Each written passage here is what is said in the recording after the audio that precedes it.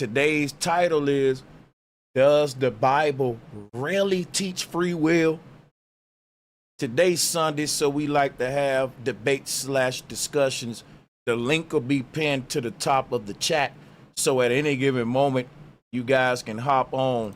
But as of now, let me just set the stage real quick, right? The Bible speaks about everything already being written out from the beginning to end. So one of the scriptures that we all know, let me look for it real quick. It says that in the beginning was the word. Let's see, where is it? Where is that scripture? My bad. In the beginning was the word scripture. Hold on. I'm gonna find this for y'all. Okay, here it is. It's in John 1:1. John 1:1.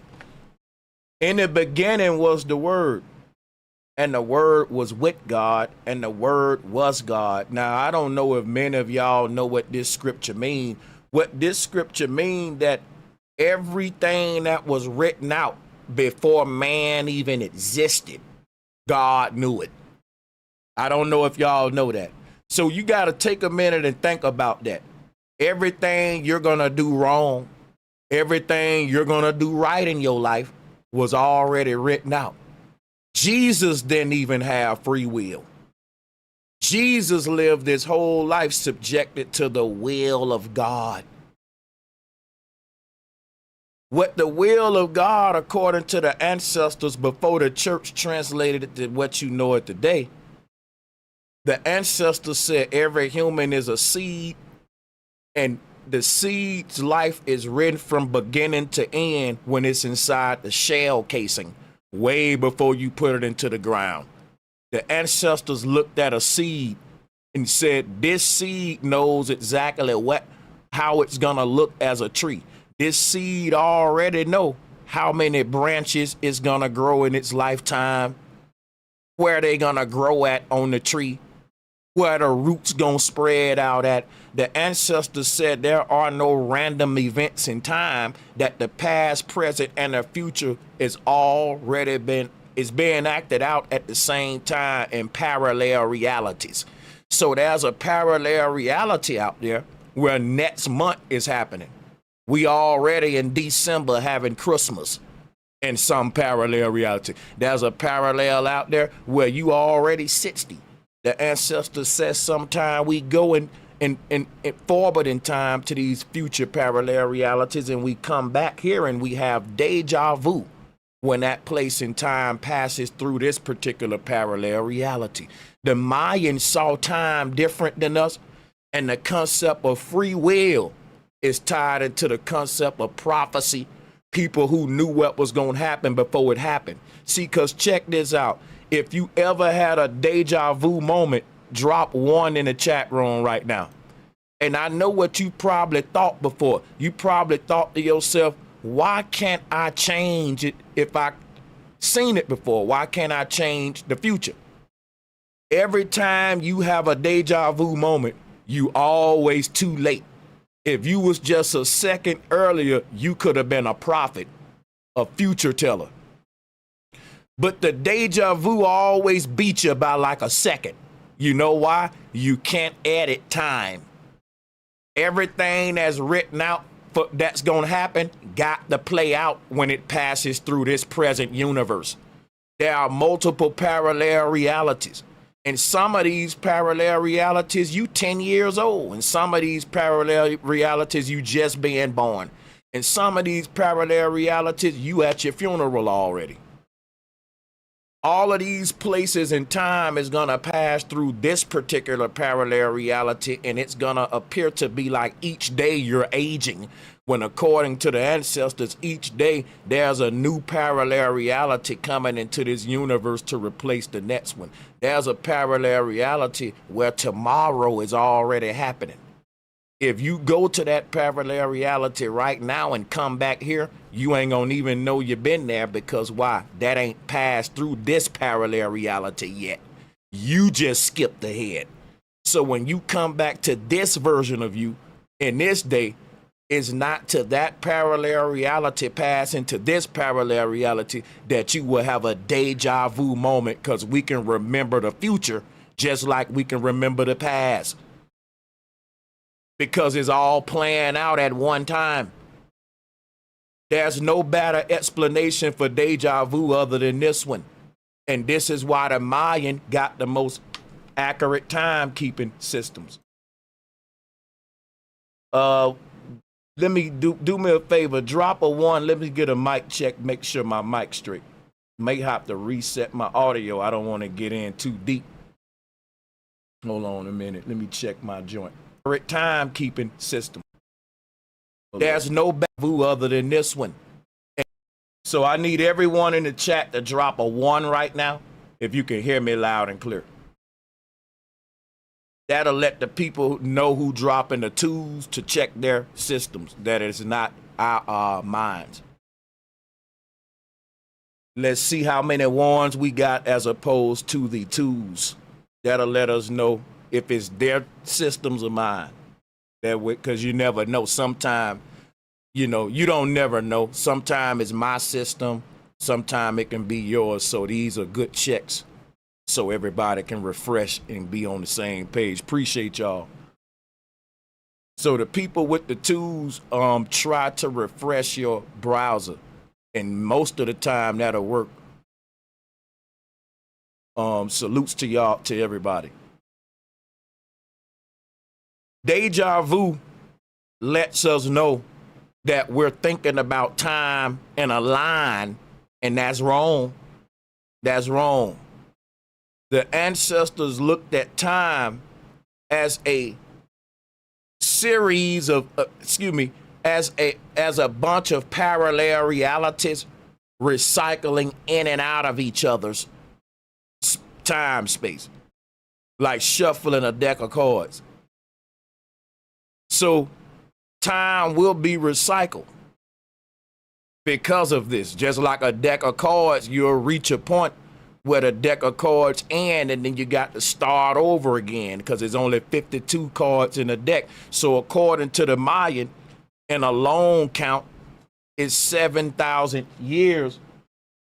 And you got to look at these counts like a person counting cards, like dealing cards, how time is dealt from the center. If you ever look at the Mayan calendar, time is a ripple effect, and I'll show it to you. If you look at the Mayan calendar, they didn't have time as a line. They had time as a ripple effect, which is how we get the god Saturn, the god of time. And the ancestors were saying that the past is the past, present, and future is recycling in and out of the central point where our Earth circle is. We in the middle of the universe, in the circle, in the middle. That's where our Earth is. Midgard, it's got mid in it, the middle garden. Asgard is the astral garden. That's above, right? But check this out. Let me show you what a Taurus field is.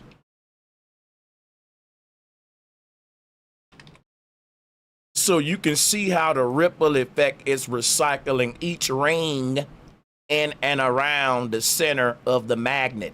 Time is is basically light being recycled in and around a black hole. And each of these light rays get bent and twisted into a Taurus field. Do you hear me? What you're looking at with this Taurus field right here is being created by a magnet not allowing light to escape. And so when the light try to expand outward, the magnetic field will bend the light rays back inward and suck them into the top vortex.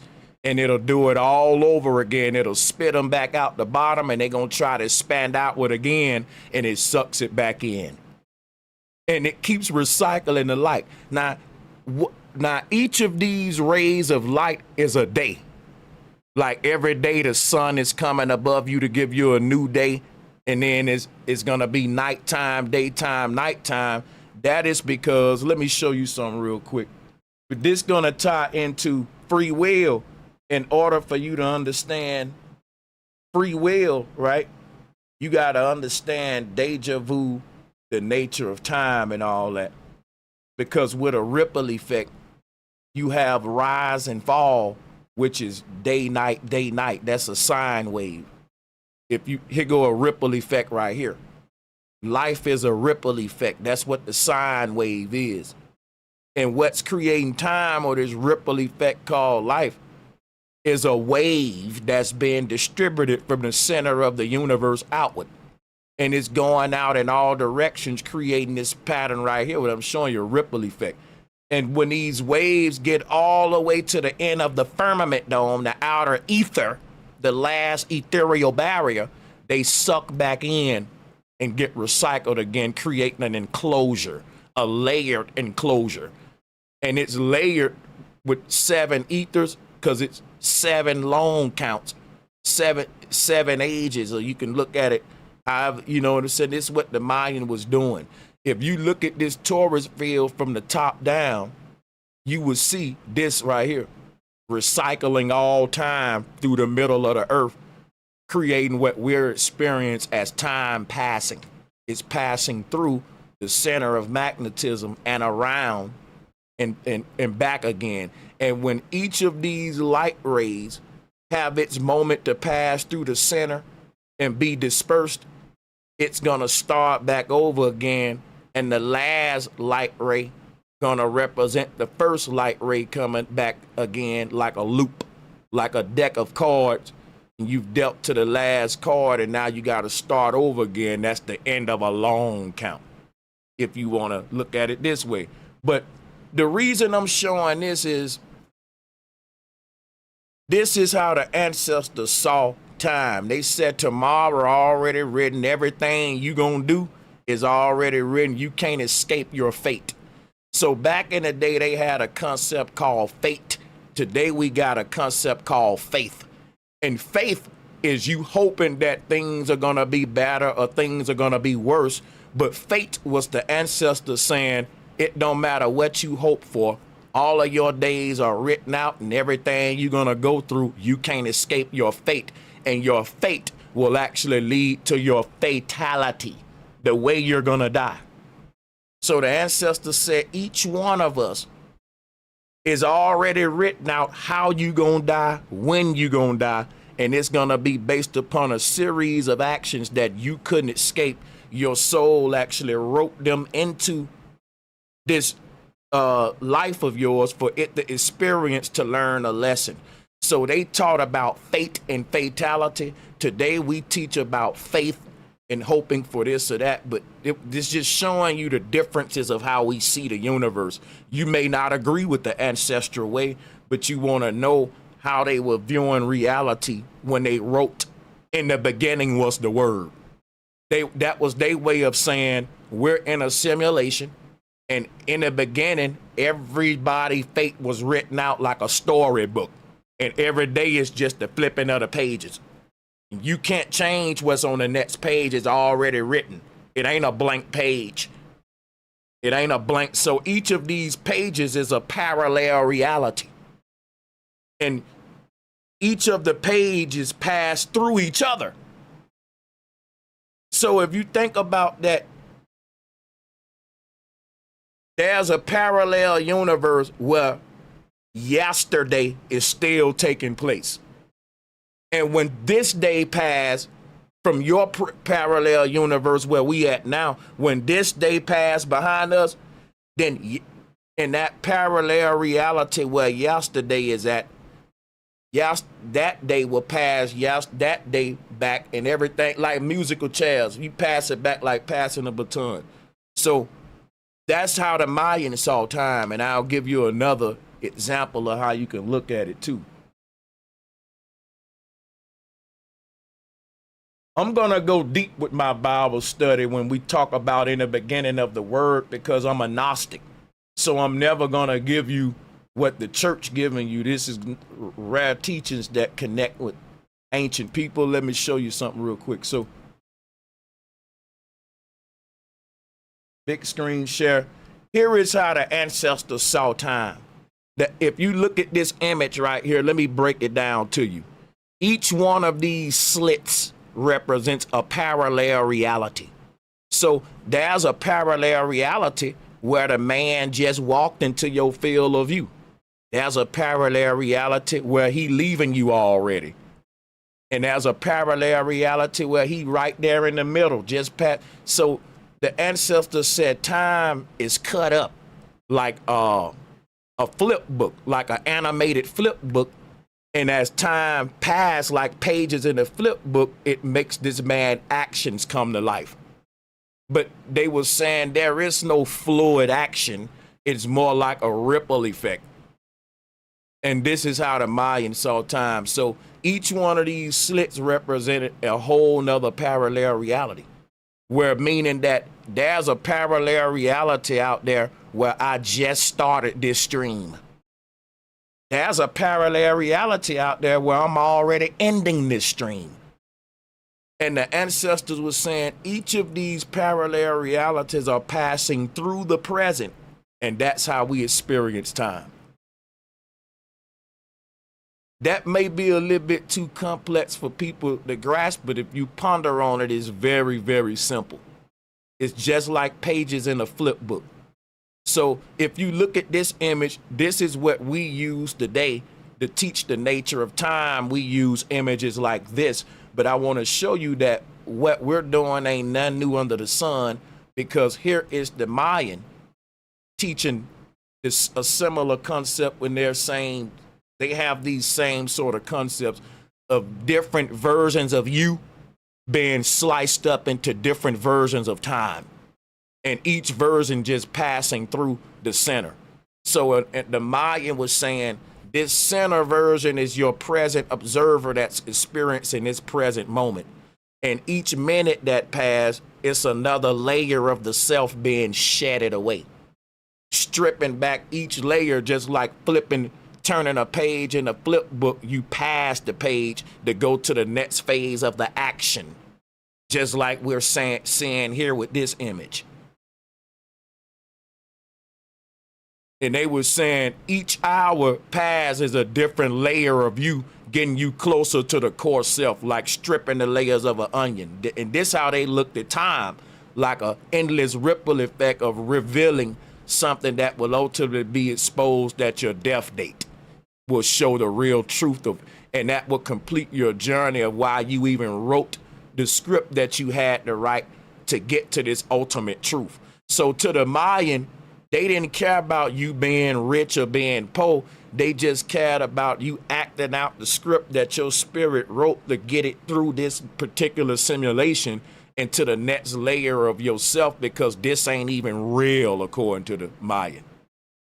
So they didn't seek to settle here or build any kind of wealth or anything here. They only sought enlightenment and knowledge. That was what today we think money is power, but there was a time on earth where people literally thought knowledge was power. They valued it over anything else, which is why they were so wise and profound.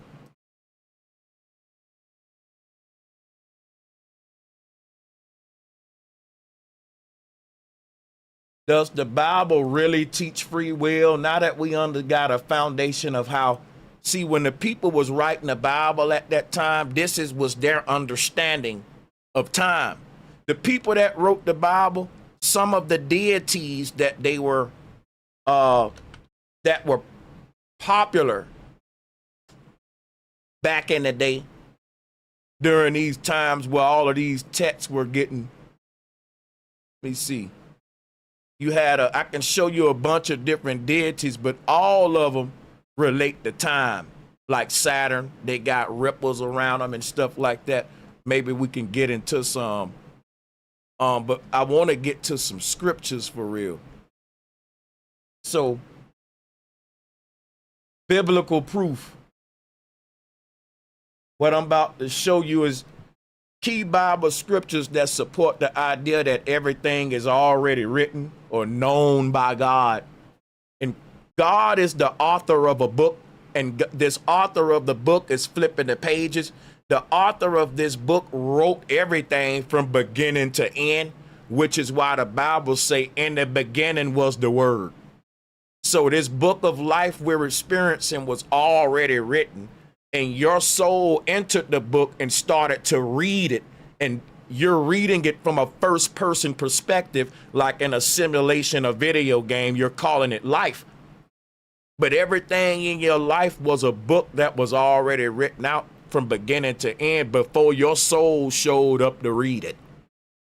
That's what the ancestors, the original Gnostics who wrote the Bible, this is what they would have taught you before the church came and dumbed it down. So what I'm going to give you is the scriptures that contradict your idea of free will. Jesus didn't even have free will. Check it out. You're not here to do what you want. You're here to do the will of God, which means it's to fulfill the script of your soul. Pastor Pochop ain't going to teach you this, but let's go ahead, though. So, including all, it said, so I'm about to give you key Bible scriptures that support the idea that everything is already written or known by God, including all future events. Who is God? The mind. How does your mind know the future? Have you ever experienced deja vu? You've been to the future and came back before, and the future showed up here, and you said, wait a minute, I know you. I've seen you before. If the tomorrow was a blank page in a book, how is it that I, the reader, can peek ahead and see what's already written? See, the Bible said it was written. That's why you, the observer, can flip ahead in the book of life and peek at what's happening in the future. Then when you come back to your current point in the book where you was reading that, when that place and time catch back here, you say, wait a minute, I read this before. I saw this before. This is how the ancestors perceive reality and time. Everyone, subscribe to the channel. You should see the subscribe button lighting up right now. If you listening and you like the content, hit that subscribe button. It should be lighting up right now. But check this out, right? These verses point to God, foreknowledge, sovereignty, and the concept of predestination, or a divine plan that's established from the beginning.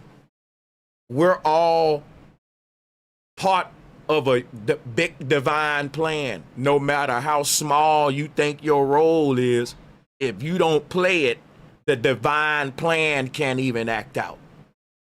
Check this out, right? Psalm 139:16 say, your eyes saw my unformed body. All the days ordained for me were written in your book before one of them came to be. Christians, read your Bible, Christians. I'm telling you, you'll see Sanchez ain't making it up. I'm not no anti-biblical guy. I'm just trying to give you the truth of what the Gnostics taught. And because you really interpreting the Bible through the papacy, through what the church and what the pastors and all of them saying. And that's a bunch of prosperity preaching. You ain't praying enough for your blessing, predictable stuff like that. But the people who wrote the Bible were way more deeper and complex than the way we interpreting it today. That's why the word Gnostic means no. It's dealing with no. And I can pull up the etymology so you can see I'm not making that up. You can't be a believer and a knower. So it's two people. One group pick up the Bible and they don't know nothing. So they believe everything. And the Bible said those people are called the church. And the Bible said that the church gonna go to hell with the Antichrist and the false prophet. That's right. Guess what now? The Bible said most of the world gonna be led astray by the false prophets and his teaching. That means all of the believers, all of the church members, all of the let me stay prayed up, baby. All of the click this post if you want a blessing. All of the people who interpret in the Bible for a shallow secular nature like that, not seeing the deep truth. The Bible said they following the false teaching, the misinterpretation of this word that the papacy got you under, which is why You can't get a 5013C with the state if you ain't going with the sanctioned scriptures that the papacy set out. They'll call it, it won't be recognized as worthy canon or whatever. Now, the Gnostics teaching is the truth, which is why the word know is to know. The K-N-O-W used to be G-N-O. And the knowers were the people who can tell you the future before it happened. Those are the real prophets. They know the past, present, and future. They know everything. They the Mr. Know-it-alls. That's the Mayans, the Olmecs. These are the people who literally had the gifts of heaven. That can even our top scholars will tell you that the Mayan time system is way more accurate than ours today, and that they were so accurate it went on into the future to predict events that baffle today's physics and all them. They don't know how the Mayan were able to make specific predictions about what was gonna happen in the world, and they was telling time thousands of years into the future. Now, who else did that? The prophets in the Bible. How did the ancestors know what was going? Because they mastered the gift of deja vu. Deja vu is something we can't ignore. It's a gift that made us gods. See, the ancestor knew what was going to happen, but they couldn't change what was going to happen. All of these prophets told the future, but they couldn't change it. Think about that. You can't, because why? It was written. You're in a book and everything written out. Now, the ancestors said you can't change what's written in each of these books or each of these parallel realities, what's starring you in a different script, the alternative script carrying out in each reality. They said you can pick different realities if you don't like the one you're currently reading. You're in a cosmic library and your soul is reading a particular book that you call this life that you're having now. But when this one's done, it's going to explore more parts of itself and have more incarnations to read better and better stories that's written about it. And this thing that the universe got a law called save the best for last. So they ain't gonna read the best book starring you first. And when they read that last book last, you're gonna call that heaven. And just like your favorite book, you're gonna wanna read it over and over and over again and keep living out what's called the Sanam Banam, according to the Hindu. So you showed up today to talk about free will. What does everyone wanna do? Be free. They wanna live out their best life, right? The ancestors said your best life is already written out and you already looping that out in a parallel reality. You just ain't conscious of it. And part of what we call in death is just us shifting to these realities, and we climbing up the stairway to heaven. Is like a TV channel and you flipping through a bunch of bad programs till you get to the good stuff. And as you flip from start to finish, the programs get badder and badder. It start off in the low channels where it's just news, PBS, and then when you get in the 20s, it's USA, okay, TNT. We stepping our game up. Now the 30s, we had BET. This back in the day cable. To the kids today, I'm speaking Chinese. But that's like kind of how it go. You changing, you shifting this thing like a dial. But the Gnostics knew this, and they was able to go back and forth in and out of these different parallel realities. And that's what I meant by mastering deja vu. That's what made the Mayan time tellers prophets. And we once had this gift, but the church took this away from us when they started interpreting the Bible the current way that we all know it today. So your pastor ain't gonna give you these scriptures that I'm giving you now, because Psalm 139:16, it says, your eyes saw my unformed body. All the days ordained for me were written in your book before one of them came to be. So the ancestors said you shouldn't beat yourself up when you make a mistake. They said that God, everything you doing in your life, right and wrong, was written out. And it ain't what you doing, it's what you're learning from it at the end of this thing. It's an experience we wrote. Your soul had to come here and do every right and every wrong that it did to become its greater version. And if y'all think that what I'm saying is foreign or something like that, I'm gonna give you something to think about. Drop a 1 in the chat room if when you look in the mirror, you happy with who you are at this moment. You know you can be better now. We all can do better. But drop a 1 in the mirror. Drop a 1 in the chat room right now. If you can look yourself in the mirror right now and say, I'm satisfied with where I'm at, but I'm going higher though. But I done came a long way. I'm, boom. If you can say, yeah, I'm pretty, from where I started at in life, I'm doing good for myself right now, I like the person I am right now, and I'm still working on it, Sanchez. Drop a 1 if that's kind of your energy too.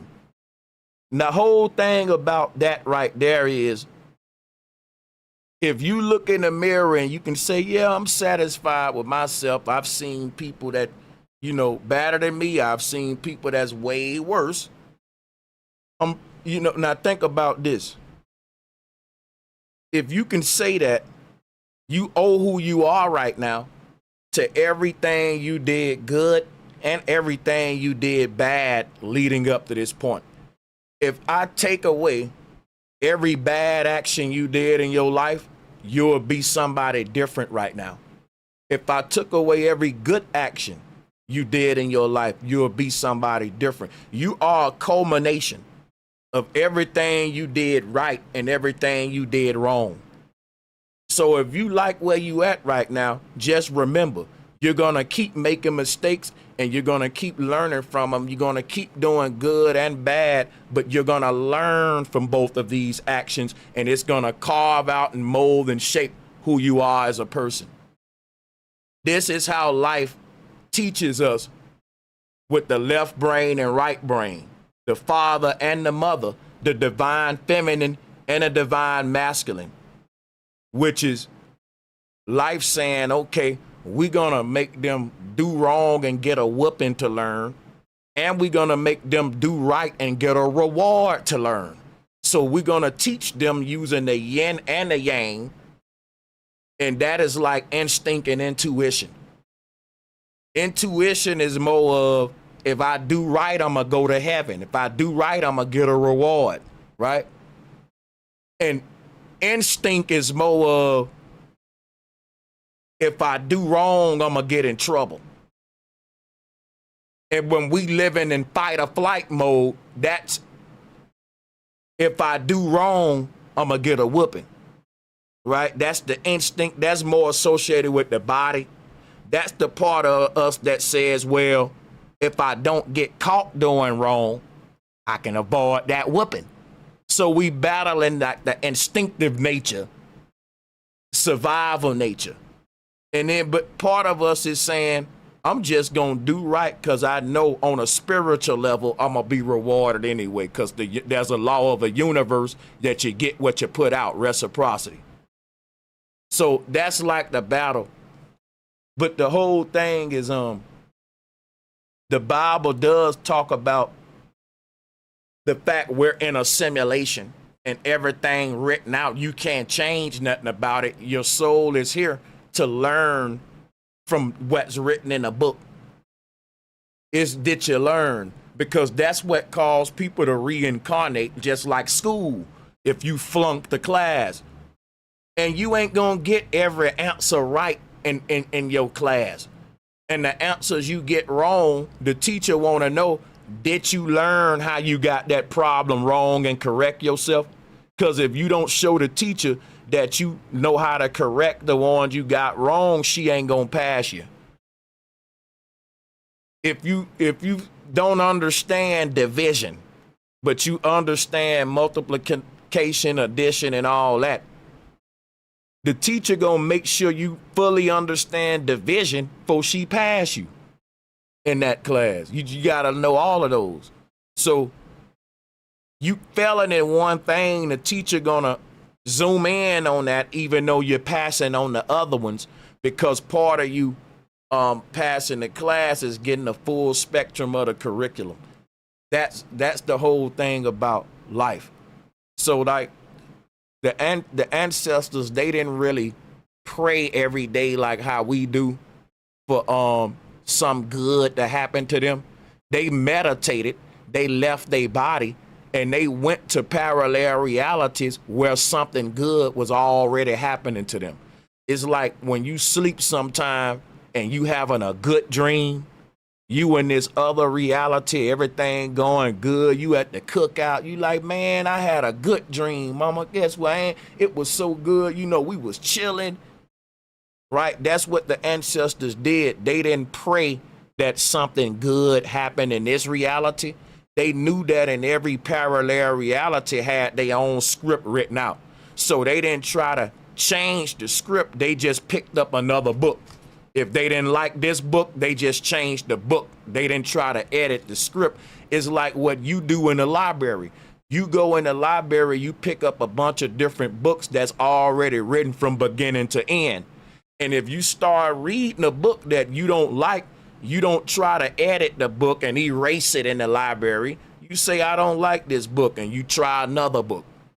That's your soul leaving this reality, going to a different parallel reality. The ancestors didn't pray, they meditated. They didn't ask for a better reality in this particular paradigm.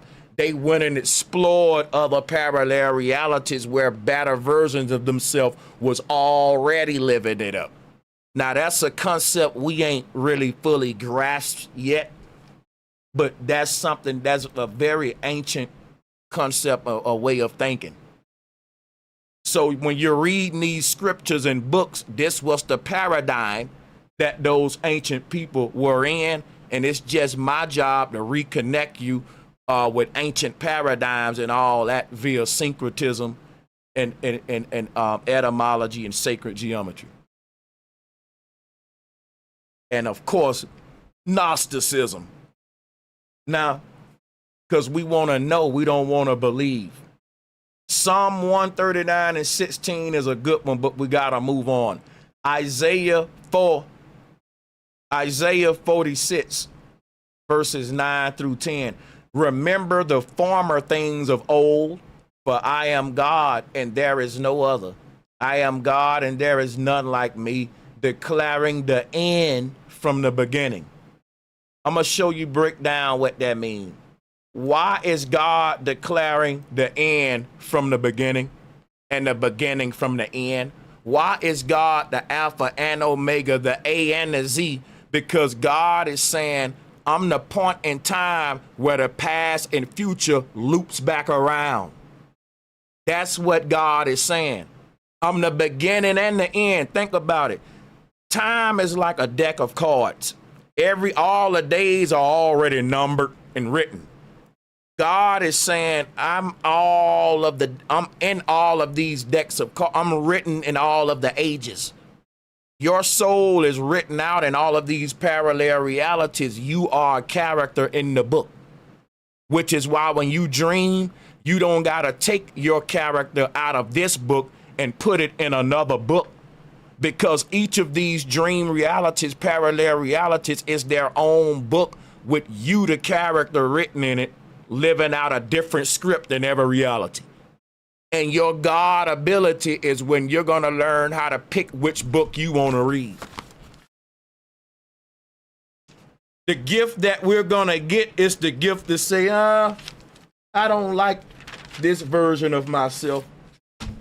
That's called judging. When it said God don't be the judge, you're going to get the, like going in the library, that's what, you don't have free will. We have free choice. Does that make sense? We don't have free will. We have free choice. We don't have the willpower to edit time or to change what's written in any of these parallel realities, but we got the ability to choose which parallel reality we want to experience. And this was what the ancestors was teaching, how to shift the consciousness and become a multidimensional being exploring all of these realities at once, having the ability to choose which book you want to read, because if you don't, they just gonna give you a book. That's what we're in right now.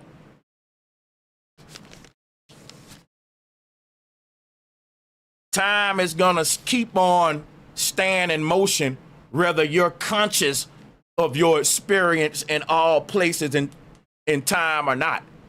And so becoming awakened is you becoming conscious of the many versions of yourself, becoming this multiple-headed dragon like Vishnu, or they call it Leviathan when they say the great dragon rolls out of the water. That's talking about when we done being baptized. When we through with our journey in the underworld under all these ethers, we're gonna ascend from these waters below up to the highest heaven, and we're gonna be like a multiple-headed dragon, meaning we're gonna be able to shift back and forth from all of our previous lifetimes and be whichever version of ourselves we want to be at any given time. You will be, so what your soul is recording all of these avatars, and when it get to the highest heaven, it can be all of them at once. That's what Jet Li was doing in that movie called The One. That's what Leviathan is. That's the end goal, to become this multiple-headed dragon, to know all of the records of your lifetimes and to be able to use them for wisdom and guidance in the highest heavens. But the thing we want to know right now, though, is that this was taught, and it's being hidden by the way we misinterpret these scriptures. The reason God is the end and the beginning is because God represents the looping point in time, which is why the symbol of God is also a snake biting its tail. Right? What that means is when the first shall be last and the last shall be first. If I'm dealing a deck of cards, there's 52 cards in the deck. And if it starts with the ace of diamond and it ends with the king of spade, then the last card will, then when we see the king of spade, the last card, we know that the first card is coming back again. God is saying, I'm the beginning of time and the end of time, saying that I'm already written in every day on each page like a flip book. I exist within all of the ages. That's God telling you there's already a future me that's already written out doing something in the future world. This was their way of teaching this back then. God, so time is looped to when we get to the end of the future, we back at the past again. So everything we think is future technology, we start finding it in ancient Egypt and Babylon. And that's what I'm doing today as a syncretist. I'm using sacred geometry to prove to you nothing new under the sun, because time is just history repeating it. It ain't none new under a deck of cards. I already saw the Jack of Club before. You can't show me a card in a deck that I ain't saw before. Why? Because all of them been dealt before in my lifetime. I've been playing cards. If you played cards just for a little while, you saw every card in the deck. And ain't nothing new under a card deck. And ain't nothing new under a sun. If the card deck start with the ace of diamond and end with the king of spade, then the first shall be last and the last shall be first. That means the last card is going to symbolize the return of the first card and vice versa. Because the last card and the first card, even though the king of spade is at the bottom of the deck and the ace of diamond is at the top, when the loop around come, you see how they meet again? There's a shift to where the top becomes the bottom and the bottom becomes the top. So think about that. The king of spade, which is the last card, is at the bottom of the deck. But when that card get played, it's actually it's the last card, but it symbolized the first card again. You see what I'm saying? It's this looping point to where the last and the first standing back to back like a tag team, like this sort of back to back imagery. you know. And so the first is last shall be last, the last shall be first, meaning that the king of spade, the omega, symbolizes the return of the alpha. And when you see the alpha, that meant that the omega just left. You know what I'm saying? So this is very simple. It's just showing you where the past and the future meet at that looping point in time where we say history is repeating itself. That's called the end of an age. We're at one now. It's called a reset.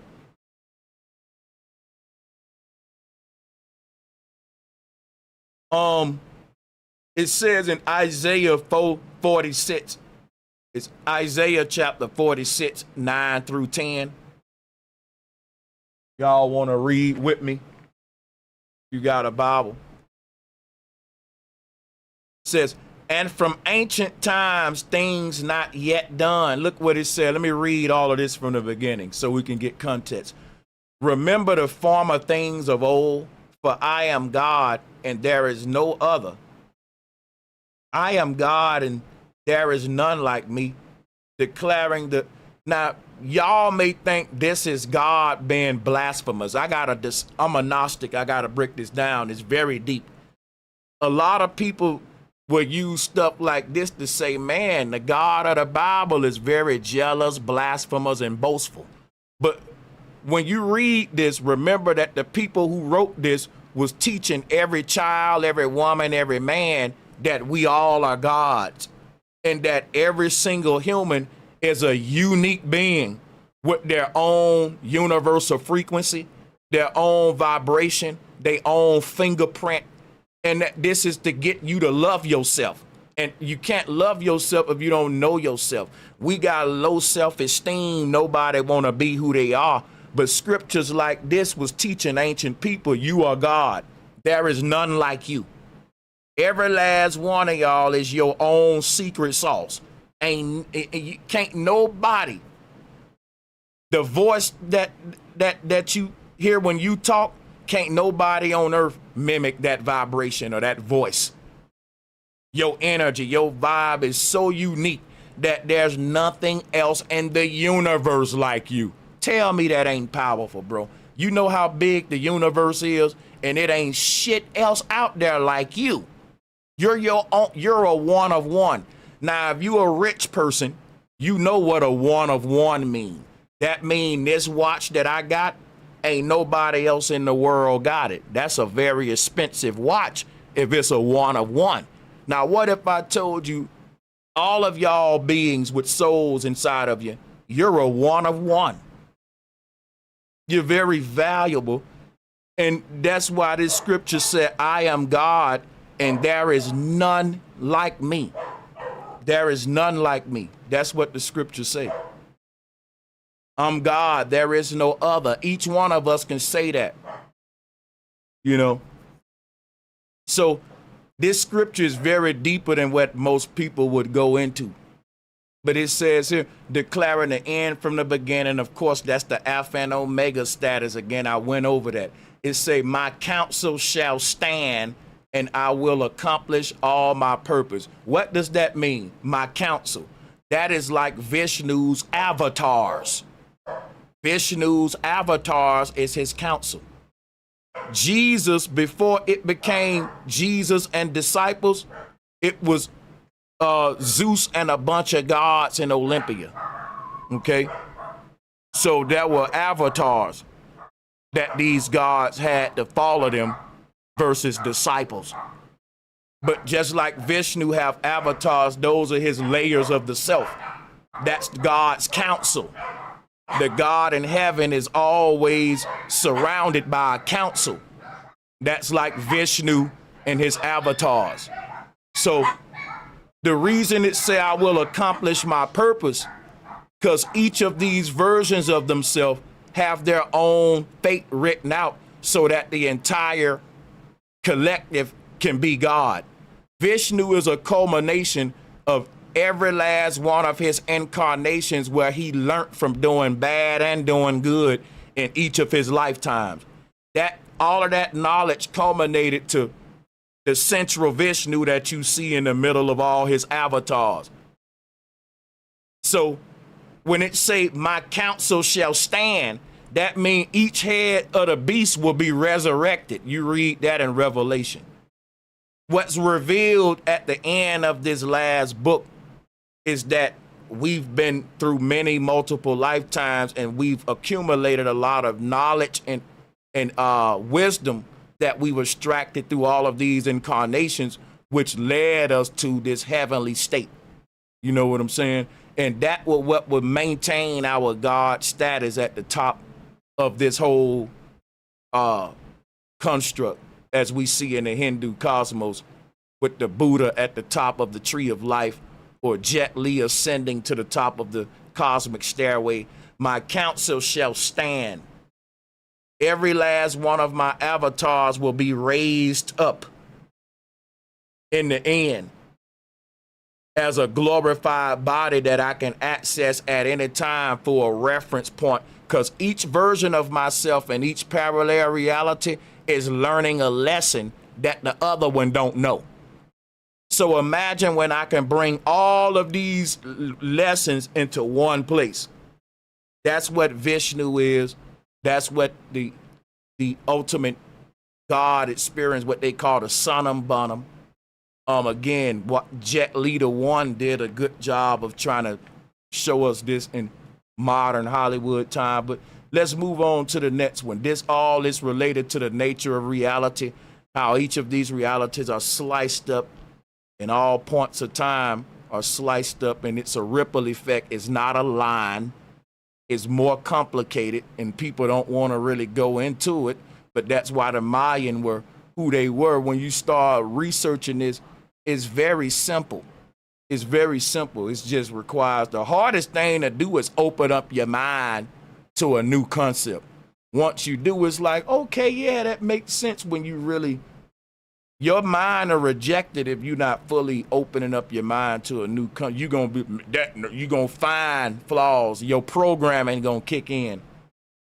But Ephesians chapter 1, 4-5. For he chose us in him before the creation of the world to be holy and blameless in his sight. In love, he predestined us for adoption to sonship through Jesus Christ in accordance with his pleasure and will. All right, so that speaks of people being chosen before the creation of the world, reinforcing the idea that God already written the story before it began. We're not looking at the Bible through what we're doing. We're deciphering the Bible, and we're saying we are the gods. It ain't no sky daddy. We're saying that your soul wrote everything out before it was born. What I'm doing is making the knowledge relate to you and taking the spookism, the sky daddy stuff out of this Bible stuff. That's my job as a Gnostic. So it ain't that people need to stop using the Bible. They need to quit turning it into spookism, religion, and cults and all that. You ain't gonna get rid of these books, so we might as well use them to give us the power and to bring and show how it relates to us versus us believing in some outside of ourselves. That's right. So, because God, if you replace that with yourself, it ain't blasphemous. The people in power want y'all to think it's blasphemy to say you're God. You know why? Because now when everybody read the Bible, they don't know it's talking about them. Because they don't know when Christ said, ye are gods, right? Check this out. The story of you dying on the cross, everything about Jesus' journey represent the soul journey in the flesh. The original people that wrote the Bible, they didn't write the word God for us to believe in some sky daddy. The word God meant guide to them. It would have been equivalent to the word mind or consciousness. So they were saying the word God is God. Your God is the thing that's guiding your life. And that can be anything. Anything you give your energy to has power over you. So they were saying you can direct all of your energy back to the self through meditation, self-awareness, knowing thyself. We give our energy to vampires today, everything outside of us. But the whole thing that I'm trying to get y'all to see, the people that was writing these scripts talking about God, they was talking about the soul in every last one of our bodies. And the people that want to hide this truth that we need to know to fully get the message out of this book, they said, listen, we got to disconnect them from the real interpretation. So now they got everybody misinterpreting, taking things out of context. Now, if you tell a person they're God, they'll say that's blasphemy. If you tell a person, why are you praying? Original Christians didn't pray. They meditated. And they left their body like Enoch, which is why they took the book of Enoch out the body. The original Christians wasn't called Christians. They were called Gnostics, and they started to get put to death by the church, who came along and started teaching y'all the watered down version today that got you believing in a God when we was teaching that ye are gods. That was Gnosticism. God is what? All-knowing. What is a Gnostic? A knower. A knower.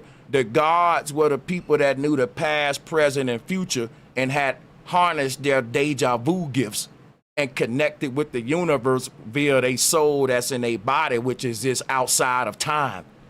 The soul in your body ain't bound to time. It can see the past, present, and future play out from its perspective. So when our ancestors was getting out of their body, tapping into that part of themselves, they was outside of time, seeing the future and coming back here, telling people what was going to happen before it happened.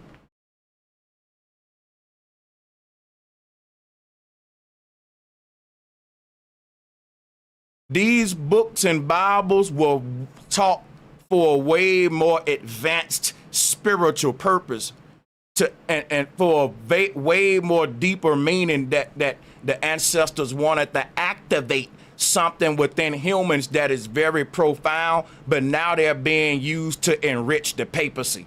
Now they're being used to make a certain group of men rich, when these books used to be used before we were shouting and stomping, foaming at the mouth, looking crazy, making the pastor rich. We was enriching our spirit. That these books, if we used them for what they was used for, will free humanity. But we're looking at these ancient texts through the lenses of the oppressor. And anybody that interpreted any other way than what we were told, they say that's not right. And but the people that's telling you you got it wrong, they just a believer. They fighting for the right to keep their belief system going. When you're a Gnostic and you saying, I don't believe nothing, I know what I'm talking about. I know what this scripture means. And if the Bible is a book of truth, you shouldn't have to believe in it. You either know the truth or you don't. The Bible wasn't even written for no believers. The only reason that you believers think that the Bible is written for you is because of your church programming. But the Bible don't even, you partake in all kind of pagan traditions that ain't even written in the Bible. That's right. You interpret the Bible from a pagan perspective, from a colonizer's perspective. So you can't connect with your ancestors.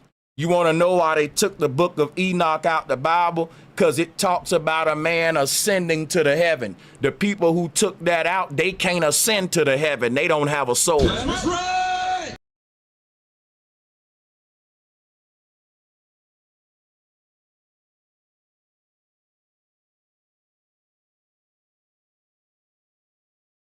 Ecclesiastes chapter 3, verse 1 and 11 says, there is a time for everything and a season for every activity under the heavens.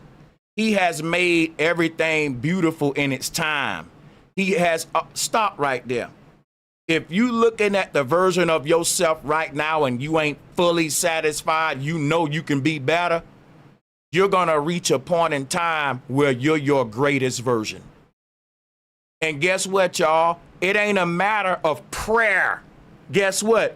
The Bible said it's a matter of time. Can I get a hallelujah? I need my own church. Your pastor can't do it like this.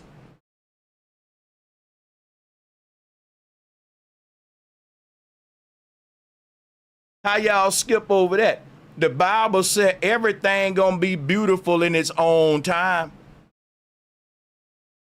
The Bible said even the ugliest human, you give them enough time. Give them enough time and enough reincarnations, because the Bible know every time a person reincarnate and have to do a do-over, it get harder and harder. It's like sandpaper. And sometime when a person that's trying to carve a beautiful sculpture and they using sandpaper, but they using it on an object, on a metal that's very hard, they gotta use some stronger than sandpaper. And that's to say, not all seeds are gonna sprout at the same time. Some seeds stay in the water longer than other ones before they germinate and break their casing. See, you can drop 5 seeds in the water to germinate and sprout. They ain't gonna all do it at the same time. Some people are more hard-headed than others. See, the sky above us is an ocean. You're at the bottom of an ocean. And ascension is when we resurface from the bottom of this ocean like Enoch, and like this is a big baptism where they dropped your soul down into this reality under this sky. You start to live in a simulation to learn a lesson. And when they pull you back up like baptism, you'll be a new person, a better version of yourself from what you learned here when you ascend back up. But your greatest version is already written out. You just got to fulfill the script, just like Jesus did to get to the kingdom and to be this version of yourself. There's a series of life lessons we got to learn through a series of incarnations that's going to culminate to us being this wise, grand guru. And it ain't going to be because we did all good. It's going to be because we did good and bad in a bunch of lifetimes and learned so much wisdom from it that we've learned how to live out and the most peaceful life experience and the path of least resistance with the universe to manifest our greatest reality. We get do-overs. Now, some people scared of that. They called it the reincarnation matrix. But in a video game, when they die before they accomplish their mission, they like the idea of having an extra man. See, most people that's scared of reincarnation, if you let them play a video game and they character die before they complete the mission of the game, they're going to want to play again and again till they master the game. They don't look at life like a game. They look at life like a, to me, life can be looked at as a battle or a game. Shout out to that brother, Nero. He's a young brother. That's a quote from him. He said, life is not a battle. Life is a game. That's profound. That's exactly, couldn't have said it better, right? So once you look at it like a game, you'll tap into this whole new way of approaching it versus I'm fighting something, I'm playing something. Let me figure out how to win versus let me get strong enough to beat it up. Because you'll never get strong enough to beat it up. You're fighting something that's already written out in your soul. Just ride the way. That's why wise people used to say stuff like live and learn. Wise people used to say stuff like time will tell. Wise people used to say stuff like everything get better with time. How did they know that?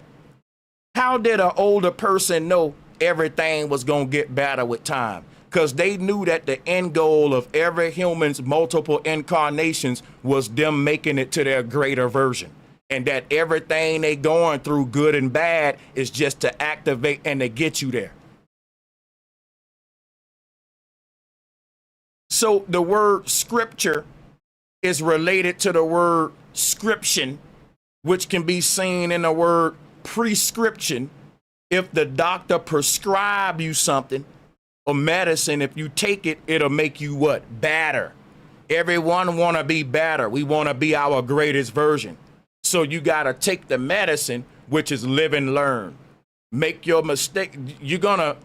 It's inevitable that we are part good and bad, negative and positive, that we're going to learn by making mistakes. And we're going to learn by just simply some things in life you ain't going to make a mistake with. You're just going to have a natural knack for learning that. You know what I'm saying? But the things that you have to bump your head with in this life to learn, those are the things really that your soul came here to master. The things that you have a natural knack for, it already mastered those in previous lifetimes. And it's going to master each of its flaws in each of these universes. Now, here's where things get tricky with etymology. Here's where things get.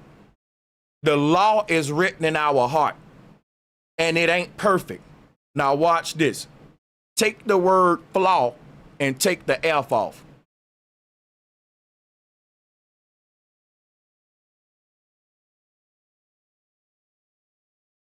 The laws are our flaws. And if that don't make sense to you, we came to the earth realm to learn from our mistakes, but you got to make the mistakes to learn from them.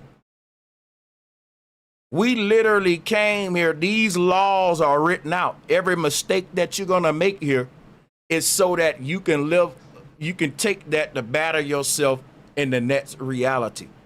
Because that was something that the universe saw within your spirit needs to be worked on. Each of these incarnations is a classroom for you, the student, to get to know thyself. And by doing so, you can master yourself. So we don't have free will. We have free choice, according to the ancestors. Free will suggests that we can edit time or manipulate time. But the ancestors was said that they could transition beyond time. They can transcend time. But as far as editing time or manipulating time, that's something, according to my research, we're yet to do. That would be free will, by the way. Free will means I get to choose everything I'm going to do tomorrow. And tomorrow is a blank page in a book waiting for me to write on it. That ain't what the Bible say.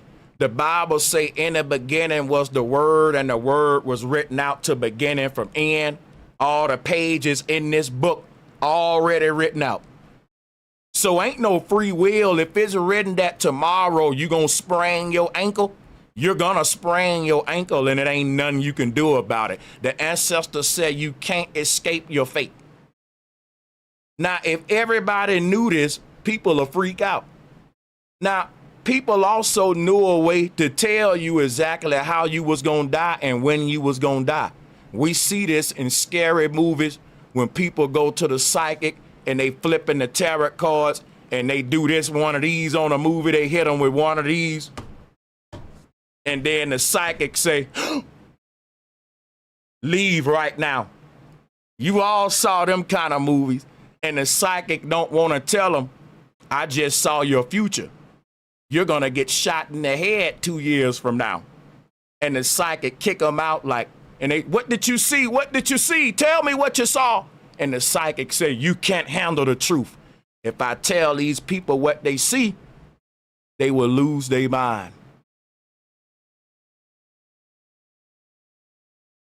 But what if I told you that there were people on earth that can tell you everything you was going to do and you couldn't change it? It'll freak you out. It'll make you crazy. Now, the crazy thing about that is this right here. Regardless of how you feel about it, you can't change it. Just like deja vu. I know a lot of times when I have deja vu moments, nowadays it's aggravating because it's kind of like I'm so woke now.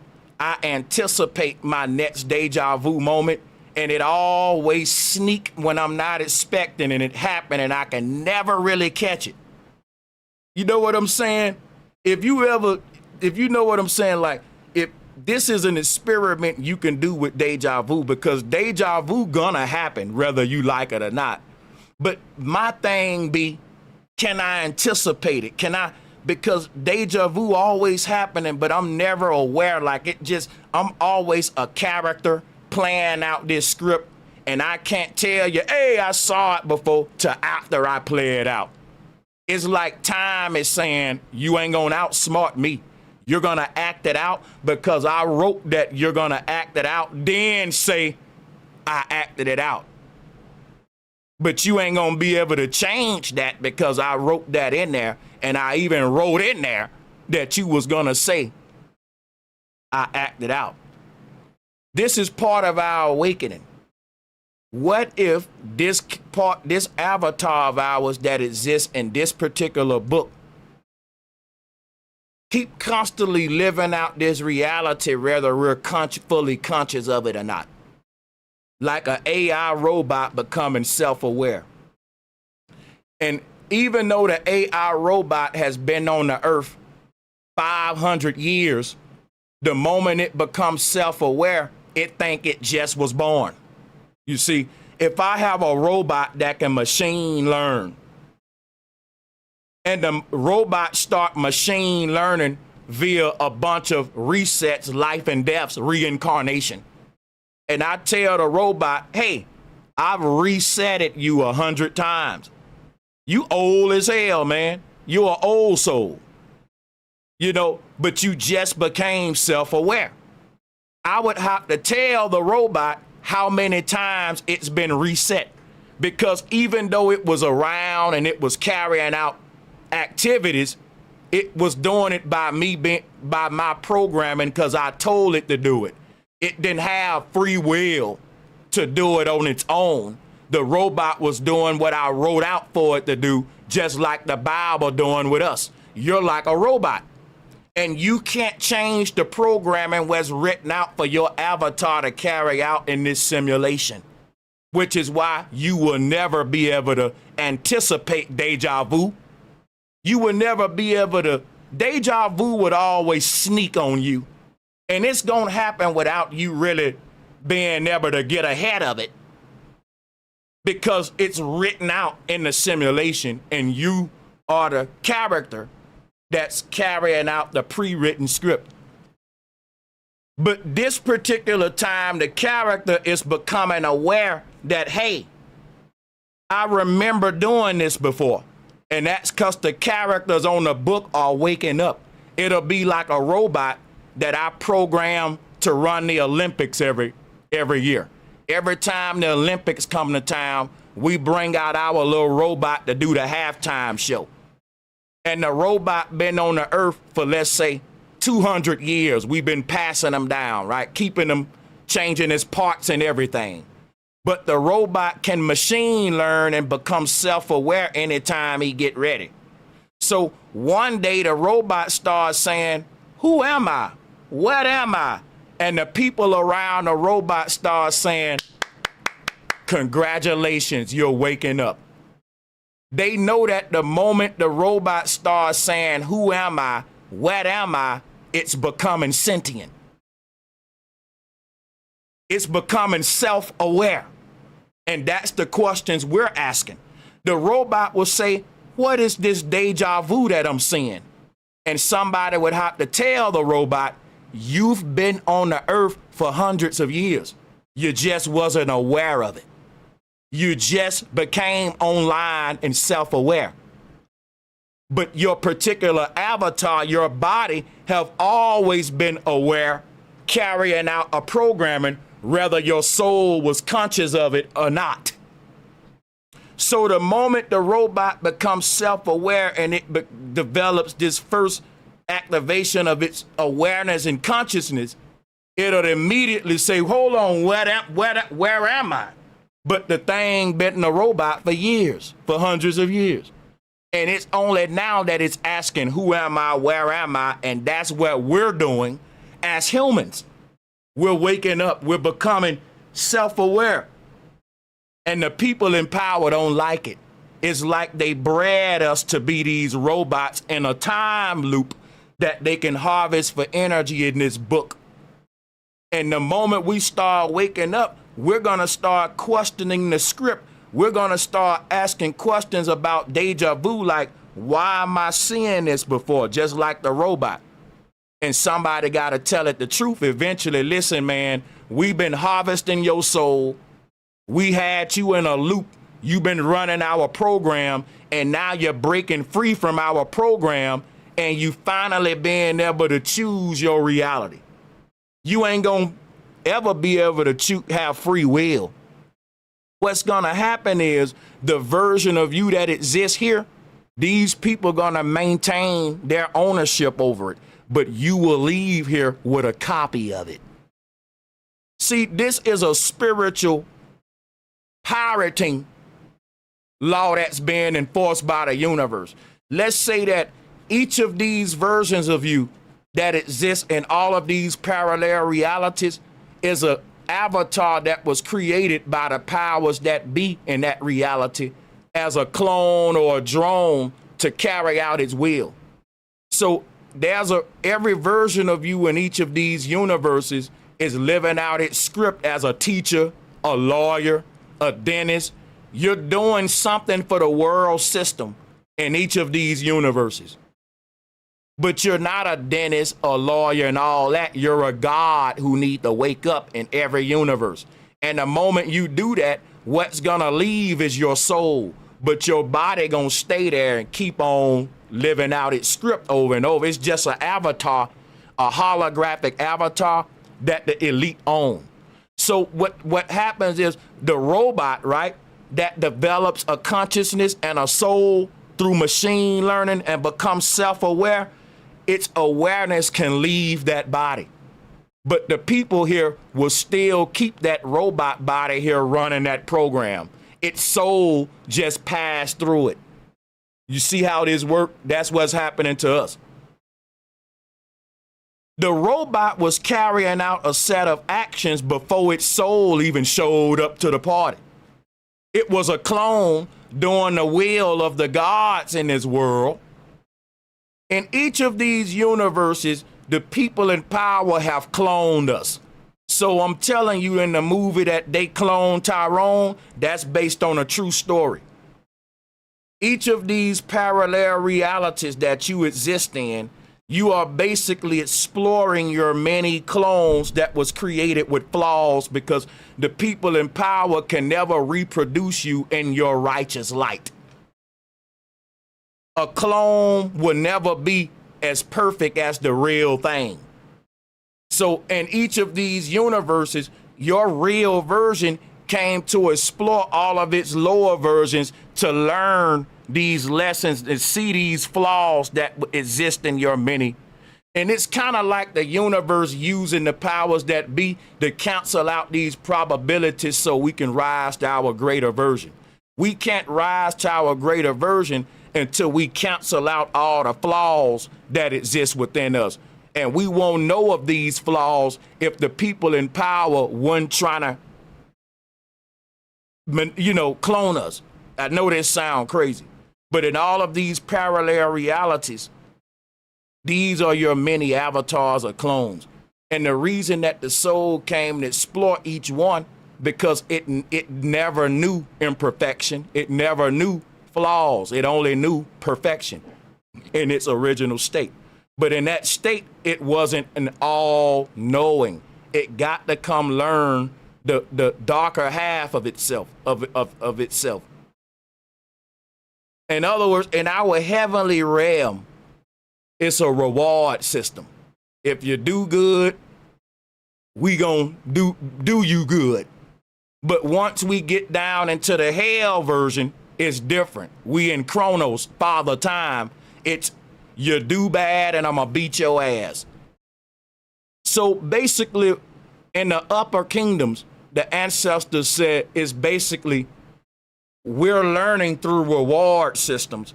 And in the lower kingdoms, we're learning through punishment systems.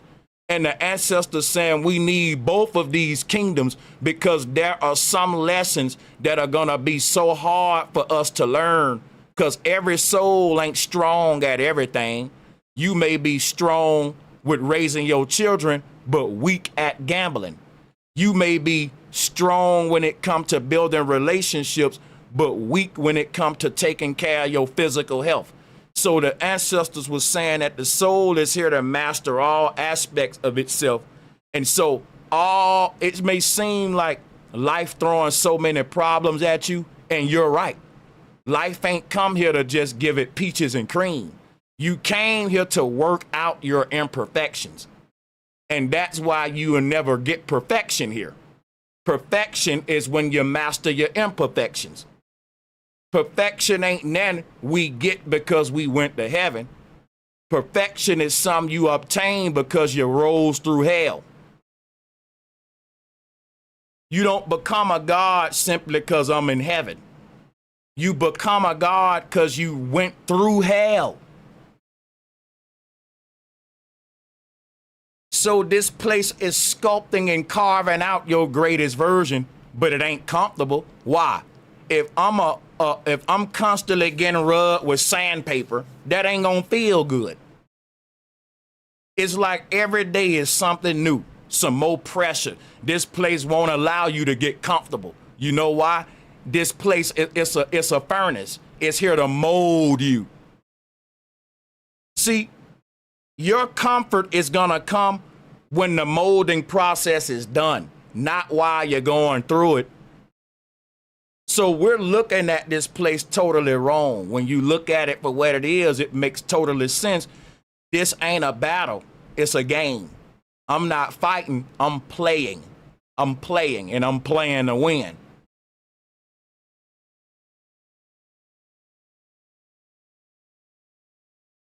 Everything is already written out, past, present, and future. The question is, what am I learning from myself? Because my soul is an observer in my body, and it's here for one thing, to learn. And if it can't do that, just like in school, you got to repeat the class. Everything that's happening to us in life, it ain't happening to us. It's happening through us. It's happening through us. When you grasp that, you will see you're the point of reference for every action that take place in your universe. You're the cause and effect. This was what was taught by people like Neville Goddard. Shout out to Arada J. She put me on to him. It's a lot of people before us that was thinking deep like this, but it's just these concepts are so profound. You see why they took them out of the books, these kind of concepts. But I want to get back to some more scriptures to show you that free will isn't something that Gnostics taught.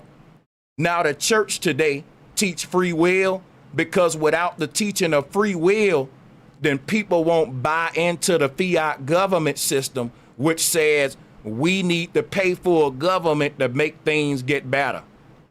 I'm going to show you the hypocrisy of it. You got Christians that vote, that say, man, we need Trump in office to make America get better. But if they read the Bible say that the world is going to hell and you can't change prophecy. That's right. All of you Christians that support Trump, all of you political Christians, that's why the Bible said you're going to hell, because you don't even read the Bible. You believe that things can get better in the world, which is why you're going to follow the false prophet and the beast. The Bible wasn't written for believers. The Bible said, let the man with the eye see, let the man with the ear hear. The Bible was written for knowers. Want me to tell you how I know? Because the Bible said, prove all things. And when you prove something, you don't believe it. When you prove something, you know it. The Bible said all of you believers going right to hell.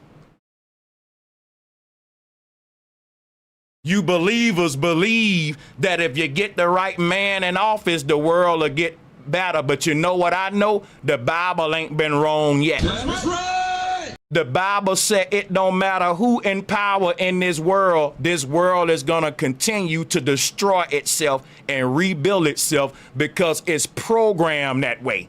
You can't save it. The Bible said that if you listening to the prophecy, because the Christians will say everything written out in the Bible is all prophecy. So why you voting for Trump? Why you pray every day? If everything that's going to happen to you tomorrow is already written out, why you praying for some good to happen tomorrow? It don't matter what you pray for. You going to get what you get. You wasting your time. Because if you saying, Lord, please save me from some bad happening to me, the Lord can't save you, man. The Lord said, I wrote everything out from beginning to end. And if it's written tomorrow that you're going to break your arm, you're going to break your arm. Every one of us went through some good and some bad, and you can't pray it away.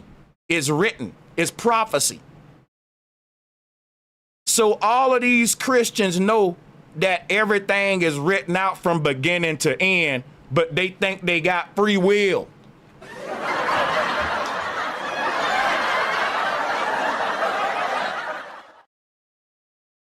Christians will tell you what's going to happen at the very end of the world. They'll tell you everything written out. And I'm asking, so why pray? Why vote? Because if God said that the world going to hell in a handbasket, and that's what's written in the Lord's will, that it's going to be wars, diseases, famine, you can't pray that away. You can't pray that away. You can't pray that away. That's going to happen. Why pray? Why don't you just chill, enjoy the ride, read the book, see what's going to happen on the next page and the next day. You got to learn to be the observer. You got to look at this life like, listen, my soul is reading a book. When I'm reading a book and I don't like what's on the page, I don't get bent out of shape. I say, man, this book is pretty intense. It's interesting. You're not your body. Your body is going through all of this. Your soul just on the outside learning from it like, damn, I shouldn't have did that. I shouldn't have did this. It's literally perceiving reality in first person from a simulation perspective. Everything about this reality says we in a simulation. The fact that you was designed to not even see your own face.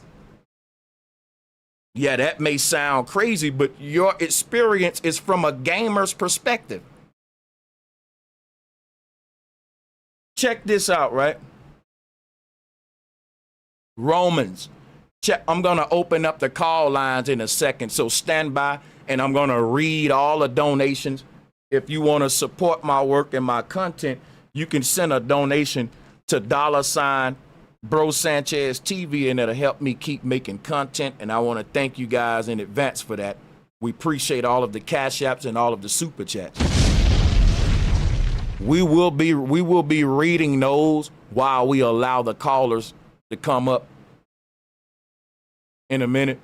But we got to get these scriptures. But before I read these scriptures, I want to grab me some water real quick, you know. Be right back. I'll be right back. I guess I'll play one of these tracks and then I'll come back and yeah, we're gonna start letting. I see people in the waiting room. Don't go nowhere. I'm gonna read a few more scriptures and we'll open up the call lines. All right, so appreciate everybody. It's Sunday, so let's play this beat, right?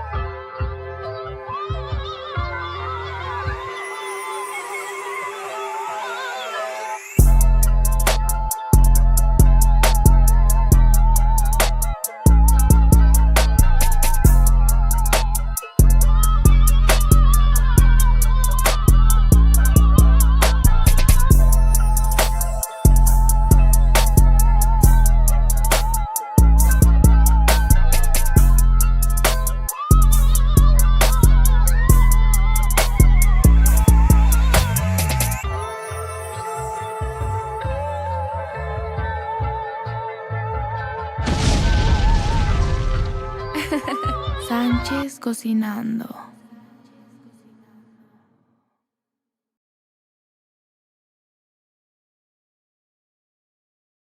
I got some more scriptures, and then we're going to start letting people on. Check this out, right? It says in let me see, Daniel chapter 10 verse 21. It says, but first I will tell you what is written in the book of truth. Okay, that one's probably more debatable than the rest. It's a couple of them. Revelations chapter 13 verse 8. All inhabitants of the earth will worship the beast, all whose names have not been written in the Lamb's book of life, the Lamb who was slain from the creation of the world.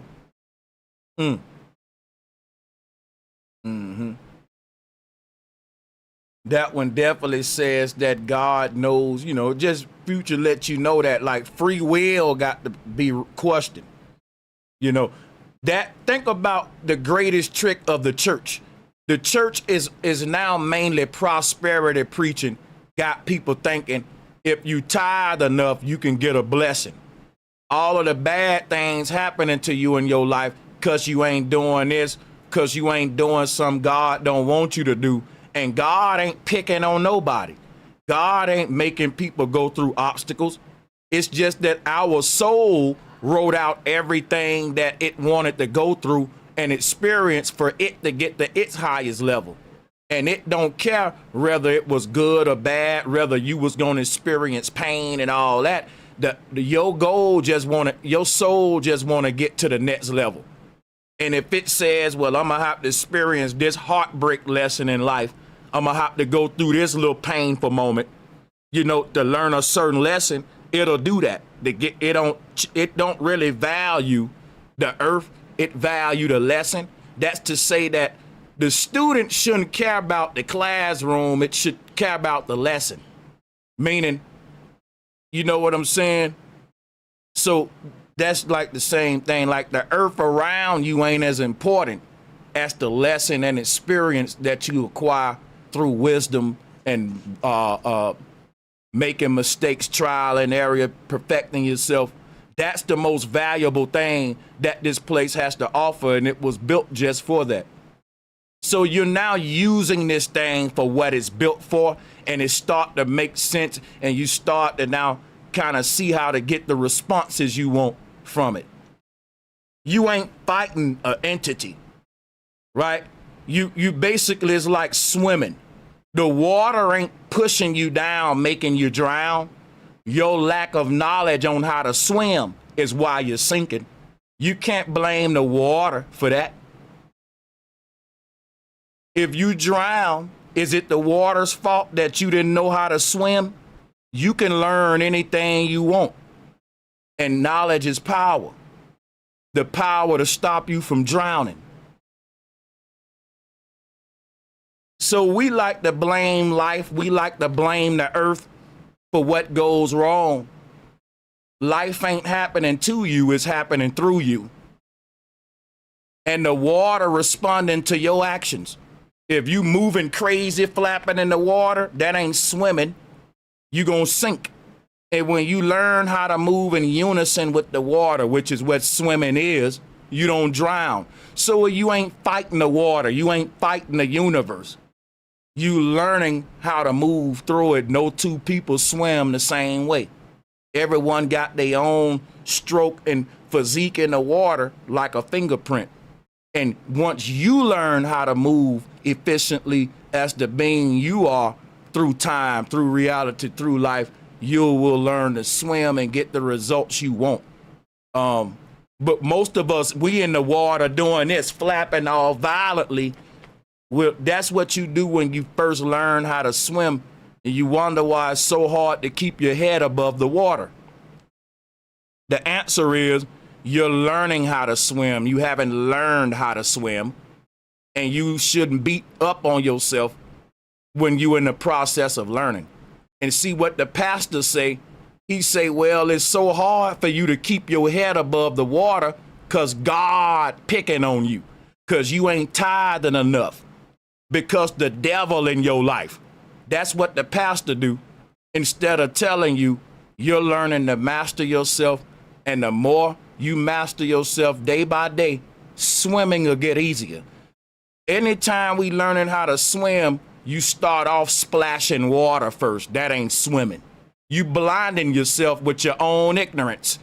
Because you're ignorant to the knowledge of swimming, you splash water in your own eyes to keep your head above water, and you work against yourself while thinking the water picking on you.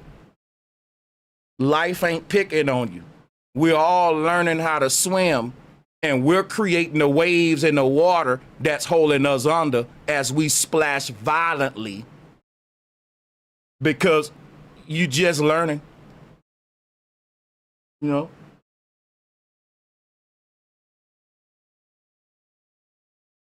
In other words, you got old statements like take it easy, live and learn. Things get better with time. A lot of older ancient people spoke like that because they knew that humans were going to make mistakes and that you're here to master yourself. This is a classroom. But what the church did, it started to call your mistakes sins, and it started to charge you for them. It started to say you got to pay for your sins. You got to tithe. The wages of sin is death. So if you don't have a sacrifice via monetary, animal, or goat, then your mistakes will send you to hell. They came and changed the way we perceived our experience here. And they turned it into a lucrative system of people paying for their mistakes versus learning from their mistakes. Can I get a hallelujah? It's Sunday. This is the mentality of the old church officials. They charge people for doing wrong. And think about this, people.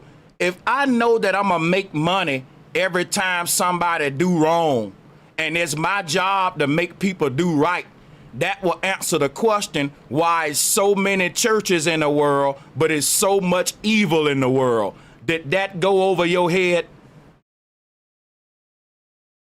The church got everybody paying money for doing wrong. So why would the church ever want you to do right? If every time you commit a sin, because I remember when I was in church, they would say stuff like, some of y'all know you've been doing wrong with God. You've been going to the club on Friday, coming up in the church on Sunday, and all of the freaks will start speaking in tongues. Oh, they just called your number, huh? And guess what? And the pastor be like, y'all been robbing the Lord, living these double lives, and you come up in church and you ain't tithing right.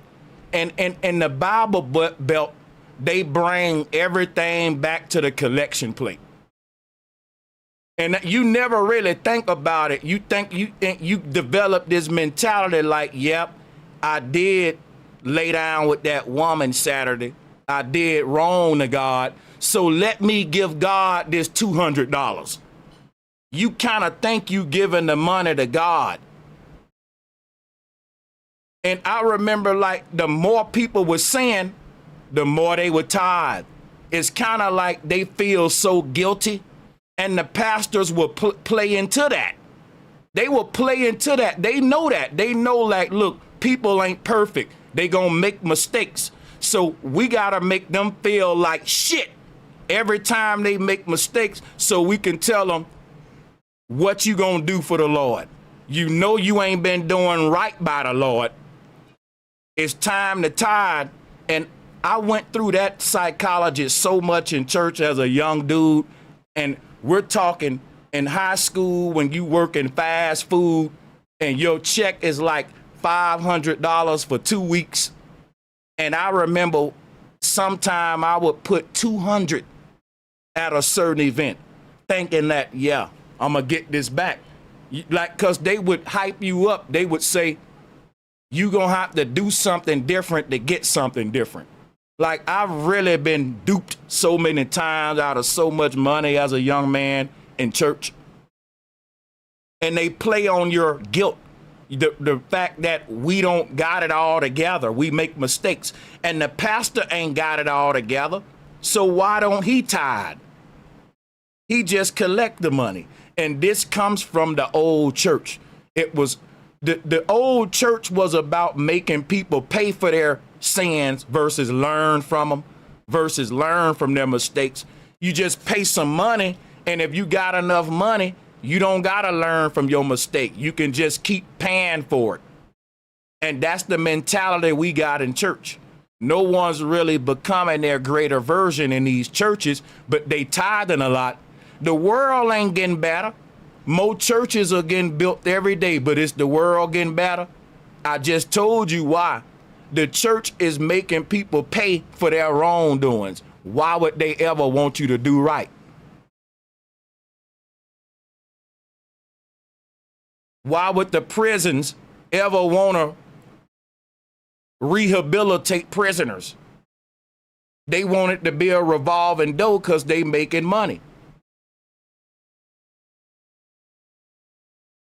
Once the prison know that I can make money from you doing bad, why would the prison create a situation to make people stop doing bad?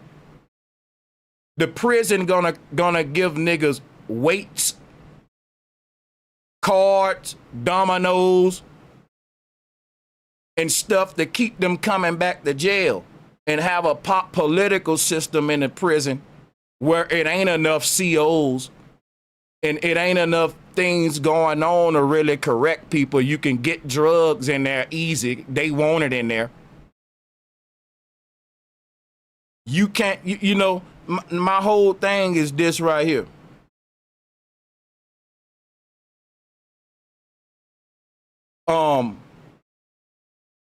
The Gnostics taught that our life is a book that's read by the soul, and it's here to learn by reading this book of life.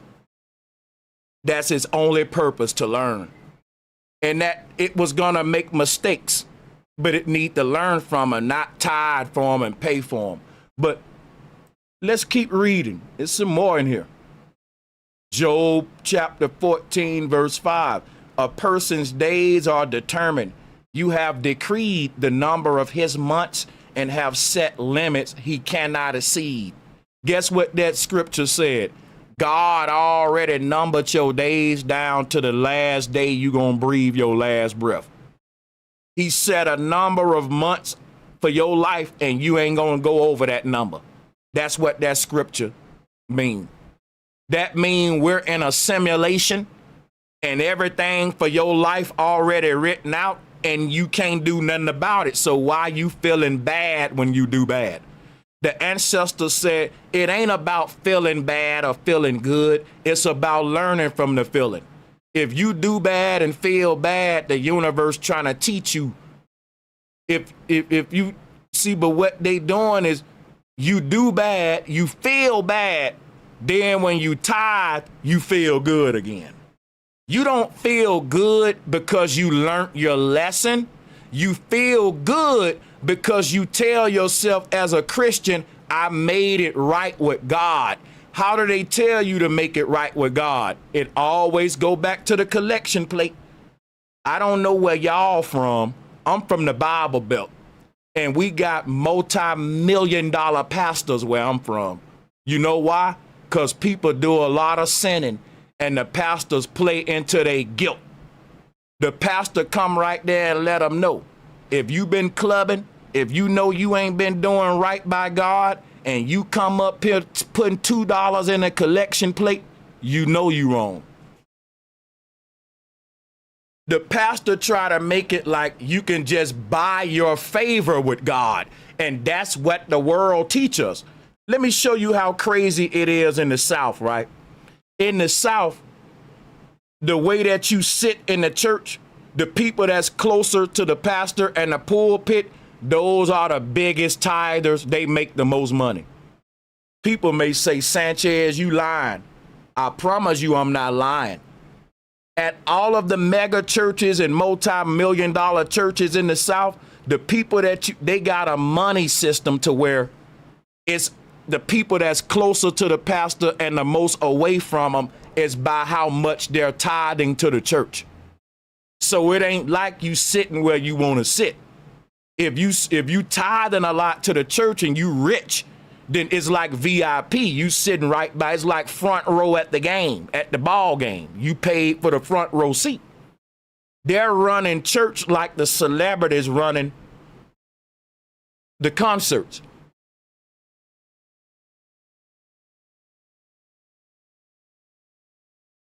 People feel like I pay my tithes, so even though I'm not perfect, I'm right with God. And so I feel better, even though I'm not necessarily doing as good as I want to do. That's the mentality of a Christian. But the mentality of a Gnostic was, I feel good because I learned from my mistake.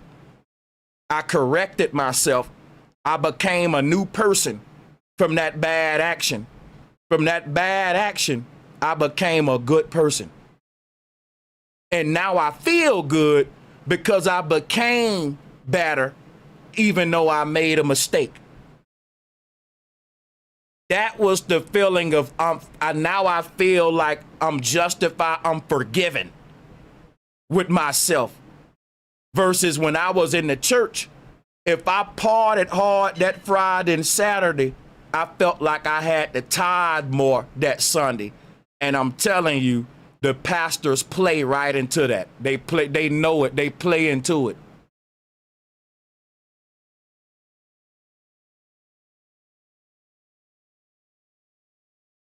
But let me read this next one. If you in the waiting room, I'm gonna start letting y'all in. But I'm gonna read another one. It's a couple.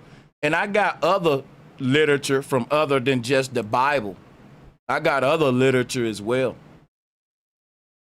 Look at here. Malachi 3:16. Then those who feared the Lord talked with each other, and the Lord listened and heard. A scroll of remembrance was written in his presence concerning those who feared the Lord and honored his. Salutes to everybody that's joining. Thank y'all for joining. Let me mute y'all as you join. Exodus chapter 32, verses 32 through 33. But now please forgive their sin, but if not, then blot me out of the book you have written. The Lord replied to Moses, whoever has sinned against me, I will blot out of my book. Okay, not all of these are as precise as others, but there are some of them that let you know for a fact ain't no free will. In the beginning, this is one that's very precise. John 1:1. In the beginning was the Word, and the Word was with God, and the Word was God. That one is a dead giveaway. John chapter 1:2-3 says, the same was in the beginning with God. All things were made by him, and without him was not anything made that was made. So what this scripture is saying is that before anything manifested into this reality, it existed as a conceived thought in the mind of God. And that once it came into being, that is when the thought was manifested. So that's like saying if a person think of a new invention, that was when the universe was created at the moment it was conceived. And that's called let there be light. Conception is the light. Even with childbirth, they see the light, they say that's conception. Then after that, the body is formed. That's called birth. So it's two phases of creation, conception and manifestation, which is I think it, then I manifest it. And that was when God started off with light first, let there be light. Then the light turned into trees, water, because it's really no physicality. It's just a thought that's manifesting in the mind of God, and we're the thought. It's a holographic thought. It's just an idea. You're in it. So The only way this thing feel physical to you is because you're in it. Like if you close your mind right now, close your eyes and think of a city. Think of people walking around and all that. The people in that city, they feel it solid in physicality. You can think of a city in your mind, people moving around and going to work, whatever. That is a real world to them. It's solid, but it's just a thought you have it in your mind. That's our reality that we're in according to the universe. It really exists as a thought that haven't manifested. It only manifested as a thought, as a conceived thought. And if that's confusing you, that means that if a person think of a tree, if a person think of something, they can go manifest it. Like if they think of a car, they can go make that car. But the thing about it, when the creator thought of the ocean and the trees, it didn't pick up water and wood to go make the ocean and the trees, because then nothing exists yet. So the moment the creator thought of this world, that was it. It just existed as a thought, and here you are, part of the creator's thought. The thought will never manifest into like something tangible, because there is nothing tangible within the mind of God, just like within your mind. You can think of a tree, you can think of solid things, but they exist as a holographic thought. But if you project yourself into your own thoughts, once you get there, it'll be a solid physical place, because it's based, your objection, what we call reality, is based on awareness. And we can shift that awareness at any given time, choosing what's real and what's fake to us. Yourself into your own thoughts. Once you get there, it'll be I gotta mute everybody that's joining. I'm gonna tell you right now, I'm very strict with my audio rules. So callers, thank y'all for joining. I'm going to turn the line over to each and every last one of you.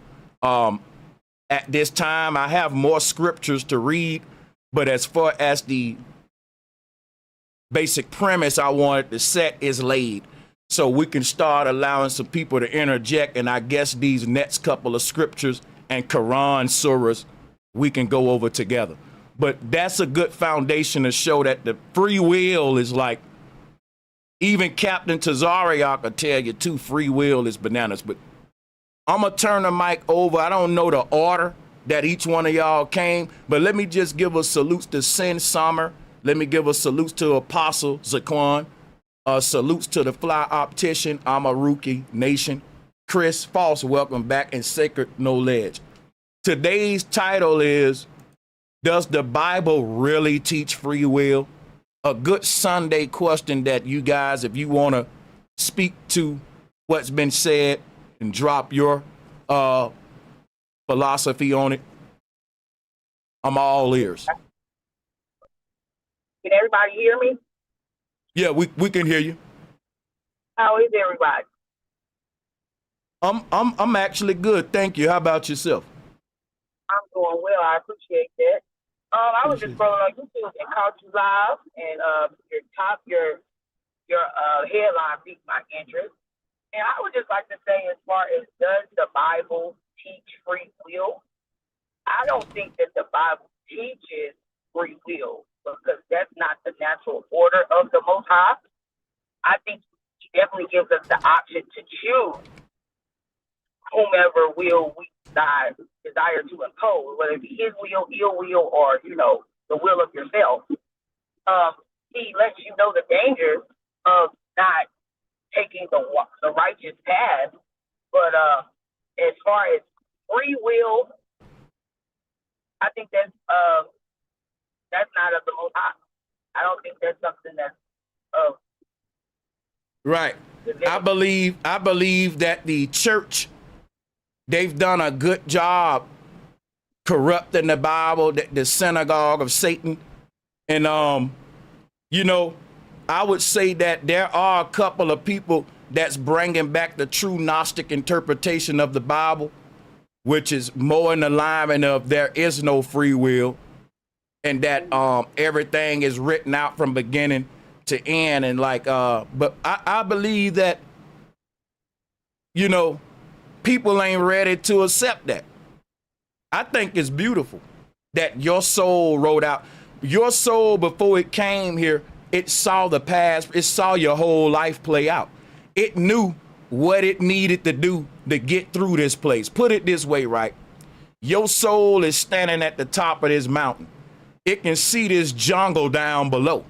And from this vantage point at the top of the mountain, it can see the path that it need to take to make it through the jungle when it get off that mountain and get on the ground. But once your soul get on the ground, it don't got that vantage point no more.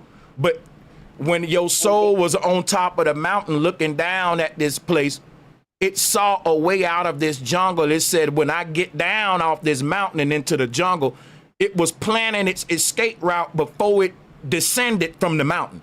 So it wrote that in its heart. When you were on the mountain and you were in his presence, you still had this innocence like a child. When you came down,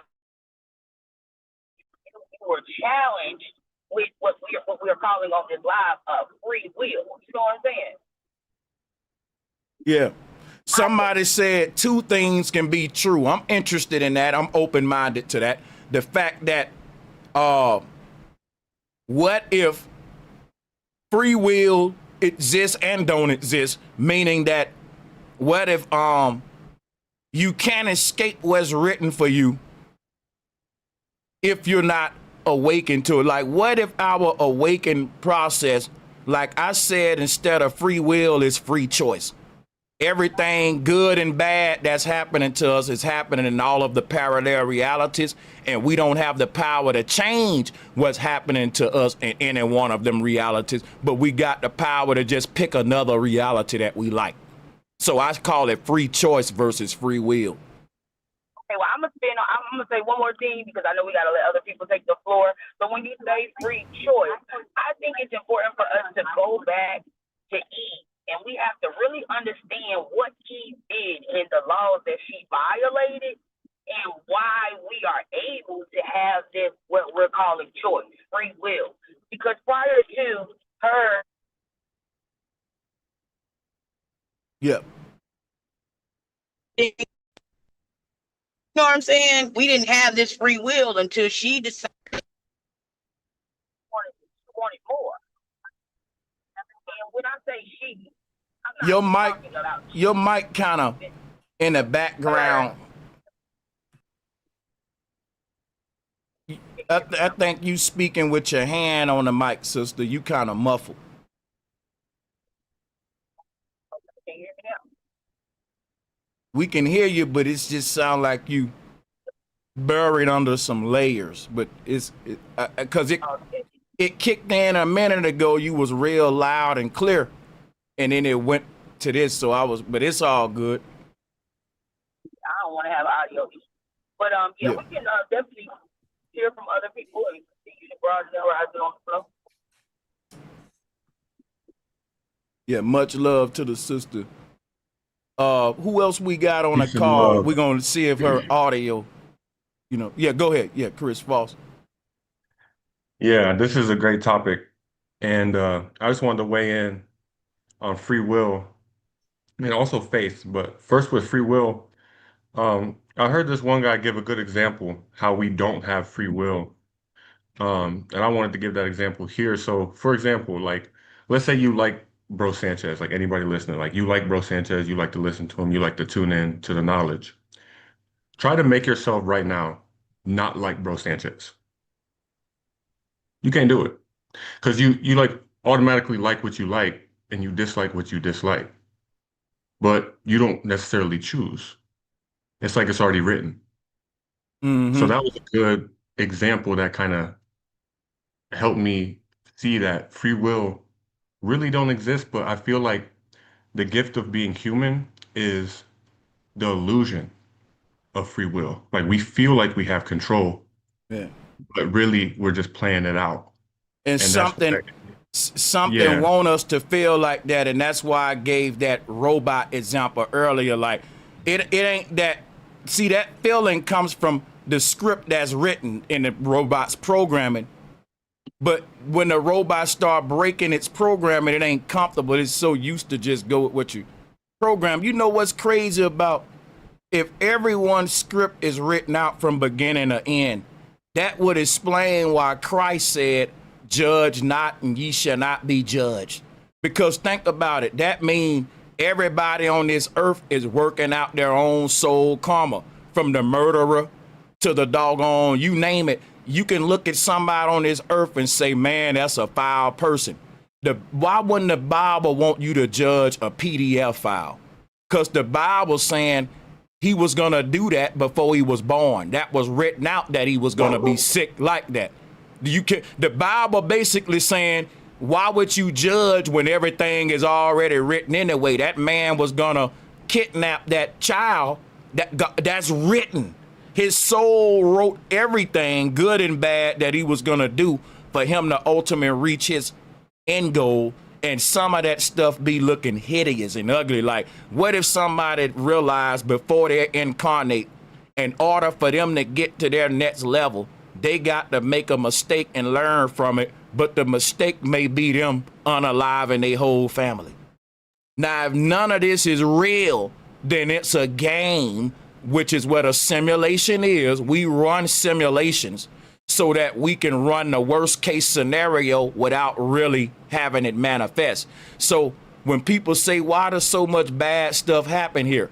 Well, if this is a simulation, we literally design simulations to run out worst case scenarios so that we can learn from them. That's powerful. And that also ties into compassion, because when you realize it's already been written and you see somebody else doing something on their journey that you don't agree with, a lot of people would cause a lot of like emotional turmoil in them, or they'll react a certain way.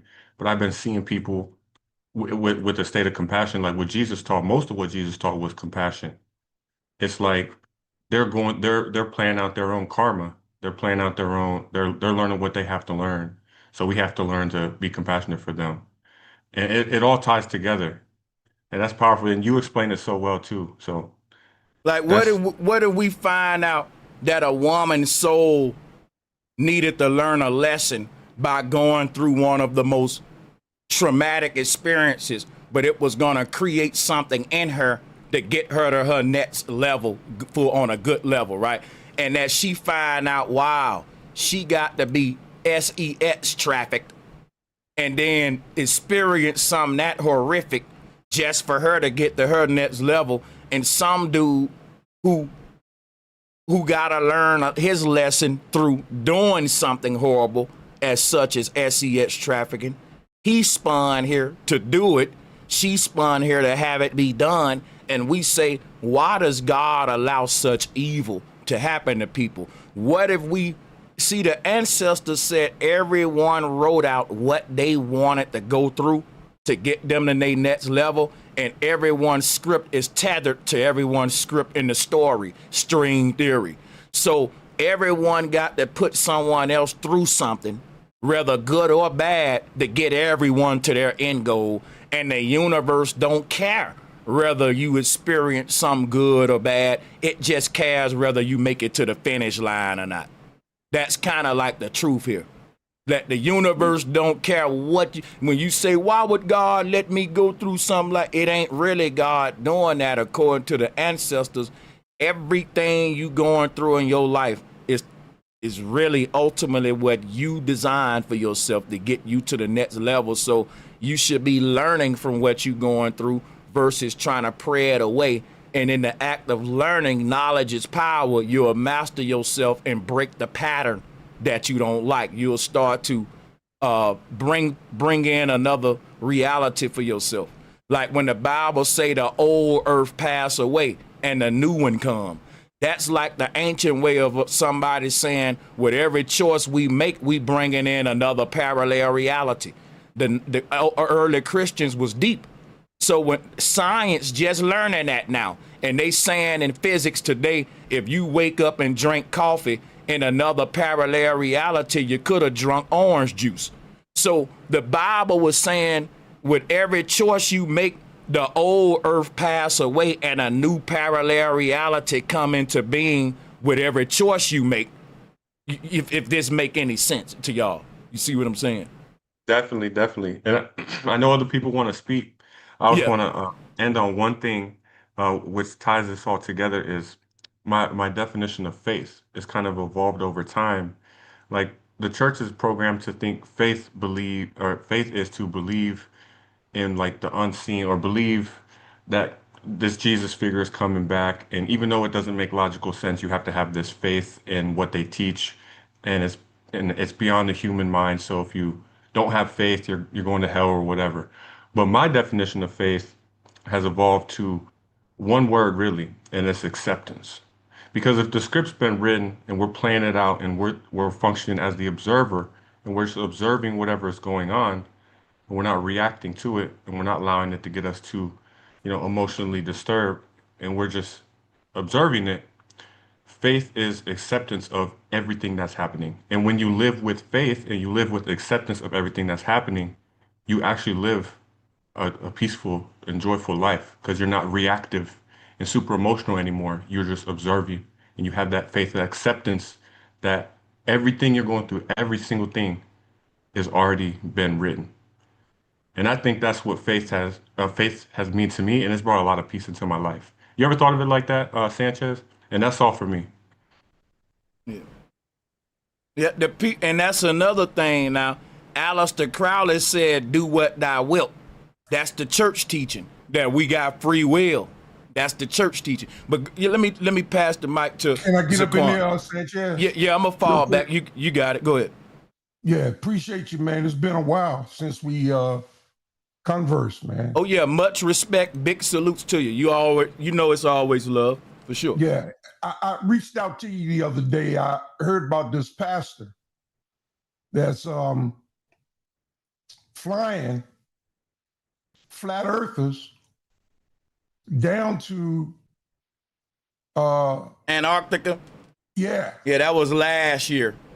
Yeah, I debated him and I ripped him a new one, man. I ought to play it for you. Well, yeah, I would love to see it, but I would love for you to take him up on that, man, and go down there and see. They already went. Yeah, they already went. I mean, he's taking more. He's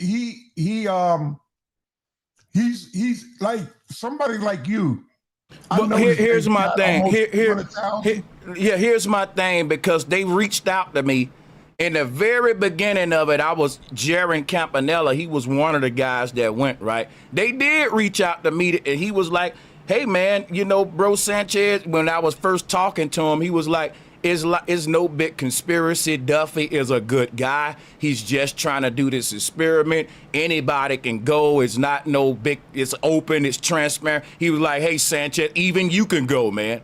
Right? I chose not to go. So I know that it was an open thing. But here's why I chose not to go.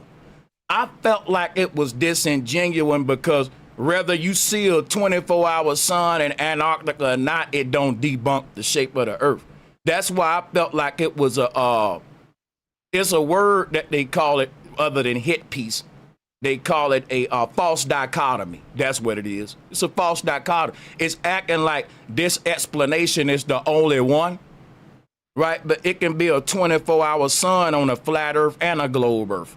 You see what I'm saying? Just because the globe earther panned for the experiment, he get to say it proves my model. But if I say, "Hey man," but the thing is this, you got people that is proving the shape of the earth, and they doing experiments like laser tests. D. Marble, the black man that went out to Lake, I forgot what lake he went to, slips my mind. Rob Skiba did one with the Chicago skyline. We've done experiments, right, that prove that the earth is flat. And what I'm saying about Duffy, he haven't done one that's proven that it's round. He's done one that proved that a 24-hour sun may or may not happen, because some people said the footage was faked. And they do make a lot of good points to show fakery in the footage, glitches where it shouldn't be. And there is a lot of things that just can't be explained other than CGI. So there's some trickery to it. But I would say this, right? It's a waste of time if we want to prove the shape of the earth. Why are we looking at the sun? I want to prove if the ground I'm walking on bend or not every 8 miles. We can use spherical geometry. See, we can't observe patterns in the sky and think that's going to give us a definitive answer of what we walking on, because remember, Apostle, our ancestors knew everything about the sky. The Hebrews, the Egyptians, the Mayans, they were experts at the sky, but they were flat earthers.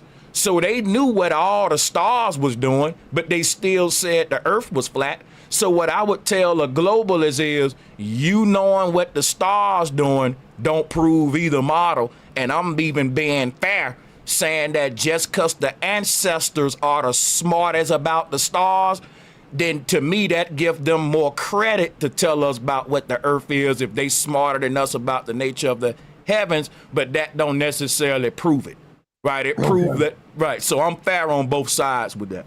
So well, to that I would just say, well, it was Kemet that came up with the figure pi, which they were off by 64 degrees, but the circumference of the earth, they came up with 3.15 or 3.14. Yeah, and I would like to let you know the particular person in Kemet that did that, his name was Eratosthenes. And what I mean by that is that was when the Greeks came in. The original Kemet people had Nut and Geb. And so Nut and Geb ain't a solar system. We can see the earth god's shoe laid out to represent the horizon line of earth, flat plane that we're on. And we can see Nut enclosing him, meaning we're inside the earth, not on top of Nut, not on the surface of some ball, but inside of a closed dome-like structure. So yeah, pi came along when the Greek mathematicians and equation guys came along with their mumbo jumbo to discredit Nut and Geb, to discredit all of the, because we know the ancients were flat earthers. The question is, well, when did sure, they? I'm sure on it. And even the scientists would tell you ancient people believed the earth was flat, but why did they do it? Now they'll make up stuff like the people were dumb, but that's another story. I'm gonna turn the mic back over to you, man. What you got? Appreciate it. Yeah, but now on free will, I will just turn to the scriptures, Joshua 24:15. We have a choice. Joshua says to the children, choose ye this day whom you will serve. So clearly we do have a choice. The thing is, what does will means? Now, for me, will means that there's no consequences for my actions. If I can will something to be so, then there be no if there's consequences for my actions where my actions can be repudiated, or I have to answer to someone. Driving down the street and I decide to do 55 instead of 40. Well, the consequences are that I get a ticket. Well, the wages of sin is death. So if I'm doing wrong, even though I got the choice to do wrong, I'm going to get burned in hell. Is that free will if it ain't free? Sure, no. But see, the point is, you still going to be able to choose to do right. You don't have to do wrong. Okay, you can't force a negative. You can only force a positive. Let me ask you this. It says that in the Bible, even though we choose right or wrong, God already wrote out which choice we was going to take. So like, for example, if a girl trying to give me her cookies and I'm married and I cheat on my wife, God said it's already written out in the book that I was going to choose wrong. Everything already written out. God know the future. I may have think I chose wrong out of my own free will, right? The choice is an illusion because according to what the Bible's saying is that God already knew you was going to choose wrong. Now, God did know. Because he see the future. Yeah. But let me say, God did know, but he had nothing to do with that decision. even though he knew the outcome before it came. Well, I think you are solely responsible for that decision. So, I'm with you on that. Yeah. You know, even if I told my child, because I know my child, take the trash out. I don't want to see that trash when I come home. But I know my child. So I'm not going to be surprised when I get home and find the trash in the house. So do I say, well, I knew he wasn't going to take it out.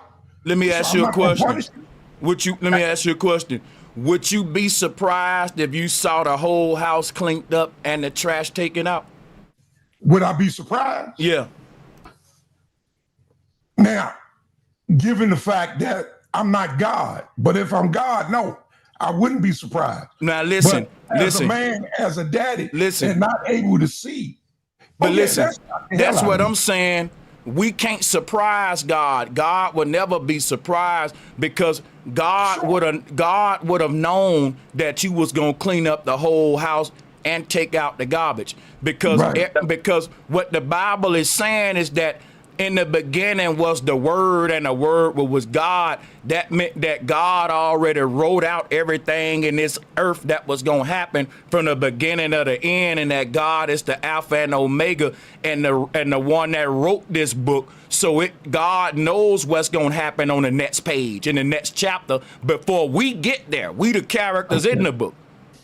All right, so let me blow it's your mind. already written. That takes away free will because I can't change what's written. But I'm just saying, you can't change what's written about you in the book. But let me do this for you now, and I'm gonna go ahead and get off the line and let y'all have y'all way.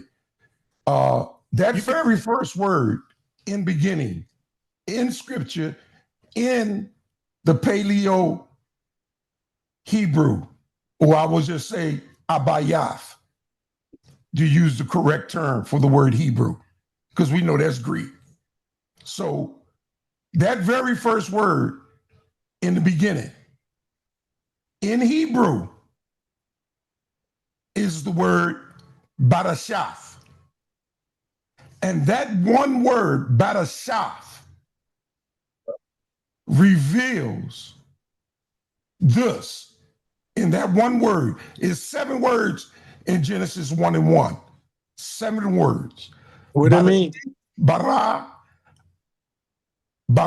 Elohim et Hashemayim Wa'et Eretz. So that first word, Barashaf, is the Ba, which is a house or tent. Ra, which means the head. So that word Ra, that letter Ra, lets you know that there's a senior in the house. Then the next word in that word is Shah, Bara Shah. The Shah represents destruction. The very next word is the 10th letter. It's a Yah, which represents the sun. So at this point, we have in the house of the Father, the Son will come, go through destruction by his own hand. The 10th letter is a hand, the hand of the Son, on a cross. The last letter of the alphabet is a cross or an X. That means it's a sign. So that very word, Barashith, reveals in the beginning of the book, before anything else is said, the Son of God is going to come from the house of God, give his life on a cross for you and I. Now, anybody that knows Hebrew know what I'm saying is truth. That God concealed his plan for salvation because why? He was slain before the foundation of the world. Even before I committed sin, he had died for me. Before I was born, he died for me. Before you were born, he died for you to take your place in this recompense or retribution society that we live in. Can I ask you a quick question? Yeah. Do Christians condone human sacrifice? No one should condone it. Okay, Let so alone why did Christians. Christ died for me, you said, right? Yeah. That's a Okay, blood sacrifice. wouldn't that be a human No, sacrifice it's not a if someone, sacrifice. because But listen it to me, is hold human on. What I learned from Satanists, Apostle, is that they try to cleanse their evil by, shedding goat blood and, blood sacrifice, Illuminati. Require blood. I'm saying if Jesus died for my wrongdoings, am I practicing Satanism and human sacrifice? Yeah. Okay. In that sense, you understand that we will bring a lamb to the priest, and the lamb and the priest would accept that lamb in atonement for my sin. I will bring a lamb, but I'm not bringing Christ personally. You are not bringing Christ. The Bible says in human sacrifice, he delights not. So that goes with every child that has been offered up to Moloch. Okay, my bad. I was trying to say, I was basically asking. Hold on a second. Hold on a second. I was basically trying to ask him though. I got you, I bro. understand what you was asking, but no, I was Christ trying to did ask, die for was it hypocritical though? Because Yeah. I get the way you saying, yeah, what they're doing is giving their sons and daughters to this God for blood sacrifice to They remove don't their have a evil. choice. To Right, they remove didn't their have a evil. choice. But that's what God did with Christ, in my opinion. It was the same thing. No, he volunteered. No. See, these Christ babies. didn't have a choice. Hey, can Oh, I he can I did have a chime choice. can I chime in? He did have a choice. I like it. Keep going.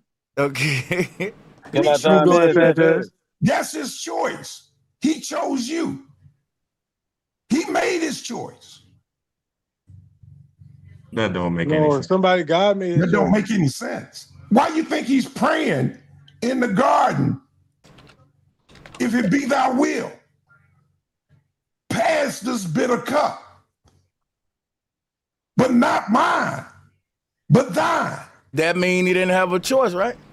Yeah, that means that's why he's saying this. He didn't have to. Can I chime in real quick? He could have came in life like we did, and he could have sinned. He could have slept with Mary Magdalene and No, had children. it's Hey, all can I metaphorical. say I don't mean to cut you brother Williams mouth. Can I say one thing? All right, I'm gonna about share the this? mic. I'm gonna share the mic. Salutes to Apostle. Go ahead. Well, You I got didn't it. mean to change the subject up in here, man. Okay. Troy, go ahead. For one, I'm gonna put it like this. I don't honestly believe human beings are supposed to subscribe to any religion. And this is why I'm gonna say that. I agree with you. It's because I'm it with it, too. distracts you. It distracts you from seeing reality for what, like from you seeing the laws of God. That's like, okay, it don't matter what time period we in, right? If you get on a structure that's 2 stories and you jump off, what's gonna happen? You're gonna die. Yeah, okay. Or you're gonna be critically injured, No, right? you're gonna die. More likely you're gonna die, yeah. You know what I'm saying? Actually, Okay. your heart might stop So beating before you hit the ground. so those laws carry on to today. Hey, There's let certain me things. do something real quick. If y'all don't mind, I hope you don't lose your train of thought. Let me say I won't. shout out to everyone that sent in super chats, cash apps. I'm gonna read them all. I see y'all. I appreciate the love. I'm just trying to keep this thing going for y'all with the flow of the show. I got you though. Appreciate y'all. Yeah. Go ahead. There's certain things, man, that it don't matter what time period you in. It's like you said, there's nothing new under the sun. Like those laws are still put into place. So We distracted by the dogma that they indoctrinate us with and what they feed to us. And in my honest opinion, this how I look at it. When it comes to reading the Bible and spiritual literature, you supposed to be grounded. Like you supposed to be like in the most realistic state of thinking that you could possibly be in. Like you don't want to be like thinking in a way like fooling yourself like it's about to be this person come from the sky. And I'm not saying that I'm not saying that Jesus not coming back, but he's not coming back in the way that Christians think he gonna come back. Okay, let And me I say and I this. and I'm gonna say this. I'm gonna say this. It's just like the book of Enoch. Think about it. It's just like he said. Why did they take out the book of Enoch? Because he was able to transcend the heaven without dying. Bruh, the book of Enoch is at your disposal. I got many But versions of it. We but talking about why okay. they took it out That of was a canon. segue. Took it That out was of a canon. segue. I Yeah. said that to come back. I said that to come back to Jesus. Everybody think Jesus died. Well, yeah, but see, If look, he really according walked to with listen, God, if he really walked with God the same way, God brother, never let the enemy encompass none of his prophets. brother, He hear me out never right let the quick. enemy overtake none of the prophets. I don't care which prophet you talk about. He never let the enemy, even Job. He put Well, Job through all of the struggles. listen, man, just let me say this But he before couldn't we take go his life. into. Let him interject real quick, Troy, Let me real say quick. this Just see what before he. we go. I'm not here to convince anybody. I'm not, it ain't about convincing. So listen, no, hear me out. I'm not here to convince anybody of the biblical narrative. I only present it as is presented. But when you end your sentence as saying it's the truth, then But I gotta it's negate it. my truth. Can Yeah, I say chime that. in? I don't have the right to tell you that you have to believe it. It's my truth. The truth is the truth, though. And I listen, brother, you don't know the truth no more than I do. That's why they call it faith. I'm taking this walk by faith. Faith is the substance of things hoped for and the evidence of those things, what? Not seen. That So yeah. that Can I? Okay. I'm admitting that's where my walk is coming from. Yeah. I What I gotta choose. do with truth, Can I though? say something real quick, and they can get it right back, Apostle, y'all? What I was Yeah. saying is, if faith is belief in unverified thought, that's a simplified definition of that. And my whole thing ain't nothing wrong with that. But just remember that that's a whole different religion other than what the people that wrote the Bible had. Because if the Bible say prove all things, once you prove something, it becomes knowledge, not a belief, not faith. You You taking that out May- of hold category. on, hold on, may I hold on, Taking that out of category, brother. hold on. One more thing, I'm gonna land here. When the Bible said prove all things, that means verify things. So when you have Yeah, faith, you have but belief in the unverified thoughts with faith. hold So on, Can hold I on. interject? The Bible also says money answereth all things. But we know money doesn't answer all things. where So at that the same scripture? time, it's saying prove all things. There it is within that Apostle, you smell like boundary shit. You're a of what fat it was bitch. talking about and Apostle, who you're it a was fat talking bitch. to. When he's telling the apostles Hey, to Joe, prove all things. Apostle, Basically, what he's telling them is Look, Apostle, walk your There's walk. Apostle, also scripture. Can I Apostle. interject? There's also scripture that says faith without works is dead. So that's indicating that faith is actually a verb, True. such as Okay, It is love, a which word. means But faith, when it's no, started listen, out, listen. If I get if Sanchez give me knowledge, right, and I don't apply this knowledge, that's just knowledge. But if he give me knowledge and I apply that knowledge, it evolves to wisdom true. because it acted out. And That's that's faith. what I'm saying. Faith That's is okay exactly what taking I'm saying. some right information that Apostle, somebody give you that's Brother, anointed that by. is Can You I know what I'm say saying? We can one be thing? anointed by what God. I'm Listen, saying. he just took that Bible scripture out of context.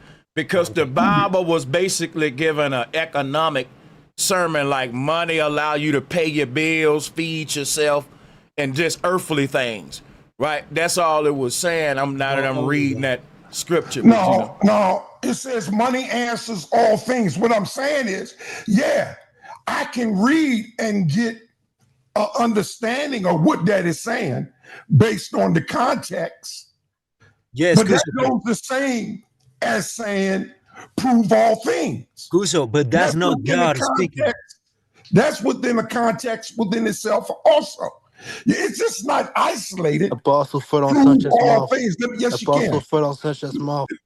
Let me say this real quick, y'all. I started this journey when I was 22 years old. I preached the gospel for 48 years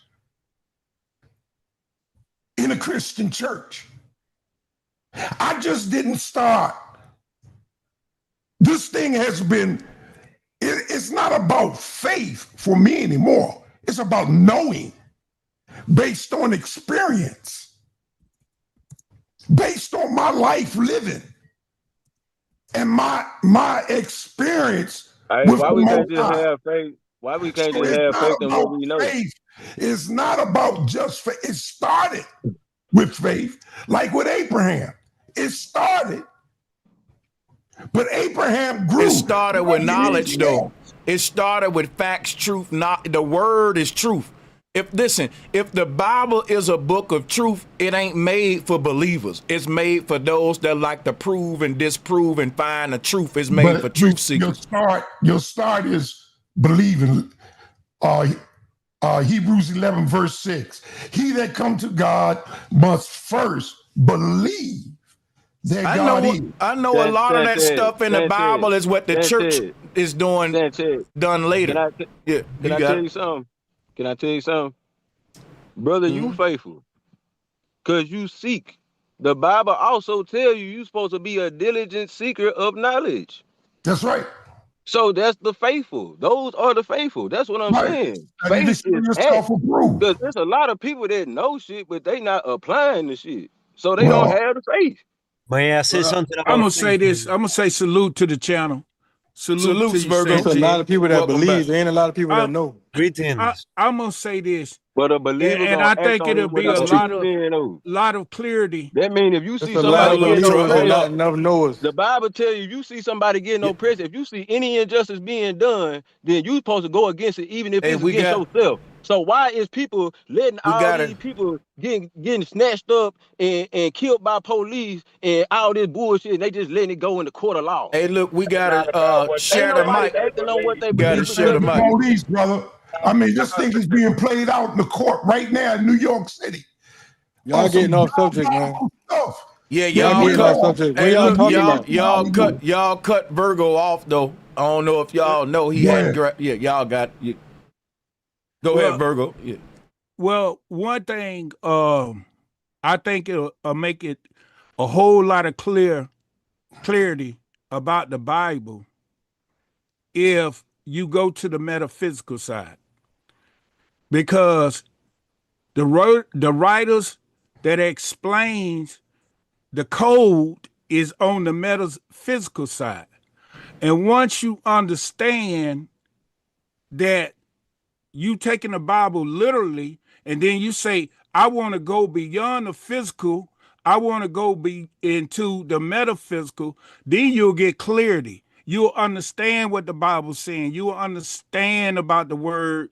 In the beginning was the word, and the word was God, and the word became flesh. You'll understand that clearly, instead of guessing at it and making shit up. So the thing is, when we understand what will is, you got to go to the metaphysical side to understand that will is one of the 12 faculties in your brain. And God, that we know, is wisdom, consciousness, and also will. So if we understand that, man is will. So what is will? I'm gonna break it down in a simple term. Focus. When you focus on something that you want or that you want to do, have, or be, that is the focus. And once you focus, that's all will is. And once you focus, the manifestation of the power of the divine mind, because God is mind, and this symbolization is mind, then it will manifest if you can stay focused. But if you don't go to the metaphysical sides, it's always going to be chaos, and you're not going to know what to do. Brother, hold on a second. Hold on a second. Hold on. All the word metaphysical mean, the word meta means beyond. And the word physical means physical. So when I say that the mind is beyond the physical realm and that God is God, I'm dealing with the metaphysical. Everything I'm doing is tied into the part of us that have a deja vu experience, the observer. You're not your body. I keep saying that. You're the one that's reading the book, not the character in the book. And the one that's reading the book is this part of us that's the metaphysical part of us, the spirit, the soul is beyond the physical. Right. So this is where Gnosticism, Gnostic, I'm just letting them know, you know, what you mean, so that they can maintain the energy we on with this thing, so they can even see that we coming more from a Gnostic perspective, Virgo, you know what I'm saying? Yeah, because that's where, you know, I tell people all the time, I had put the Bible down, and then it came to me that the Bible was coded. So I started going into that research. Then I found out about the metaphysical dictionaries and the metaphysical truths. And then I started applying that. And these are applicable things that you can use every day, affirmations in your life to better your life, you know? And that's where we missing it at. We got to go beyond this belief that we Hebrew, that we the Israelites and all this shit. That's talking about faculties and things on the inside of you. That's what it means. Once again, I'm not here to tell nobody how to think, what to think, or what to believe. That's clarity, though. You want to tell people clarity. So only thing I'm doing when it came to whether will or choice, I went to scripture. Joshua 24:15, choose ye this day whom you will serve. That's clearly a choice. And I go back to the original question. So yes, you can. But let me say this. It's like this, right? Look here. I'm not here to make nobody believe in a religion. I don't believe in religion. Okay? Can I say something real fast? Check it out. Hey, I got you. I'm finna let you go, Sacred. I'm gonna pass it around, and y'all, I'm gonna get an order. I just want to get out of here, man. Hey, it was a pleasure, Apostle. You welcome anytime, man. Oh, yeah. Always. Y'all be blessed, man. All right. Yeah, I'm gonna pass it. All right. One love. Hey, look, if I want to say something, right? They said you get a choice to do right or wrong. This ain't gonna take long. What I was saying about we don't have free will is that it is even written in God's book of life that you're gonna be given this choice at some point in your life, and that you was gonna choose wrong that day, or you was gonna choose right that day. That's all I was saying, which is why God knew what choice you was gonna make for you. You ain't catching God off guard. He know what you gonna choose anyway. You'll never, like, and from your perspective, I'm picking a choice. Why? Because you are a character inside of the book, and you're at that page in the book where you got to pick good or bad on this page. But God is outside the book, and God wrote the book, and God know the book from beginning to end, and God already read the book before. God already know what choice you make every time it get to that page. But every time you get to that page, you think it's new again when this is a loop of script. That's why you have deja vu. It's been like this thing been playing out over and over again. You just becoming conscious of it. This is what. But you know, I'll fall back. Yeah, I'm gonna let y'all go ahead. Yeah. I believe that the whole it's all been our soul pre-wrote it thing. on the highest level, that is true. But we've been assigning, because of the Bible, too many human traits to God, you know, like he's writing things and all this stuff. But because I want to say this, that I don't I think that this is a realm where we came and we have to do, we have to work, we have to exert energy. They force us to, because it says it in the Matrix movie. So that whole thing that everything's been written is because they want you to do. But if you ever go say, you know what, I don't want to do this script. I want to do my own thing because I see that there's some things wrong, corrupt here, you know, then you're going to get flushed out of the thing, just like Neil did. You get flushed out, you marginalized. But that's just my opinion. But what I want to ask is this: if the Bible's so right too, why doesn't it ever talk about the cycle of death and rebirth in the Bible? It never mentions it because it doesn't want you to know about the ancient, you know? Yeah. Hey,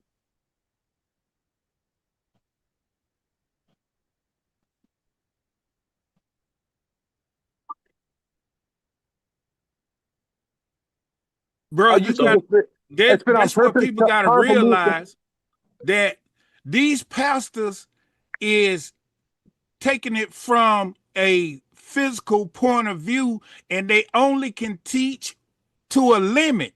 That's what the universe is telling you. When you do it from this physical effect, you limit yourself. But when you do it from the causal effect, you have no limitation. When you do it from the spirit, you have no limitation. So when the pastor get up there, he gonna jump all the way around to say anything about the 12 disciples and what they really stand for. He gonna jump all the way around that.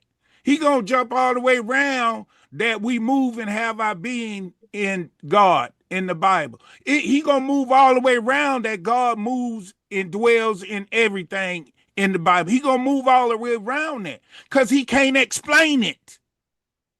And that's what we Exactly. got. He don't know. He don't He, know. he don't have Yeah. enough spiritual fortitude to explain it. Like, you know, that's I what want to it is. build. I want to Could build I? on what you said, Virgo, about what Virgo said about focus, because this ties into Jesus too in the metaphysical aspect of the Bible. All the ancient cultures taught meditation. That's how you get to God, meditation. That requires extreme focus. And what happens when you focus? It activates your third eye. Jesus said, I got right here, Matthew 6:22. He said, the light of the body is the eye. If therefore thine eye be single, thy whole body shall be full of light. Jesus taught the third eye, Kundalini. It's all metaphysical. And if you don't know that, you're going to be lost. You're gonna be lost. And also, what that mean too, brother, when you in meditation, you know how it be dark, and then sometimes you'll get an illumination come in there. It's showing you this progress or development you are in when that illumination come in. So our goal is to get Christ consciousness and It's almost like bring, your aura brightening up the room. yes. And so these folks in the church ain't teaching this kind of stuff. They ain't gonna tell you, bro, what you think about is what you gonna manifest. That's will. What you focus on the most, if you focus on going to jail, that's what you're going to do. If you focus on starting a business, that's what you're going to do. God, what we call God is it has no impersonal uh, emotion. We are the will of God. We Finally, create whatever we focus on, we create it. And that's how he worked. It finally, worked. someone So the said will is what I the was wheel, trying right? to say. There, What the you will saying? is the will to There focus. you go. I've been trying to say that the whole time, but everybody interrupt me. You are the will of God. The day he Yeah. gave his breath of life to Adam, he gave you will. Now, here is the thing. Here is the thing. He he is a creator. He owns it, and whatever he does, he have control over it. It doesn't mean he doesn't allow you to do X, Y, and Z. You have control until he says no. Now, remember when he reproached about Eva, when Pronouns killing me. remember that moment? Well, when Ava did what she shouldn't, he told her, he asked her, why? What did you do? Because he had the power to take control over her or research what she did without letting her know. But he chose to be, let them be free at their, their own domain, since he gave man domain over everything in here. And here is the other thing. Many people don't acknowledge this. Remember, he says in the scriptures, trust in this is what really faith means. Trust in the Lord with all thy heart. Do not rely on your own understanding in all of thy ways. Remember, in all of thy ways. Let me get there with you. Let me go that way. Now, a lot of y'all don't realize this, but this is something that you will learn in theology in very advanced places among Gnostics and different people who really know the secrets of this book we call the Bible. What you'll know is that there are several points in the Bible where the title of Lord is being used, the title of Lord thy God, right? Lord thy God. You have times where God is speaking, and we may think this the same deity, but it's not. So a lot of people who don't know this, they will say God keep contradicting himself in these books, and you don't realize this book is so confusing because it's basically a collage of everything the church wanted you to have, extracting everything that will really wake you up, if you want to put it in a nutshell, which is why we brought up the book of Enoch, Jubilees, the book of the Lord's War, the book of Judas, man. Look, I'm finna be doing streams on all of these books. It's just, I'm caught up in all of the topics that's happening with Trump and all of this different stuff, but I'm finna be spreading myself around, though. But I'm gonna pass the mic. I know it's a lot of people on here, so I'm gonna fall back. I'll catch you on the next one with some more facts. Before you pass it, let me finish one last thing. Remember, this says in Malachi, I change not. And they alter all that in many versions. They could say Lord, like you mentioned, they could say God. It depends of the edition. But he changed not. He doesn't change at all. He's always the same. So when people alter to, another story about whoever, claiming Jesus or claiming whoever, it is not the God of the Israelites. That's right. That's right. Well said. Well, what I would say to you, right? Any God that you can call by a name that is associated with any Abrahamic faith, that is not the God of the indigenous humans of the earth. Yeah, because the indigenous God of this reality is inside of you. Right. And when you see all these words, Lord, God, and all this, it's talking about the I am principle in you that you supposed to be taking care of and developing to get the hell out of here. I agree with you. And a lot of people, certain limits, and going back to that word faith is a power. That's what people don't realize. It's a magnetic power to magnetize the substance of God, because God got different forms. God is consciousness, that means mind. God is soul, and God is substance. What we see in front of us, consciousness comes into the form of substance. So my thing is, what you got to remember, faith, when you using faith, you got to understand that you using a pulling magnetic force to yourself by the faith and gratitude, the power of the universe to manifest what you focus on, what your will is on. And that's what people missing it. But you got to go to the metaphysical side to understand how to use this stuff. Yeah, let me cut in, please, man. Go ahead. Yo, peace, y'all. Peace to the channel and all that. Peace and love. We talking about free will and all this. We didn't really break down free will. Let's break down the word free and will. Those are two different definitions. So I don't know if somebody want to look it up or want me to read it, but there's Well, multiple definitions of Go ahead, free. read it. Go ahead. Do your Not thing. Yeah, go ahead.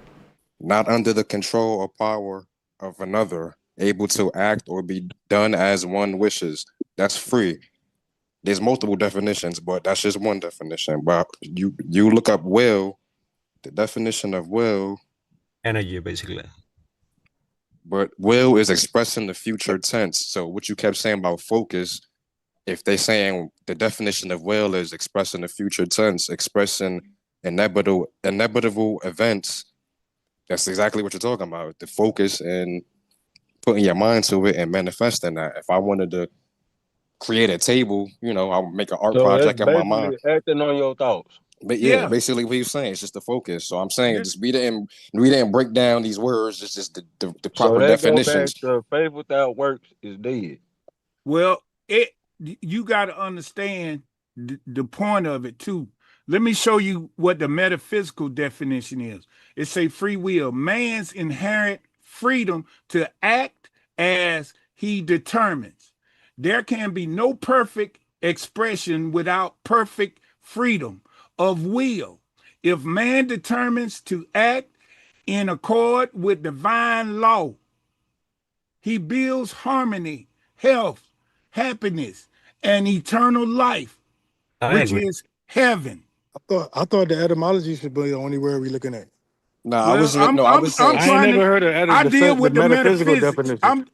I'm dealing with the metaphysics. That's what I talk about. So that's all So I what's can tell you. etymology? I can no, deal with etymology, but I think it's best it's if all the same thing though. it. Yeah, The yeah, metaphysics is entangled with the physical. Look, yeah. as in the Y'all, scriptures I tells don't know. That's you. the same thing. Now I ain't never heard that before. Y'all teaching me something new. Yo, so look, Well, look, look, look. You said you was looking up free will. I'm saying break up the word free and will. Now look up look up two separate definitions, is free and will. It's gonna be two separate. You get what I'm saying?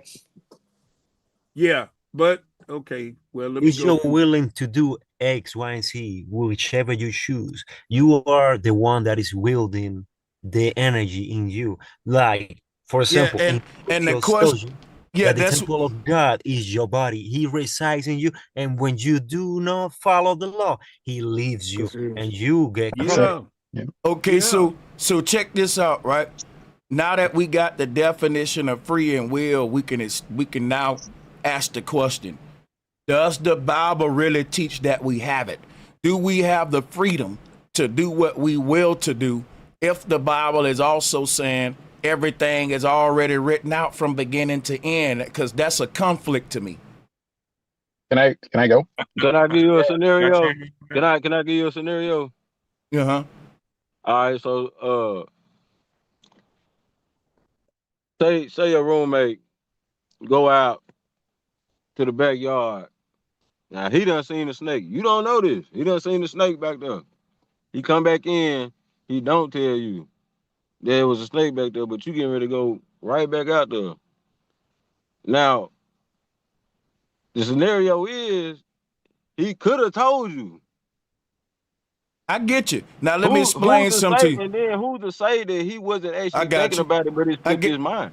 I get what you're saying. What I'm saying is he may think he had the choice to choose to tell me or not, but what the Bible is saying is that his soul already wrote out before he was born that he wasn't gonna tell me about that snake. His soul wrote that into his life, and then when he started to live his pre-written scripted life, he reached the point in the book it made think. See, that's what I'm saying. According to the So hold on, hold on, okay, hold on, hold on, if hold a on, hold Can on, person y'all hear hold if on, a me? person hold on, hold think on. Are y'all okay, able to hear me? Hey, I don't know if y'all can hear me. I can hear everybody, and There is an option in the everybody audio. doing it. Everybody doing a good job on the flow of passing the mic around like alley oop, and it's just that Sanchez get cut off. Like I was letting that. We doing good. Everybody been talking when it's their turn, so we can hear everybody. But you gotta let everybody build. It's my turn now, and yeah, I just was hoping y'all let me squeeze in, real quick. That's all, uninterrupted, like we did for everyone else to pass what hour here. But what I would say here, and I'll make it quick for you, right? What I'm trying to get, because everyone is giving me a basic shallow response, and I'm trying to get y'all to this advanced idea that I'm pointing out to you that you're not seeing. And that's what I'm saying, that the Bible is saying everything is written out. And even though you saying, well, I could have helped the old lady cross the street or not, what the Bible said is God knew you was going to choose wrong, because it was all God is your guide, your consciousness, the part of you that exists outside of time, the part of you that saw your whole life play out before you was even born. It knows you was going to not help that old lady cross the street. Now, when you live in your life, you thinking, man, I didn't help that old lady cross the street. But your higher self knew you was going to make that mistake. It knew that before you was born. That's what the Bible's saying, not Sanchez. Excuse me, brother Sanchez. Right. And Excuse me. I don't mean to cut off your wisdom, but okay. So, is it safe to say that we're creatures of habit? It's safe to say that What I'm according to saying what, is, hold on, I'm answering you though. It's safe to say, because I want to answer you. I don't know if it's for a slip of mind. It's safe to say that according to what I'm pointing out here, the Bible never intended to us to think we had free will, and now we need to investigate why the papacy lied to us about that. And I got my theory. I got my theory on why they I get an answer. want it. And listen, and I gave one earlier how the church started charging people for doing wrong, paying the wages and paying prices for sins, where the ancestors taught, listen, man, every mistake you gonna make in your life is already written out. Quit tripping, quit beating up on yourself. Brother Sanchez, can I please interject on your wisdom? Yeah, go ahead, for sure. Okay. So boom. The same way that I'm choosing to get this knowledge from you, right? Because that's what I like to do. I just like to learn from people. Gotcha. I got you. So like I'm always keep an open mind. I ain't never trying to be argumentative, because I ain't gonna lie, bro. I'm a fan of you, bro. Like real talk, because you a good orator. You know how to express yourself, bro. Let me say something real quick. I'm gonna be honest. I gotta mute you real quick. This is very important. I don't want fans at this point. I'm at a point of my life where I'm reaching new heights of understanding my reality every day, and I need people that want to go with me. When you said being open-minded, hold on, bro, chill. Hold on, I'm finna be done. What I'm saying is, I need people to be open-minded, to go with this journey with me, to question everything we've been told. One of the things we've been told is that we had free will. Now, I need people, when I start questioning all this shit we've been told, to do that with me, which is why the title is a question. Now, you can turn it into a debate when you just said, I don't want to be argumentative. No, I put that in the title, Sunday Bible Debate and Discussion. I'm asking a question. I'm asking a question. Does the Bible really teach free will? And it just requires a good answer that's simple, that's something I can say, you know what? But I can't find that, because I'm pointing out so much that says that everything is already written. In the beginning was the word, God know the beginning. That don't seem like I got a choice. That mean like I got the illusion of choice. That mean like right now I may tell myself I can choose to eat hamburgers or fish tonight, but if I choose fish, God already knew I was going to choose fish, even though I may think I got this choice going on. Can everybody see what I'm saying? Now, do you believe that, Sanchez? Just out of curiosity. Yeah, I can That's answer all that. I'm saying. Like, that's what the Bible is really teaching. So basically, fat people gonna stay fat forever. They can never lose weight. How the hell are you getting that from? This is what I'm telling you right here, bro. This is what I'm saying. If a fat person is fat and they stay fat forever, what I'm telling you is the soul inside of their fat body knew when they was a little bitty baby that they was gonna be a fat ass forever. And if the person get off weight, they may say, because I made the choice to get off weight. All I'm saying is this reality is giving us an illusion of choice according to what the ancestors is teaching about the nature of this place, that anything you're doing is already written out. And the fact that you can't change deja vu, like I said earlier, make me think, can I change? Think about it. Deja vu is proving what the ancestors said, that what's happening tomorrow is already written, and when that time passes into the now, it ain't nothing you can do about it but manifest it, and it's written that you gonna say, hey, that's deja vu right now. That's what I'm saying. So when the wise man said there's no such thing as an original thought, that's the big riddle of that little proverb. Like, it ain't that deep. The ancient people had a different way of looking at reality than us, and the people that wrote the Bible, because today is Bible study, I'm teaching y'all that the Gnostics that wrote the Bible, when they were saying in the beginning was the word, when they were saying I'm the Alpha and Omega, they were saying you are not your body. Your body don't know what's going to happen next, but the soul inside of your body exists outside of time. It saw your birth and death before it even came. This is something y'all ain't not grasping. So What I'm saying is, some people are making a choice to serve the knowledge that you're serving, and some people and are that making was a choice written, not and to. that's why the Bible said it was written, meaning that they came here to get this knowledge, and some people didn't come here to learn. So if a person choose not to follow Sanchez, guess what the Bible told me to do? Judge not, and I won't be judged, because them people came here to learn whatever the universe got to teach them for the set of actions that they're gonna make, and I can't control it or force none. And that's what the Bible telling me, to save my sanity. Basically, the Bible saying you can't save everybody. Every man came here to learn what they got to learn with their own course of actions that they written out before they even get here, Sanchez. So relax. You know what I'm saying? Yo, my bad, Sanchez. Let me cut in real quick. It's the same That's thing you what were the saying. Bible is saying. Yeah. You go ahead. I mean, I don't fear nothing in this life, man.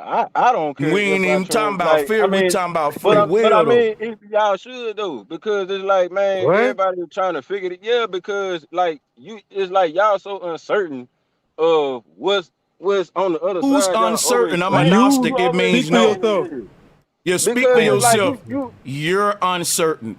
I'm very you certain of very the fact. uncertain. I'm Hold not on, scared bro. of this. Chill out. You in your feelings is what you are. I don't know why you getting No, your I'm panic, not. Why your you keep panties cutting in me the off bun. if I'm in Relax, bro, because you speaking for everybody, and I want to speak for myself. the I'm I very certain in what I'm talking about. When I bring these scriptures up, what I'm presenting is you can either rebuttal it or act childish, bro, and you choosing to act childish. I'm presenting some stuff that's outside of the box we all been taught, and it's like pouring salt on a snail with you. Some people that hear something out of everything, the normal, the status quo, they have this reaction you're having, dude. You're very predictable. You ain't doing that new. It's called cognitive dissonance. You can't Hey, stay brother. muted. You got to interrupt. You got to cut in. Look, that's what I'm saying. I got to let you go, man.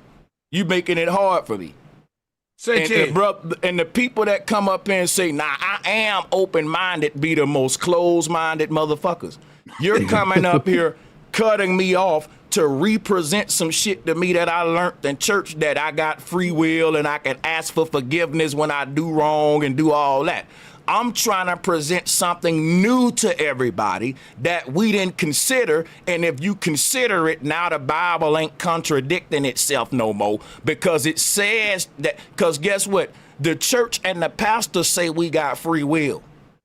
But the Gnostics didn't say that. The ancestors didn't say that.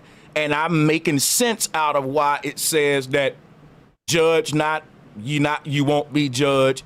And even Jesus, people say Jesus had the choice to get off of the cross. Guess what? Everybody tell you that they the synagogue of Satan. You know why? Because the Bible said that Jesus' fate was written out. And that when the Bible say in the beginning was the word, and when God say I'm the Alpha and Omega, and the Bible say that the word is the truth, it meant that your choice ain't gonna make God a liar. If God wrote tomorrow that you gonna catch a cold, you can pray all you want, but God already wrote this book out from beginning to end. It says tomorrow you catching a cold, and you ain't gonna make the word be a lie. That's what the Bible talking about. Every act in the universe already written out. It was written by prophets, right? How the prophets gonna tell you what's gonna happen tomorrow if you can change it with a simple action? They will never be accurate. So the nature of time, which made the Mayan able to predict the future, is that everything written out, and once you travel into the future like they did, you can see what the choice they gonna make before they make it. You can see that man gonna gamble his check away 3 months from now. He can't see that. He think he making a choice every day. But on the outside looking in, it's people that's outside of time that's seeing everything play out, past, present, and future at the same time. You will never be able to grasp this concept. Keep on defending the status quo and the damn programming that the church gave us. Like, I'm really offering you an opportunity to think differently. Now, it don't have to be a debate, but if it's gonna be one, then then debate what I'm saying and quit saying, I'm a fan of yours, and I listen to you and everything. Like, man, just deal with the arguments I'm making, please. Like, let's go ahead. So Hey, I can let me go with let me that. let me say this. Could it be that the universe was saying, I want you enlightened, or you could be ignorant? These are the two choices.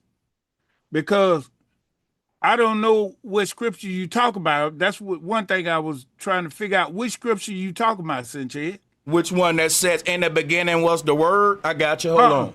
No, not that one. I'm talking about the one where it say all of it is written out, is predestined. Life is predestined. Okay, so it's the Bible a book of prophecy? Yes or no?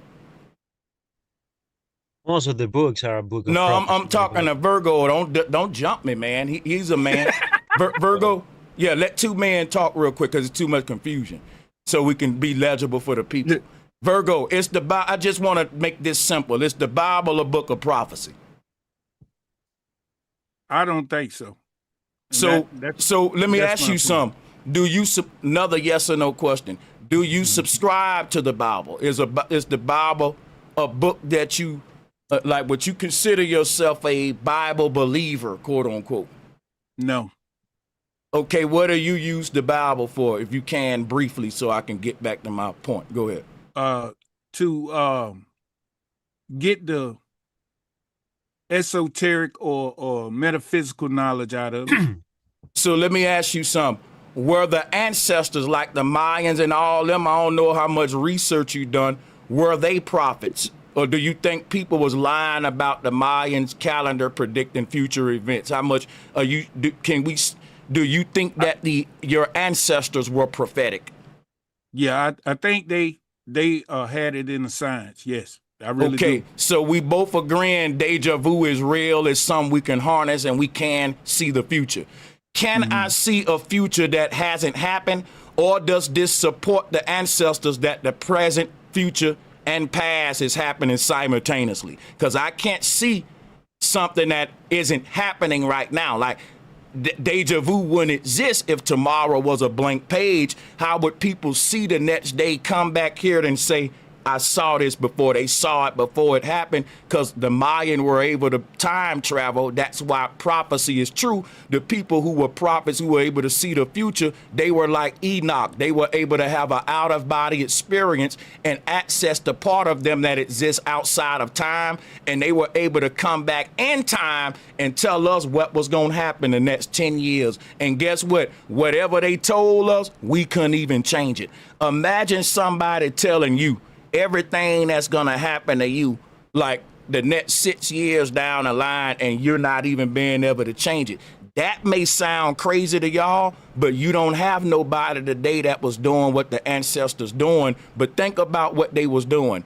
They was telling you everything that was gonna happen in the world, and the Mayans was so doggone precise, down to the World Trade Center, down to JFK getting shot. Bro, when you realize how accurate the ancestor was from predicting World War II to every major event that happened after the ancestors' time left, they knew about it. They calendar went into the future. Don't you know our calendars are blank pages, blank boxes that ain't written in, but the ancestors had shit written in their shit? That's how you get the Bible. Because each page is a different point in time telling you world events, and they literally happening. All the way up to Revelation, where the Antichrist, Elon Musk, is chipping people in the head with a chip. And you think that these people didn't have a gift? So I'm telling you that the gift the ancestors had was only possible if they was right about the nature of time. And what they said about time is that the past, present, and future is happening simultaneously. If that's true, then it's possible for a person to time travel into the future and see what's happening, come back here, and when that catch back up to this time, you will have a deja vu moment. We do it all the time. We just haven't mastered it. This is what the beginning of deja vu is you're a baby time traveler with a gift you haven't harnessed yet. And once you get it right, you're going to be like the Mayans. You're going to be like the people that wrote the Bible that was making these predictions, man. This is a gift we got. And this gift proves that the nature of time is the way that the ancestors say. Ain't nothing new under the sun. When they say tomorrow is a new day, tomorrow is an old day that's been recycled over and over in time, according to the ancestors. And it keep repeating itself, history too. But go ahead, y'all. Okay. Well, that's what I'm saying. Could it, the way they did it and the way visualization worked, like right now, you in the now, you start visualizing what type of life you want to live in the future, what you want to have, but it's all you doing it right now. You feeling it right now. You in the moment right now. You laughing and living in the big house. You got all the bread. You helping everybody. You doing all these things. And then you move into the future because all that stuff you see in your mind ain't happening right now, but it's going to happen down the line. Could they just been stronger in the mind than we was or are at this moment? Because that's the same way I look at it. Yeah, so yeah, all of it goes together. In order for you to harness your deja vu ability and travel time, because the past, present, and future is happening right now. And according to the ancestors, we can shift timelines, which is what Enoch was doing. When they talk about I was caught up to the second heaven, third heaven, fourth heaven, these are the counts on the Mayan calendar. These are the ripple effects in time that have recorded all of the ages, just like the Bible says, all written. Ain't nothing deleted, nothing passes away. Old things become new again, meaning history repeats itself. Yo, Sanchez, you know the opposite of deja vu, right? So yeah, it's just remembering the future and remembering the past. You can do both, project forward and backwards in time. So the thing about remembering, you can't remember nothing that haven't happened yet. If you can remember some in the past, if the ancestors is right about the future is already happening, then you can remember future events too. And that's what deja vu is. Okay, can I explain, Sanchez? Just to answer you to the person that yeah, go ahead, sure. Yeah, all right, cool. Pass it around. All right, American Nation here. Thank you, Mr. Sanchez. So, all right, so let me see if I can make this real simple, and maybe you can agree or not, or at least see the point of view. So there is a scripture verse that says, so full disclosure, I don't follow the New Testament. I follow the Old Testament, or at least I observe it. And I think there's two different views on the old and the new. The new says something completely different than the old. But if you look at the new, real it quick does say. Before you do that, well, I just want to say something. Gnostics don't follow, period. We just prove all things. So we take the new, the old, and everything, and eat the fish, spit out the bones, and extract none but the truth from all things. But go ahead, man. Yep, I agree with that. Now it's so in the New Testament it says, I know my sheep and my sheep follow me. It also says, I've known you before you were born, something you stated earlier. This was in the Old Testament. But so to your point, Sanchez, if you were to follow some scriptures, you would get the point that in fact there is no there is no free will, because it seems like everything was predestined. But if you look at Jeremiah 1:5, it says, "Before I formed thee in the belly, I knew thee, and before thou camest forth out of the womb, I sanctified thee, and I ordained thee to be a prophet unto the nations." So this is an example, to Sanchez's point, where a certain prophet really didn't have a choice. He was pretty much ordained way before he was born to be something that Yah wanted him to be. Whether he knew it or not, he had no choice in the matter, at least on the surface. But as kind of, I'd just like to finish. And then no one should be. I don't know if someone. Okay. Oh, but yeah, okay. Well, let Sand interject at some point. I think he was trying to interject, but yeah, go ahead. Okay. So and I'm going to finish. The free will part. So I think there is free will, but it's not in one dimension. It's multiple dimensions. So here's what I mean by that.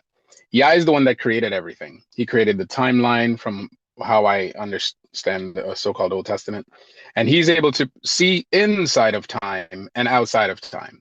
Now we, however, we're in a box. We're in a box that he created. It's like a playground for kids, and you're on the outside of the playground, but you can see everything the kids do. And being you're powerful, you're the alpha, you're the omega, you can see the choices that every child is going to make, whether good or bad, whether it picks up the pen or not, doesn't matter. You know that because you're alpha and the omega. But the child himself doesn't know his choice, you see? So the child can pick up the pen, not pick up the pen. He can follow Yah's laws, not follow Yah's laws. He doesn't know what his decision is going to be until he makes that decision. So by that token, there is free will, but the decision to make the choice or not is known by the creator. You understand what I'm saying? So yes, there is free will. But what free will is, it's the ability to choose to do what I want to do. And you made a good example with the dude that was ordained by God to be a prophet. You couldn't have said it better. He may think he got the choice, but really he just fulfilling a script in a book that God already wrote. So I don't think there's really nothing else you can really show after you say that to prove free will. That was a flawed example. It's like you nailed in the coffin yourself. You can't even go back over it with that one, in my opinion. But I could actually with a script. So actually, once you pointed that out about the ordained person, I didn't even point that out. You made an argument for my argument that was very fine. It's very convincing. Right. No, that was great. It'll be hard for you to get me to go against my concept that there's free will now behind that one. That was your most powerful point out of everything you said. Right. Let me do it. So you're right. You're absolutely right. And I wanted to point that out because you did make several points that prove that there is no free will. And this was, like you said, a nail in the coffin. However, there is a caveat.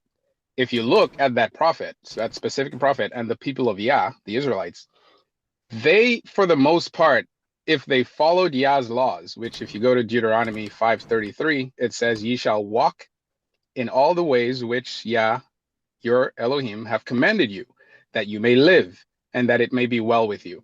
So if they followed Yah's laws, including that prophet, as long as that society was following Yah's laws, they would be well, everything would be well with them. And everything is preordained for them. They would control, they would be married, they would, the enemies would not destroy them, etc. They would flourish. Exactly, they would flourish. But if they did not follow Yah's laws, then indeed that is their free will, because now it's not Yah's free will, it's not Yah's will anymore, because Yah did say, "Walk in my path." That's his will. So there's two wills. There's Yah's will, which is for Israelites and anyone else who wants to. You interpret it wrong. Yah is the name of your own soul. So the whole thing I'm telling you is this right here. That's what I said earlier. Your soul exists outside of time.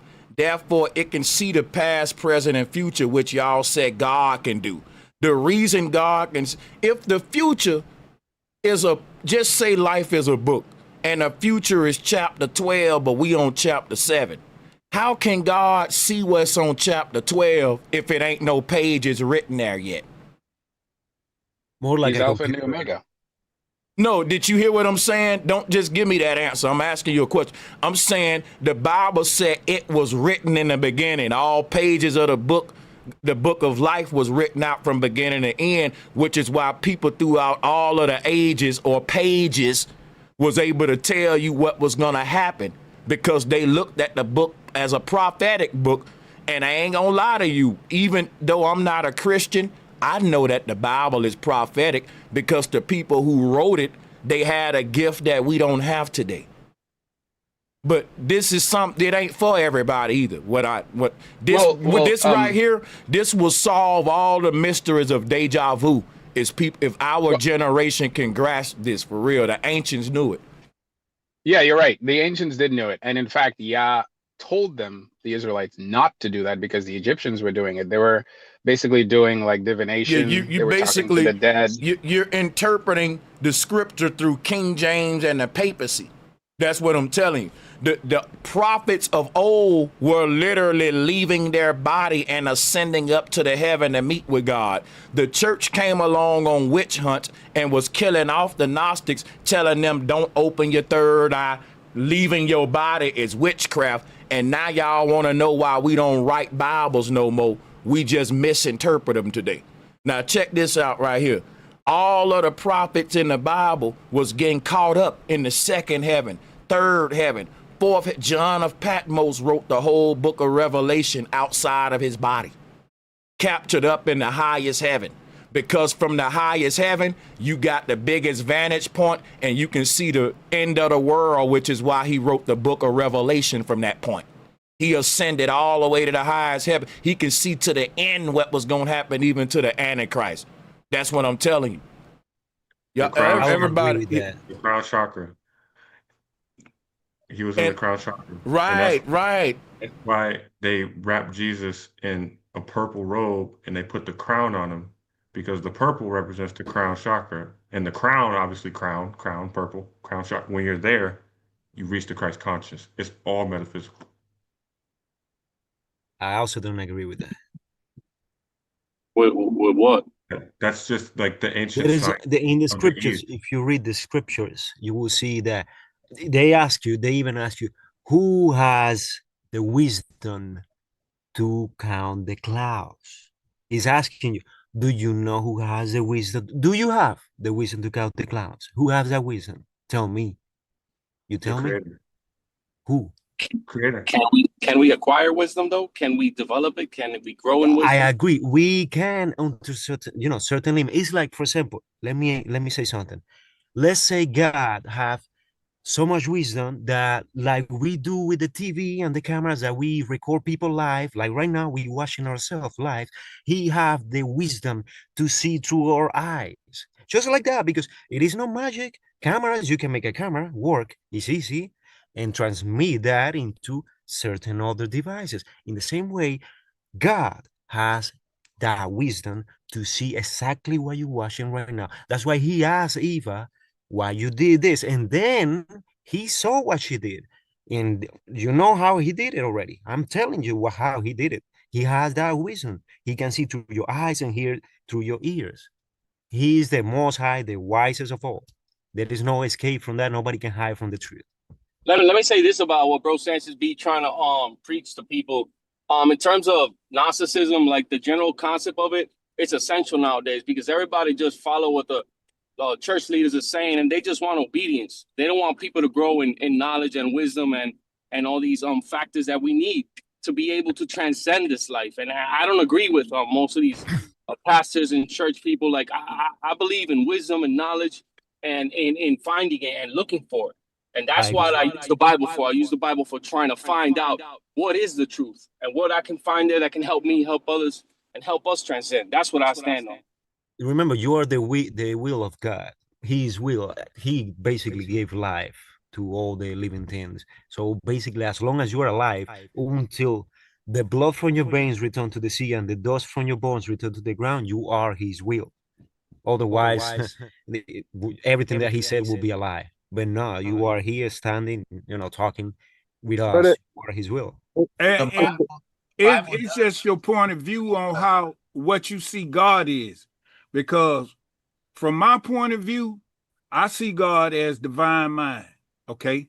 And in that divine mind is 12 faculties. And the 12 faculties in divine mind that we need to apply in our life, in our everyday life, in meditation and affirmation is faith, strength, wisdom, love, power, imagination, understanding, will, order, law, zeal, and renunciation, and life. And this is the metaphysical side, not the physical side, beyond the physics. And this is what we need in order to be in harmony in what we call the universe. Then your life will change and you will be better, prosperous, successful. This is I what we disagree with the miss. last statement. Say what? You cannot be better. God made you in one way, in there is no Boy, way. let me tell you something. That man said before I came on here, he said, if you choose to follow Yah or follow man, one of them gonna carry you to the death and one gonna carry you to eternal life. Now you pick out True. one, which one you Did think you is read gonna the carry you. comment section in this app, in Zoom? Because you will see that I post exactly what you should say. Let no man be a liar and God be the truth. So you Well, I'm basically telling you what God, I just told you what divine mind is and what God consists of, the 12 But that's I not faculties. in am the not saying scriptures, that. though. I You am not guys Huh? saying that gotta, I don't you agree with guys, everything you say, but hey, with that Okay, check this but statement, out. what I'm saying is, it's in the scripture. If you look at the 12 disciples and then you go to metaphysical study, it'll tell you each one of them is a faculty inside of your brain, inside of your consciousness. That's what I'm Yeah, telling you. look, in the scriptures, that's they tell all you your possible. body is a temple of the Most High. You are the temple, Homeboy, and let me tell He you resides something. in you as You are long the as you most What? follow the. high. You, you, Everybody not the most high though. That's No, the no, whole. you're not the Most High, though. Just That's remember The that blasphemy. No, whole no, people, no. I'm saying that and you the are the devil. temple of the Most High. He Yeah, have yeah. many temples, and if you That's what the worship Him Bible as does He teach free intended will. you to do, then by following the you law, are God, He bro. will show you the You way. got to No, have you're these not God. faculties. Nope. We're If you made in the put, image of God, though. That's for sure. look, if you Your put, body is the temple. Your no, your body is the body, temple. exactly, your body, your body is a temple. So when, for example, you put, I don't know, Taki, Hershey's, all that nonsense, you are worshiping someone else who made that nonsense, which is alchemy. But he told you to not touch alchemy. He told you that's wicked. So he told you what I gave to you. I gave to you hold all up, the hold up, hold plants. up. Wait a minute. Check this out. Everything You you're have saying a right choice. now is from the book only. God or the devil. The real knowledge of God is a personal experience, and it's personal for every person because you can't make your opinion Persons the are not fact. real. Listen, You listen, listen. can, Let you me can, let you me can, explain you you something. You're can using translate words what you that think, are not but even in the Bible. Let me explain what you I'm something. saying is Can they're other still people words. talk? Let me explain you something, please. They're Persons is still a Greek. words. Let me explain you something. Persons are not real. Persons is a Greek word, persone. It is a word that describes a mask, a theater mask to impersonate a god, a deity that they worship. Person is your ID, your passport. When you study law and many other aspects of your life, you will realize what I'm talking about. Don't What I'm say that trying you to are a tell you, person. what But I'm why trying you to tell keep you, saying he then in what your I'm trying to pronouns tell if you're you, saying that? you're missing my point. My point is that all that is not proof though, because only you could prove it to yourself, because those are words and they could have been written by just men who have agendas. What I'm saying is if you can't prove God to yourself on a personal level, which you can through meditation, then everything is just it's what you call it. But by It's that logic, there is no God. I no, like no, how no. humble There is you explain a it, God, Jimmy, but but you don't let it there's a to better God. version. There's a You know better what I mean? version of it than just arguing about words. There's a one where you can actually experience it yourself, because none of that is proof of anything. Those are words written in a book by who knows who. And, You have and, to and you have to but if be you, able to that's why admit that. Jesus, Let me explain you that's why something that you Jesus do not already taught. understand. The Well, Bible is a compilation of books. The meaning of the word Bible is literally a compilation of different books from different regions of the world, and that's what is a Is Bible. There is a the Bible I Bible for do mean understand. library. there is a I Bible for understand because I read the whole religion. thing.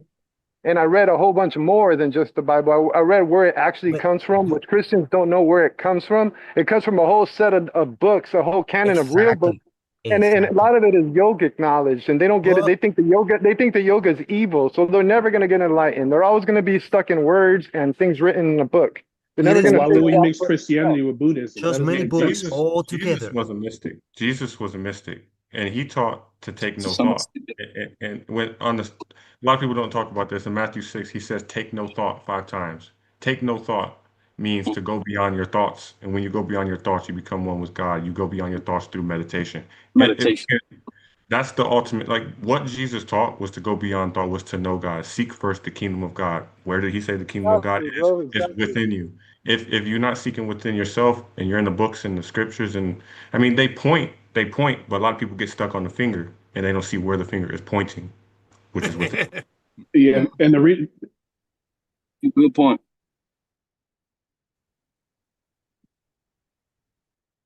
Let me just piggyback on that. It's like going beyond thought is what a lot of athletes or rappers may call the flow state. It's like they reach a point, they tell you at their best point, they ain't even think about it. It's like they outside of themselves, watching themselves do it with the fans. I've been freestyling like that, and it's like weird, but the whole thing is this right here. If you run, sometimes you can just go to glide on autopilot. You don't even get that tired. Like there is a point where we think that to get good, we gotta master. When you master a certain thing in thought, you go beyond the realm of thought to where it's more like just a muscle response or something, like where the greatest athletes will tell you they will reach a point in their game where they thoughts will even get in their way. It just has to flow. Like that, it sounds very abstract. You'll hear people say that like it just has to flow, but it's a real meaning behind that. If you gotta think about it too hard when you freestyling, you're gonna mess up. And I know as a rapper, when I'm just comfortable, it just my body is like some enemy know what it's doing. And it ain't like I'm not using my mind, but I'm not really using my mind. It's weird, you know what I'm saying? And It's almost like I muscle. feel you. It's that's the almost like only way. muscle memory. Yeah, Like that's if the you only driving way a God car, can work through you, though. That's the only Let way the God can soul take work it through over. you. like It's Yeah, That's it's say what like it how is. The you soul taking over. You know what I'm saying? Like the soul, like when you realize that you're not yourself. You know, like even like the scripture say, do you not know that you're not yourselves and that you don't belong to yourself, that your body belongs to me and all this type of stuff. No, you're So not your once you, body, not yourself. You're not your body. and that's why Jesus always so The said, "I self don't." is That's why the so when I you am, the realize self that which if is the Oh soul actually yeah. in you, think. The self when is you what realize thinks. that and the That is soul you. in you and the soul controls everything, like what I had to come to the point of in my meditation one time, I tried to stop thinking. And that's kind of like what the brother had just said. The scripture he was saying it's was give hard. no thought. So I tried not give no thought. I tried to actually stop thinking. And once I realized I couldn't do it, then I started realizing there was something else actually doing the thinking and doing the talking. And that's when I got the creators, I tapped into the source and got the attention of the source, or I made myself visible to it or whatever. It was like, oh, Yeah, now, now you know that you're not yourself. Now I can talk to you. That's what I was being taught all types of things. You know what I mean? Now, yeah, it's more downloading stuff. when you Hey, my opinion, I don't mean to just keep going. I know yeah, everybody you want got to get it. in Go here. ahead and salutes to you, Wisdom. Yeah. Hey, what's up, brother? It's been a minute, man. You know what I'm saying? What's happening, man? So when it comes to the free will part, I came to the same understanding conclusion that Sanchez did when he said that, hey, if you have free will, then why does it say that everything is predestined and everything like that? You see what I'm saying? And all right, so that was one example of it. And so I gave my own example of it myself when I pondered on it. I was like, damn, that is really true, because if you have free will, that means you can go back and do everything else again. So that once you make the decision, you can't go back and remake that motherfucking decision. So you don't have free will. So like Sanchez said, you was already going to make that choice because you can't go back and redo it. Like you can't change the parents that you came through. You know what I mean? You can't change the color that you is. You can't change. It's a lot of things you just can't change. It's automatic. So right there alone lets you know it's not a free will. You see what I'm saying? But Mm-hmm. I just want to make Hey, sure that let me say point. one thing real quick. It'll be a quick. Got it. This is a proverb, and I'll pass the mic. I saw this the other day. I read it from somewhere. It said, "I'm not the voice in my head. I'm the observer that's listening to it." That's right. That's exactly right. And when when you you learn and to do when that, you then you function, actually be used and guided. So I like to look at myself now at the point that I am in understanding is that I'm a slave of my spirit, of my soul. But I really understand that my soul is actually my flesh, and my spirit is actually the one that's doing this, that's animating my soul, which, because it's like layers to your soul, right? So like the beginning layer is like the transparent part. Then as your soul get more and more into the like as things increase inside your body, like I don't know how to explain what I'm trying to say, but outside of yourself is outside of your soul as well. But the inside, I don't want to confuse You know what's crazy? Here's what's so deep, right? Even if you go and lock yourself in a room and go into meditation into your own thoughts, you will find yourself outside of the one that's having the thoughts, and you will assume this sort of judge position where you will even be like, what the hell am I thinking right now? It's almost like you're in the background observing a feed of thoughts and you're judging them within your own darkness. It ain't like you are the thoughts. It's almost like you're this other thing that's present when the thoughts are happening and judging them, like, and you can notice this a lot if you just kind of go into a daydream or a daze, and you'll be like, what the hell was I just doing or thinking? Is, you know what I'm saying? But it's almost like you observing your own thought paradigm within your head sometime, if y'all know what I mean. I know exactly. I'm I know glad exactly you what you're talking about. And what the Bible called that, let the wheat grow with the tares. You got to remember the self, the self, when you was born, you came in as your true natural self. But here's the thing, the carnal man came in too with you, himself. And that's why Jesus say, when a man denies himself, then he will find his self. And what he's saying is that those thoughts that you know that is not eternal thoughts, you got to deny them when you in meditation. When them thoughts, you just be riding down the road and some thoughts come up, and you know you ain't finna go rob no bank. You know that's the him. You know what's crazy? This right here, this proves we're not our thoughts, which gonna lead me to somewhere else. But go ahead, Sacred.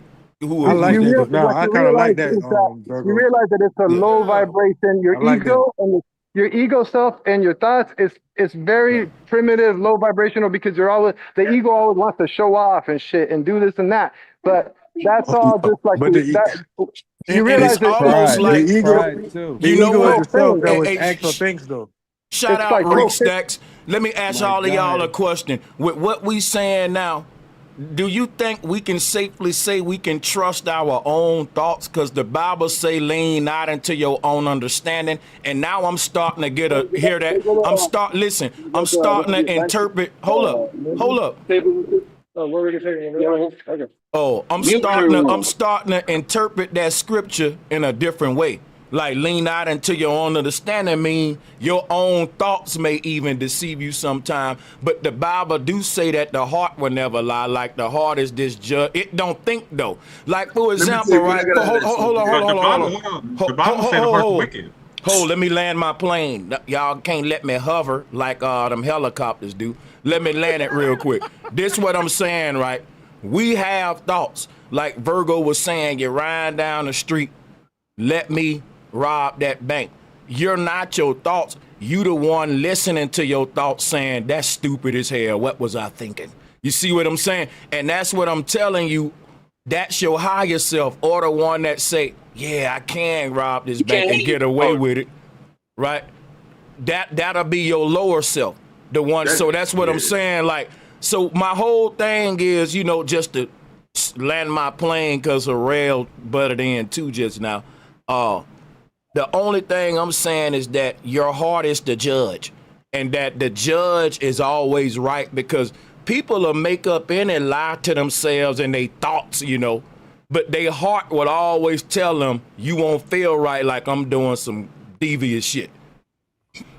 And you know what's great? Can I chime in real quick? Say that real quick. When you start to meditate, you realize how profane our little selves are. We're really like really dumb, you know. So like that's what it is. It's like you can't trust your thought. You want to give that shit a break. You don't want to always be trusting your thoughts and following that shit because we're just human. But that's our human side. But our inner side, that's God, and He Nah, don't check lie. this out though, bro. Check this out, second. I want to say let me this right quick on what Sanchez was saying before I lose thought we get too far in. You know what I mean? But okay, I want to say something to him.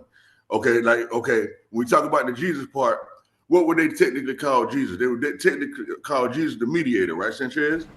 So that's the person in between. So that's the observer. You see what I'm saying? Like you're saying. And so when you see it, you're like, oh damn, okay, damn, I'm able to stand outside and see what the fuck actually going on. You know what I mean? That's you being the mediator of what's going on. So you see it, you know what I mean? And so you know, so it's really like that. And then you can actually stand back and like, hold on, it is some shit going on all the time. And I like to give an example about this, right? It's like when you like alarm clock. You know, people don't like to get up all the time, but then sometimes you absolutely have to get your ass up. So it's like, okay, the alarm clock came on early, you know what I mean? So you can have time to hit the snooze. So I'm saying, get on up, man. You know, you need to get up. That's what time you set the alarm for. You're like, nah, I don't want to get up. Right now, you're having a conversation with something right then. You know what I mean? I don't think people really understand that. You see what I'm saying? You just told something, no, they told you to get your ass up. So what is you talking to, right? And so now, when so let's say you late, you know what I mean? And the alarm clock go off. Boom, you're like, oh shit, I'm late already. You don't think about nothing. How you were saying how the athletes dude, so they take over or whatever. Like you have no thought. You don't go against the grain at all. So now you in the soul. You letting the soul take over. Like you ain't interfering with your own thoughts about shit. You see what I'm saying? Thinking you got a choice about something. You know what? That's crazy. You know what? Let me say this. Wisdom, that was dope because what you pointed out in times where you don't even have time to think, that's when this thing kick in. Like you just know, and you go with the flow. You ain't thinking. Yeah, but that's a good point. My bad, Virgo. Yeah, my bad. And then this is where the choice come in at. And this is why I say we got free will. And you got to understand we got the power of dominion. That's what we got in Genesis. They gave us dominion. But he talking about over our thoughts. And what we have to do when the negative lower self pop up with a pop-up suggestion, you got to deny it and then quickly go to the opposite. That's why we use duality or polarity, because of the simple fact we dealing with the mind. We erasing the things that we want and grabbing the things we need or want in our mind. We have a choice, and that's how you build your focus and stay on your visualization. You know what? Let me say one thing real quick. It'll be quick. We really missing the concept of free will, Virgo, in my opinion, because check this out now. Is free will really free? If I choose the wrong choice, there's a price to pay. See, because check this out. If I don't choose the script that my soul wrote out, I'm going to bump my head. Life going to be mean to me. The universe going to keep beating me up till I make the right choice. So we can say, well, yeah, you got a choice to do whatever you want. But if you want to ascend and go to heaven, you don't have a choice. You can only choose right. And because if you do choose wrong, you going to pay a price. So that ain't free for real. That ain't free. And to double down what you're saying, see, that's what you missing, Sanchez. You missing what he's saying. See, what you got, the universe got, and you got to overcome the lower self by choice. Cause I know. Listen what I'm saying now. Listen what I'm finna say. It's a lot of people don't know they have a choice or free will. The free will is you can do whatever you want to do. You can go rob somebody. That's why the world's so evil. Hold on, let me finish. And then you can go and you can teach on Sanchez's channel. You get me? You got a choice. And whatever. Hold on, man. Let me say something real quick. This is what I'm saying, Virgo. If the people who say they want to go to heaven, They think they got a choice to be able to choose bad or good, but the ancestors say if you want to go to heaven, you got to choose good. That's all I'm saying. Most of the world choosing bad even though they go to church because the church convinced them they got free will, but that's a lie because they're going to pay a price. Jesus didn't pay the price for their sins. The universal law of karma will make them reincarnate till they learn their lesson. And a person that just think if a person can murder every day and get away with it, they'll never learn their lesson if innocent people serve the time for them. They need to do the time so they can learn. Not Sanchez, I'm not murdering people. If I pay the price for them, that's like me taking a whooping for a child. That child will never learn and get better and the world will be messed up. See, the church did a number on the world and got them into blood sacrifice. That's why the evil barbarians was moving evil. Because they convinced their population you can do whatever you want to do. You got choice. God gave you a choice and you still can go to heaven no matter what you choose. That's the interpretation of free will today. All I got to do is ask for forgiveness because Christ paid the price. The Bible said a whole church going to get led to hell with the papacy, with the Antichrist, with that false teaching. You know what I'm saying? Yeah, that's right. And it also say too that every man must work out his own salvation. Hold on, right quick, can't nobody pay the price for the wrongs you done but yourself, because you got to learn from it. That's the law of the universe. Amen. That's a trap from the Romans. But I don't take it literally, though. See, my thing is, but the Bible said don't take it, don't add from it though. You gotta take this thing literally though. I'm gonna leave it alone because check it out. I'm taking the Bible literally. I'm deciphering it in a way where I can take it literally. For example, when they said Jesus died on the cross, Neuralink technology looked just like a cross.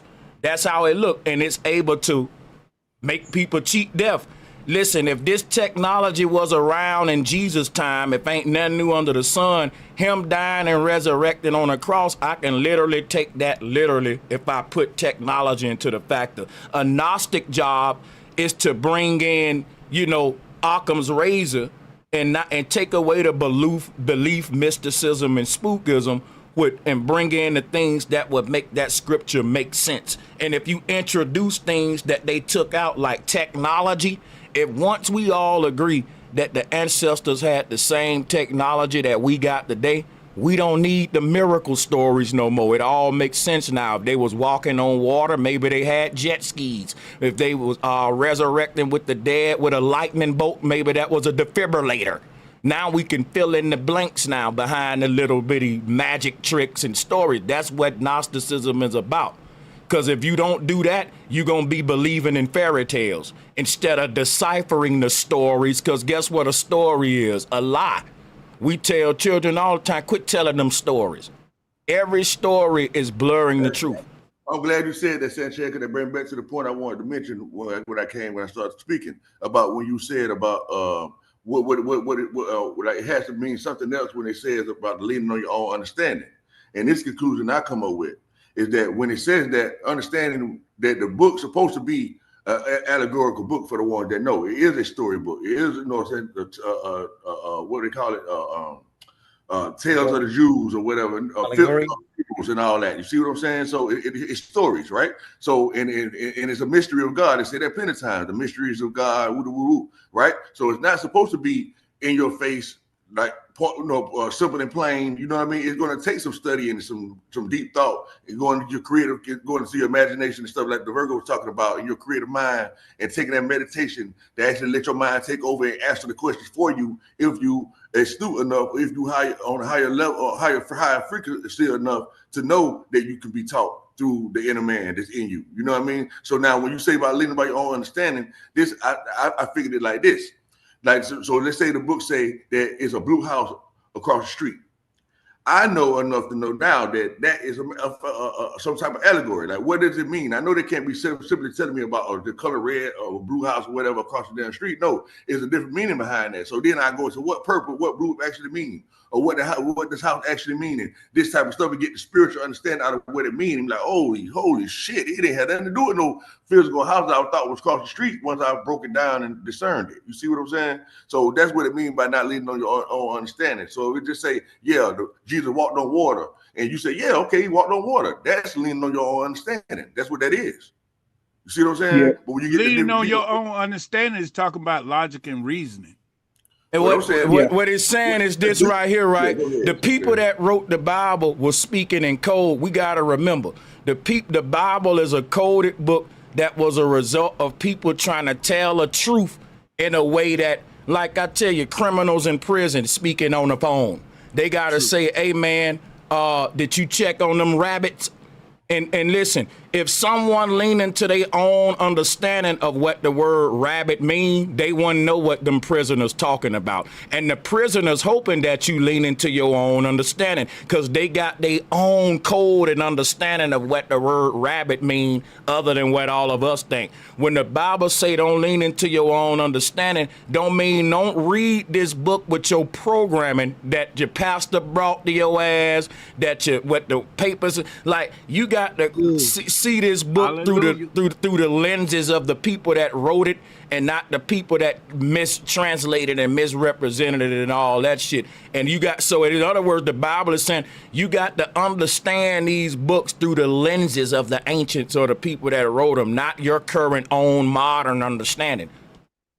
100%. Drop a bomb. Drop a bomb. Yeah. Drop a bomb. And I Most wanted to definitely add appreciate to that, y'all. Hell yeah. Hey, Drop yo, a bomb. Sanchez, you and Virgo sound alike, because when he started talking, I low-key be thinking it's you. Like, no bullshit. And That's as what's far as that flow shit. state, when you start synchronizing and you start flowing, that's the joint right there. That you're not thinking. You just dropping bombs. You feel me? Like you in that state. And another analogy for that is when you driving in a car, if somebody run out in front of you, if you think about hitting them brakes, it's too late. You feel me? Like it gotta be right on time. Like your foot is automatically going to touch the brake if somebody run in front of your car. And that's the muscle memory that you need to have with your thoughts. Like, if that makes sense. That's what they call involuntary impulses, right, y'all? You know what I mean? So when you voluntary, I mean you conscious of what you're doing. That's the physical part of shit. But when you're involuntary, like the subconscious mind and things like that, when like something just told me to do this, but people not really looking at it. Yeah, something did just tell you though, nigga. It was not you telling you. So people don't try to understand and build a relationship with that. You know what I mean? To get to know that. You know what I mean? So you can always be guided by it, and you know you're never moving on your own accord. You see what I'm saying? When you get to the point where it says that everything works for the good for those that believe in so on and so forth, right?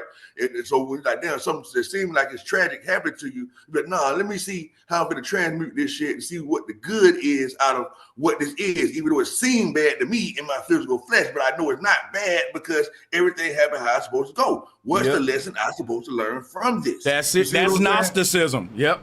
Yeah.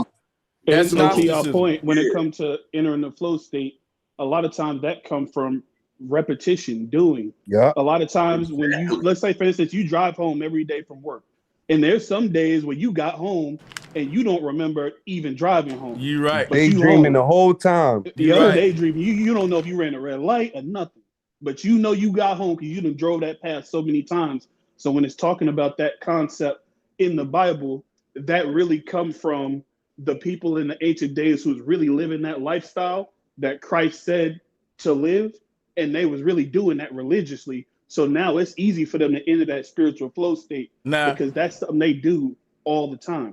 Guess what's hard for them. Guess what's so deep about the drive home? I don't remember the drive home, but I'm in my driveway now. Oh well. All I know, I was daydreaming, and it took me like 2 minutes to get home, and normally it take 30 minutes. It didn't feel long. I was in my mind, and now I'm at my house. We've all been there. Here goes something to think about, right? When we dream, we immediately assume whatever action we're doing in that parallel reality the moment we start dreaming. So the moment this body fall asleep in this world, let's say there's another you fishing. You had a fishing tournament, right? You just keep fishing in the dream, and you may not remember that morning, that afternoon, you just fishing. Now you may wake up from the dream and say, man, I was dreaming I was fishing. But we lose track of time all the time by projecting into our thought realm. Here go the thing that's tricky about it. You don't remember driving home, which means you was in your mind outside of your body, but your body was still hitting the gas, hitting the brakes. And think about this, right? When you leave the dream world, that body in the dream world is still fishing, still carrying on. You just ain't conscious of it. So this proving is true. The fact that sometime we get home and don't even remember none of the drive and the whole thing until we snap out of it, but your body didn't have an accident. So this is proof that your body can be on autopilot while your mind wander. Exactly. And to give a better example of that too, well, not a better example, but another example of it is that a lot of times that happen to people when they get drunk. You know how many times people got fucked up and be like, nigga, I don't know how I got home. Nigga, I was so fucked up, but they call it blankouts or whatever. You see what I'm saying? And that's another Hey, form of... the sister, you can jump in when you want. You got your hand up. You could just talk.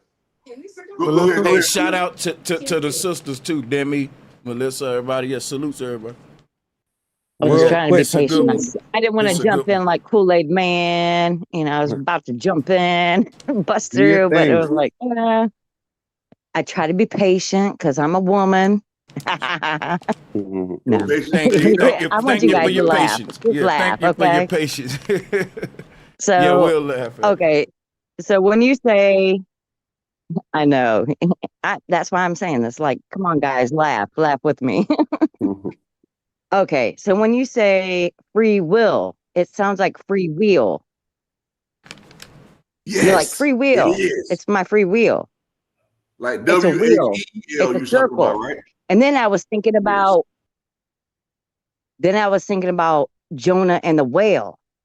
Free will, free wheel for whale. Free Willy. Willy. And for God then, damn. you know, like That's Jonah crazy. didn't win. That's kind of Well, trippy. yeah. Yeah, And I Yeah. my bet it bad. makes sense too. My bad. But you Good. know, like Jonah went in the belly of the whale and he got like, sir, it was everything's free will, free will, free will. That's crazy. It's a circle. Like he went in and he went out.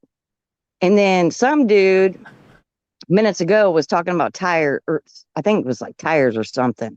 And I was like, yeah, like when you hit the curb and then you fuck up your balance on your tires and you got to get it, you know, like, you know, you take it in and they put it on that device. Help me out. I told you in the fucking chat, I'm getting Get a fucked up. I need a rebalance. seat. Yes. You get Thank a you, rebalance. girlfriend.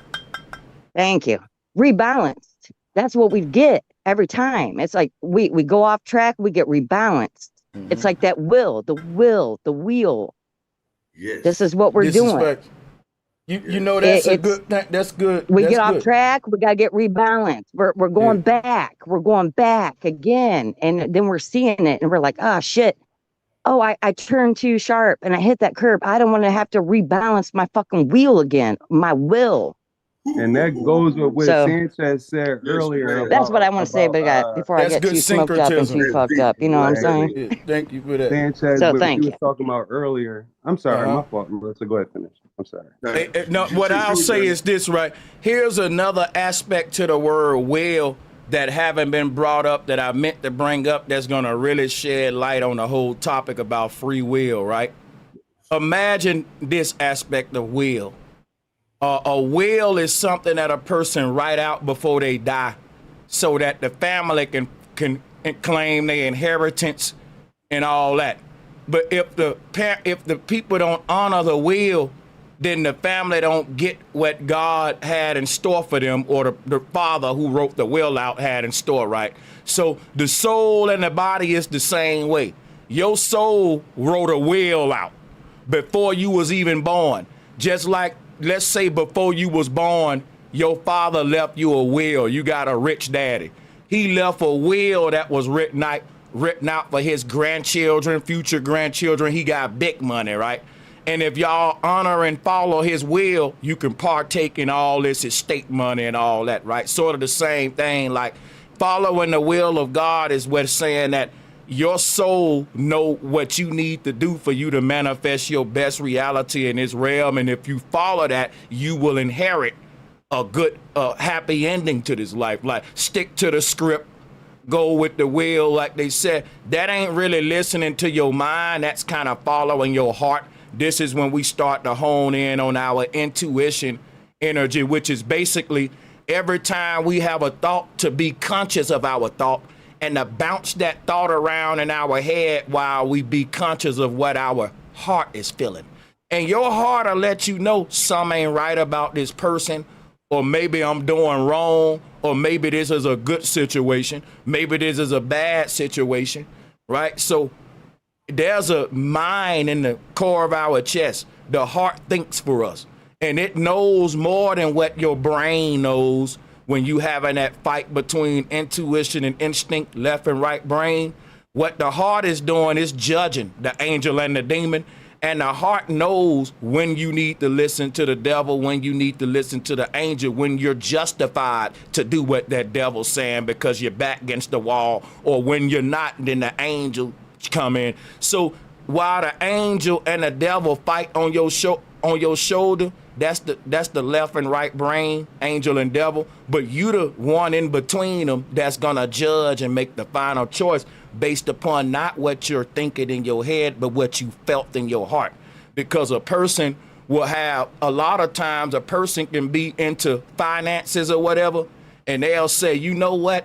I worked this deal out on paper and it makes sense. I went over 3 times. I brought the calculator out. This deal make perfect sense on paper, but I just don't feel right about this individual. And you will say, fuck what my brain and logic and paper saying. I'm gonna go with my feeling. And you'll realize you was right about that person. Some came out about them that you glad you didn't just listen to your logic, your rational, your paperwork. You see what I'm saying? That's a part of us that we need that doesn't rationalize. It feels when you say, I feel you, man. You know, something ain't feel right. That's intuition. When we master that, that's the part of us that don't even gotta think. It'll just feel its whole damn way through reality, and it'll never be wrong. That's right. Yeah, The that's truth facts. written on your hearts. That's facts. That's You know, facts. It's written on your hearts. Because the heart is the mediator again. You see what I'm saying? Because that's the middle chakra. Like you can't even get to the higher levels without going past it through the heart. You know what I mean? And say, you know, say God judges the heart. You know what I mean? So we know the heart is the main. Okay, they say you can't even really get anything if your heart is not in it. You know what I mean? So you know, like Sanchez was saying, you can try to rationalize it or whatever all you want, but if your heart is not into it, you're just not gonna be able to do it. Like you probably can win, but if you ain't have heart or courage, you just won't have it. You see what I'm saying? And there can't nobody give that to you. You see what I'm saying? You gotta have your own heart. You know what I'm saying? But yeah, go ahead, y'all. And the creative formula is the right hemisphere of the brain. That's where our creative power, our imagination, intuition, our feelings come from the heart, dreams, and our art. It comes from the right hemisphere of the brain. So in order, you got to use all them faculties in order to use your will to paint the picture for the divine to come through that picture and manifest it on this physical reality.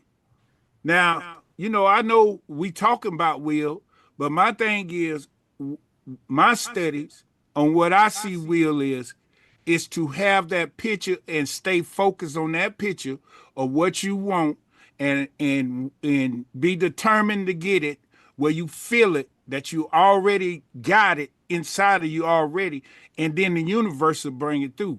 And I did that several times by experience. The first time I went to Cambodia, I said to myself in my heart, I'm going. I don't care what it takes, I'm going. And then I'll be riding, just thinking about what I'm gonna do, going to Angkor Wat, just chilling, hanging out with the people. And I found myself doing it. So that's what I'm telling you what the will is from my study. And And no, it's, you're right. My bad. you know, From and another perspective, yeah, God put that desire there. So from like it's a paradox because at the same time, it wasn't a choice because you were going to do that anyways because that desire was there so strong.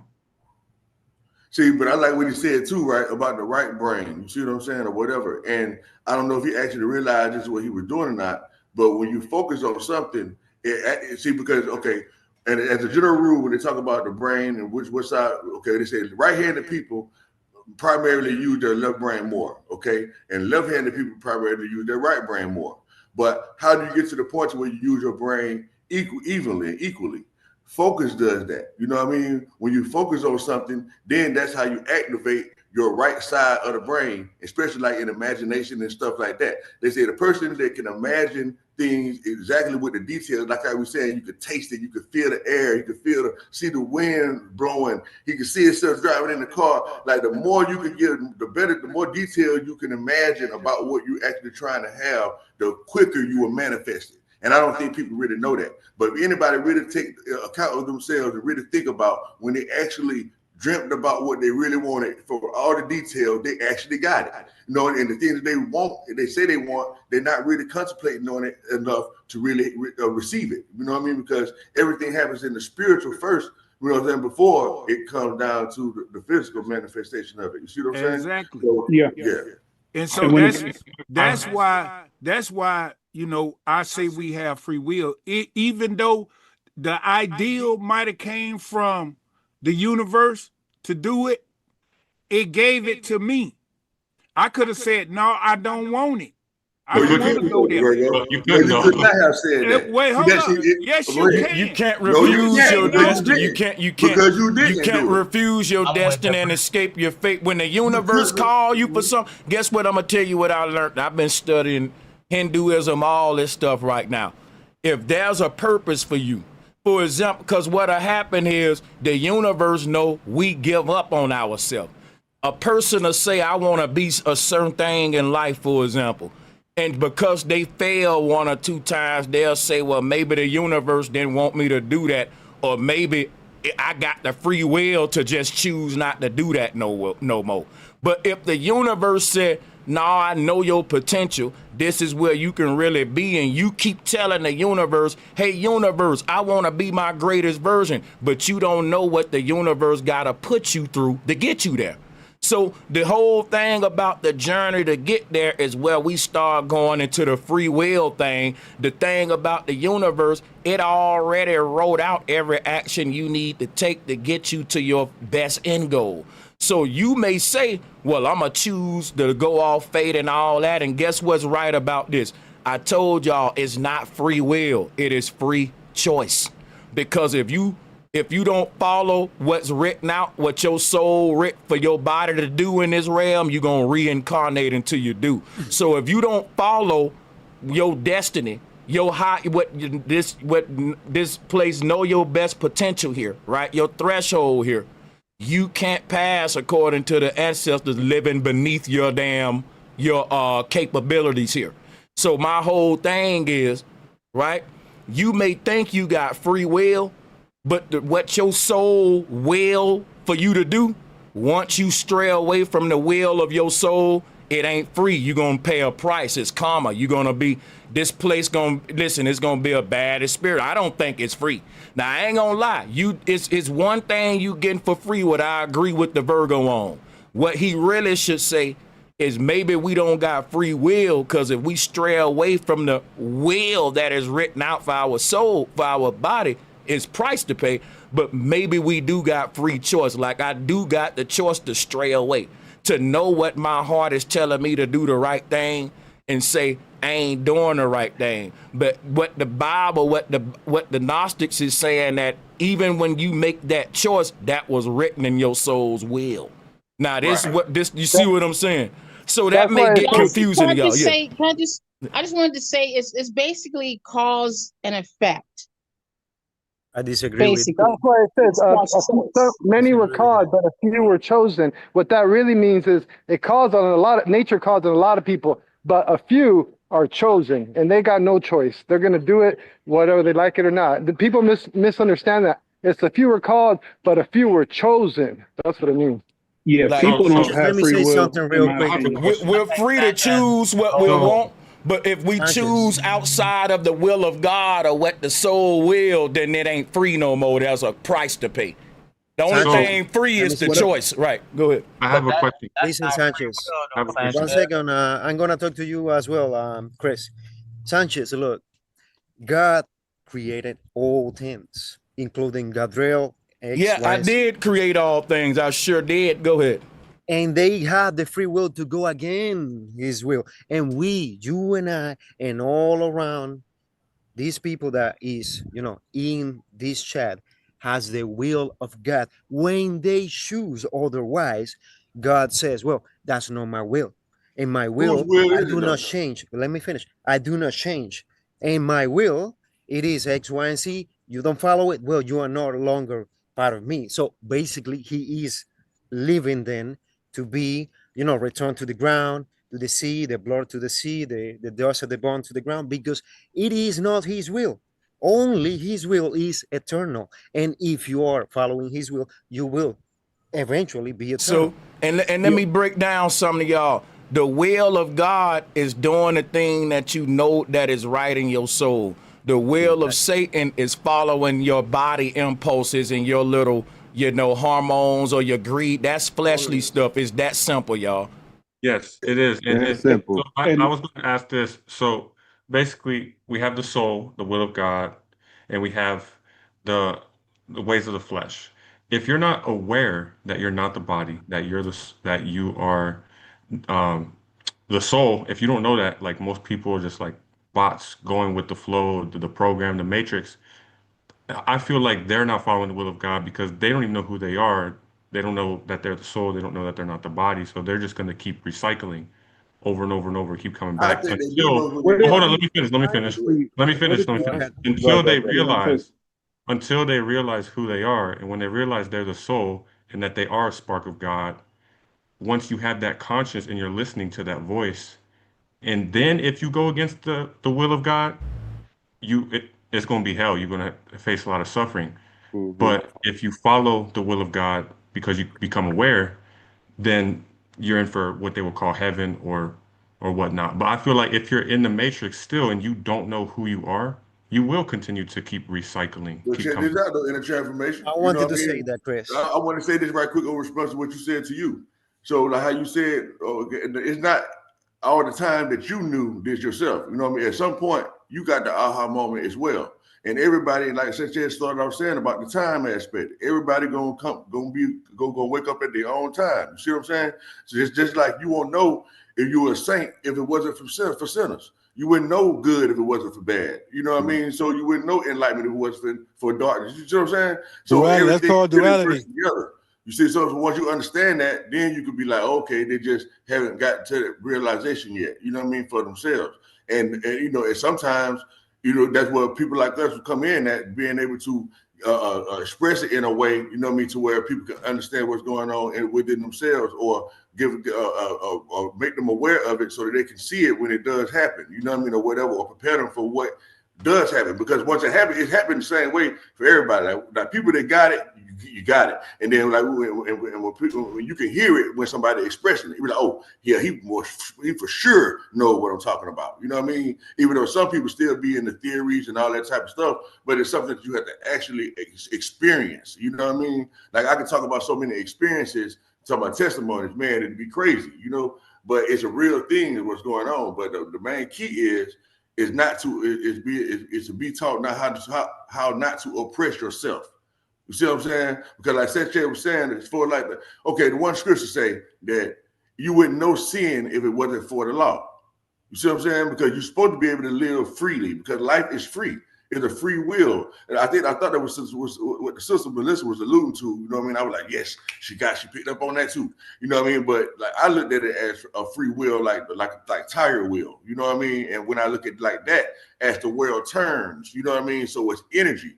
You know what I mean? You know, when you get into the ancient cosmologies and all that, y'all understand that the cycle of the wind, you know, with the cross and all that type of stuff, that represents the cycle of the winds and stuff like that as well. And that's the wheel of life. You see what I'm saying? So we talk about free will. That's really what they're talking about in essence. They're not talking about no decision making at all when it comes to that. It's sort of what I understand about it. But I don't believe in free will in this context. I look at free will as your destiny is on the other side of a maze. So you have choices within that maze. You can make a turn here. You can make a decision here. You can go this way. Can I ask you a quick question? Shouldn't that be called free choice, though? That's I believe it's a choice. You have choices when you get into a crossroad. Let's say somebody is road raging you, and you have a choice whether to jump out the car and escalate an altercation, or just like, okay, you know what, he might be having a bad day. Let me just go on. You have choices, but at the end of the day, the grand scheme of things, who you supposed to be, you don't have a choice in that. If you follow the path you were supposed to follow, that was already destined for you. There's some people who have certain destinies over their life, and they don't follow their destiny, and so they end up becoming lost, and they got to do it again. I like that. I look at it as choices. I look at it as Let me ask you destiny. something, GM. You know, I got a good example too. Do you agree that your blood cells are alive? Yes or no? Of course. Yeah. So Yeah, do you the agree that cells the in your white body's blood alive. cells are alive? Yes or no? Yes. Only thing in your body that's not agree alive. that you have full control over those blood cells, even you though do. they are alive. Yeah, I do, but guess what though? So If do I you get agree? cancer, Do you I agree? do. They are at your mercy, and you are like a god to them. Yes. That part I do not No, agree no, with, no. because guess It's not what? like a God to If them. I They're if I God to if I you. I said if I like It's God. I didn't say you are a symbiotic. god. It's symbiotic. You cannot do whatever. oh you yeah, want. I can't live without all the organs and stuff Oh in my yeah. body. Okay. So they are part And of they you. can't And live they without you. Yeah. They worship you But guess inside. what Symbiotic. It's though? a They mutual provide you with relationship. something, right? Do you Yes, agree? But I make do. I want to All right, see so what point you're gonna make with that. Go ahead. Yeah. I know you know, Sanchez. I know Yeah, you you know, got it. but still, GM, do you agree that they have the will, all right, to live? Yes or not? The blood cells. Do you agree? Yes or no? That's biological. No. So I would say Well, They do got the you will to agree? die I'm saying, you because they agree or disagree? rejuvenate. Tell me. that's Okay, innate. go Tell me ahead. your That's an innate opinion. What's the thing. point? What's the point though? Look. What's the point? Facts. The point is that you don't have the wisdom to count the clouds. You don't have the vision that God has. Can I It's ask And you a I'm question, not right? I debating don't that. know what you're talking about. Can I I'm not ask All you? I debating gotta that. do anything. I gotta You ask need you to a question, understand. right? Watch Go this, ahead, right? Watch this, right? You know it's possible to create a thing but don't know the quantity of it. For example, if you probably ask the Ford family how many Fords are in existence right now, they probably say, listen, we invented the Ford brand, but we can't tell you exactly how many specific Fords on the road right now. But my whole point of making that is saying that is this right here. In a dream, your mind recreates a parallel reality with another you in it, with a sky, clouds, grass, everything that's here is present in a dream with you. So what I was saying was like, why would I look around my own dream and give credit to some sky daddy that created this place when I know I'm sleeping in the bed somewhere in my own body? So if I walked up to you in your dream and said, did God make that sky? You don't know that this is like, life is but a dream, and that we're all will awaken out of this thing. It's a shared experience that we all are dreaming into, so to speak, according to the ancestors, which is why we see Buddha sleep in the tree. Because that's the whole Matrix movie. If you look at the Matrix cover, they got the babies sleep on the tree, having their experience inside the Matrix simulation on that little tree with the robots on it. And that's the story of Buddha. Buddha in the tree, life is but a dream. His eyes is closed. He living out his earth experience. And then when he wake up from it, he will be better than what he was before Buddha went to sleep. He will have this new profound, a new version of himself will rise out of that sleep. So that tree is like a cocoon ready to hatch out the new Buddha who went in as a caterpillar but gonna come out as a butterfly. He sound Yeah. like I'm he's speaking glad from you a brought up Buddha, sky daddy. Sanchez, because I was waiting I for agree with somebody to you. bring up Buddha, because you know he was alive before Jesus. You know, everybody talking about Jesus, but nobody bring up Buddha. Yeah, And I wanted Jesus, to add to Jesus in the tree is Jesus. Buddha in the tree is Jesus on the cross. The same story of rebirth out of the simulation. But yeah, go ahead. and to add to that point, there's a lot of people in hospitals right now that they want to be alive. Every fiber they being, they want to be alive. But guess what? Their body is failing them, and some people can't walk. And Your there's body no free ain't will really. that you can do because I you're not got your you. body. Hey, I got you about like some people. They want to be alive. They think they about to die in the hospital, but they just about to be born again. Life is a continuum. Yep. And those people may not realize that they are not their body in and of itself. So Yeah. that's all I had to say. That's facts though. I agree. Hell yeah. But Yo, remember bro, that. can I add something real quick? Go ahead. Brother, travel the universe well, brother Panic. This is a shout out to him. Yeah, shout out to, let me drop a bomb, man. Shout out to Brother Panic, Shout man, out for to real. bro Panic. Yeah. He said you program the subconscious mind with three things: repetition, symbols, and trauma. So, like you were saying earlier, somebody said it like the repetition of something helps you do it unconsciously. Like, so, and back to the point where you was talking about free will, as I'm listening to y'all, I'm thinking what Melissa said about the tire. Think about a tire. If you got a stagnant tire, let's just say you are the tire. If the tire is stagnant, it's gonna fall. But if you roll it, if you stay the course, it's gonna go straight and it's gonna roll. You get what I mean? But if you go off will, like she said, you hit the curb, you got to rebalance yourself. But it's really not a rebalancing. It's just it is, but you're getting back on the course of quote unquote free will or the destined path that you already had to do. Like, so I don't think it's no free will. It's just, well, yeah, that's a hard question, bro. Like, Well, the whole thing is this right here, right? What we saying is free choice for real. You got the right to let the tire roll to the left or the right, but here's when you don't have a choice, right? If you say, Sanchez, I want to go to heaven, at that point, you can kiss the whole free choice, free will. In order for you to go to heaven, you got to do what God wants you to do. So at that point, it ain't like the concept of you can do what you want to do. That is true. Like the universe ain't going to force you to ascend. Like, But so let's be clear. so the whole thing is choice is free choice mean you're free to choose right or wrong, right? But when it comes to going to heaven, you got to get rid of that free choice option and you can only choose right.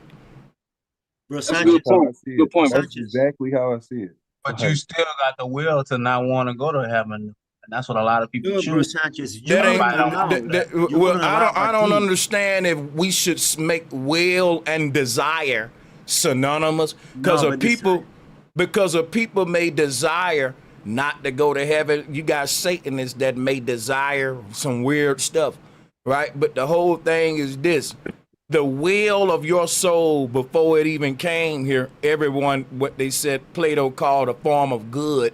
You're innocent. As a before the world taught us Satanism, Gothic, rock and roll, just all this crazy shit. Indoctrination. The original form we had was just innocence and good. So just because you may have sick desires right now, don't change the fact that your soul will was right for you and for you to be your greatest version. But if you live beneath the will of your soul because you had other desires, then that's called reincarnation. And that goes back to what I was saying. The universe give you the choice to choose what you desire.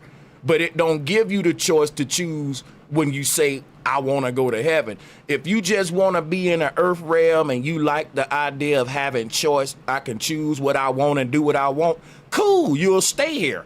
But the moment you say I'm ready to leave, you don't have no more choices no more. You can only do good, or that's it. Sanchez, And real just quick, like Chris said, That's a deep point, Sense. I was about to say, Chris said that. You wouldn't want a thief in your house. Hell is worse than earth. Tell me if you will allow a thief, a killer, a lustful man in your house. Would you want that as a, inside in your house? No. Would you like that? No. You know what? We need to talk. My bad. Go ahead. Make your point. Exactly. So in heaven, God would not like those kind of individuals. That's a human attribute that you putting on God. This is the test right here. The test is, are you willing to pass a test so you can go inside my house? He got a sky daddy mentality. I think choice is like a limit, though. There's a limit to the choice, though, Sanchez. You know what I mean? Because like I know how you say we got free choice, but I don't really agree with that neither, Sanchez. You know why? But listen, because like let's say if I say, hey, you want an apple or an orange? You know what I mean? Yeah, you got the right. You can choose which one you want. But it's like, hey, what if I want some motherfucking strawberries? Or what if I want some this? Or what? You see what I'm saying? So, like, do you really have choices? You see but you would have to choose. You would have the right to choose the strawberry then. So, but my thing about this, you still proving that you even have more choices than the apple and oranges. I'm just offering you two. But the thing is this right here. I think what we've proven here tonight with this conversation is there's a bit of paradox to this whole question. Because watch this, right? From our perspective, it seems, think about this, right? And this will make sense out of the whole thing. What if there's a universe out there floating around in one of these stars, a parallel reality, where the best version of you is there? They say that's Polaris, right? Let's say that, okay, cool. Now look, what if the best route up this mountain, because I'll be watching these cliff climbing shows where dudes be free climbing, they don't use no protection. If they fall, they'll die. You know what I'm saying? Right. And these people, they have to plan their route so carefully because it's life and death. And they say, well, I'm gonna touch this little corner. I'm gonna plant. They got a whole layout on a computer of the mountain. And they looking at it saying, I'm gonna grip this part. Everything calculated, ain't a random climb. And I'm saying up the stairway to heaven, all of these stars are leading to Polaris, and your soul already projected the best path from this star to that star. I'm gonna project here to here, each incarnation till I end up at Polaris. And if you don't take the path that we agreed with, you freestyling now, and that's damn near guaranteed death in the cliff hanging world. You stick to the script. Yeah, you stick to the script. When it come to mountain climbing, you plan this for so long, you don't want to stray from what we plan, man. And it's kind of the same thing as like, if a person on that mountain, sometime it don't feel right. It may feel like, wait a minute, should I really grab right here? And they got to remind themselves, we went over this for 6 months. Let me not be like the other cliffhangers that broke the script and died. Because you may think it's easy to stick to the script until you actually climb what y'all put in the computer, right? And it don't feel right sometime. And it's like, but hold up, we did the numbers. We know this the best route. That's when you gotta trust the soul. That's kind of like the same thing, you know what I'm saying? That's like, because if you on that rock, that's a good point. That's a good point right now. Cliff to grab, you might go for the easy looking shelf or cliff to grab, but you gotta grab that little tiny one that's going to get you up there. That's right. Yeah.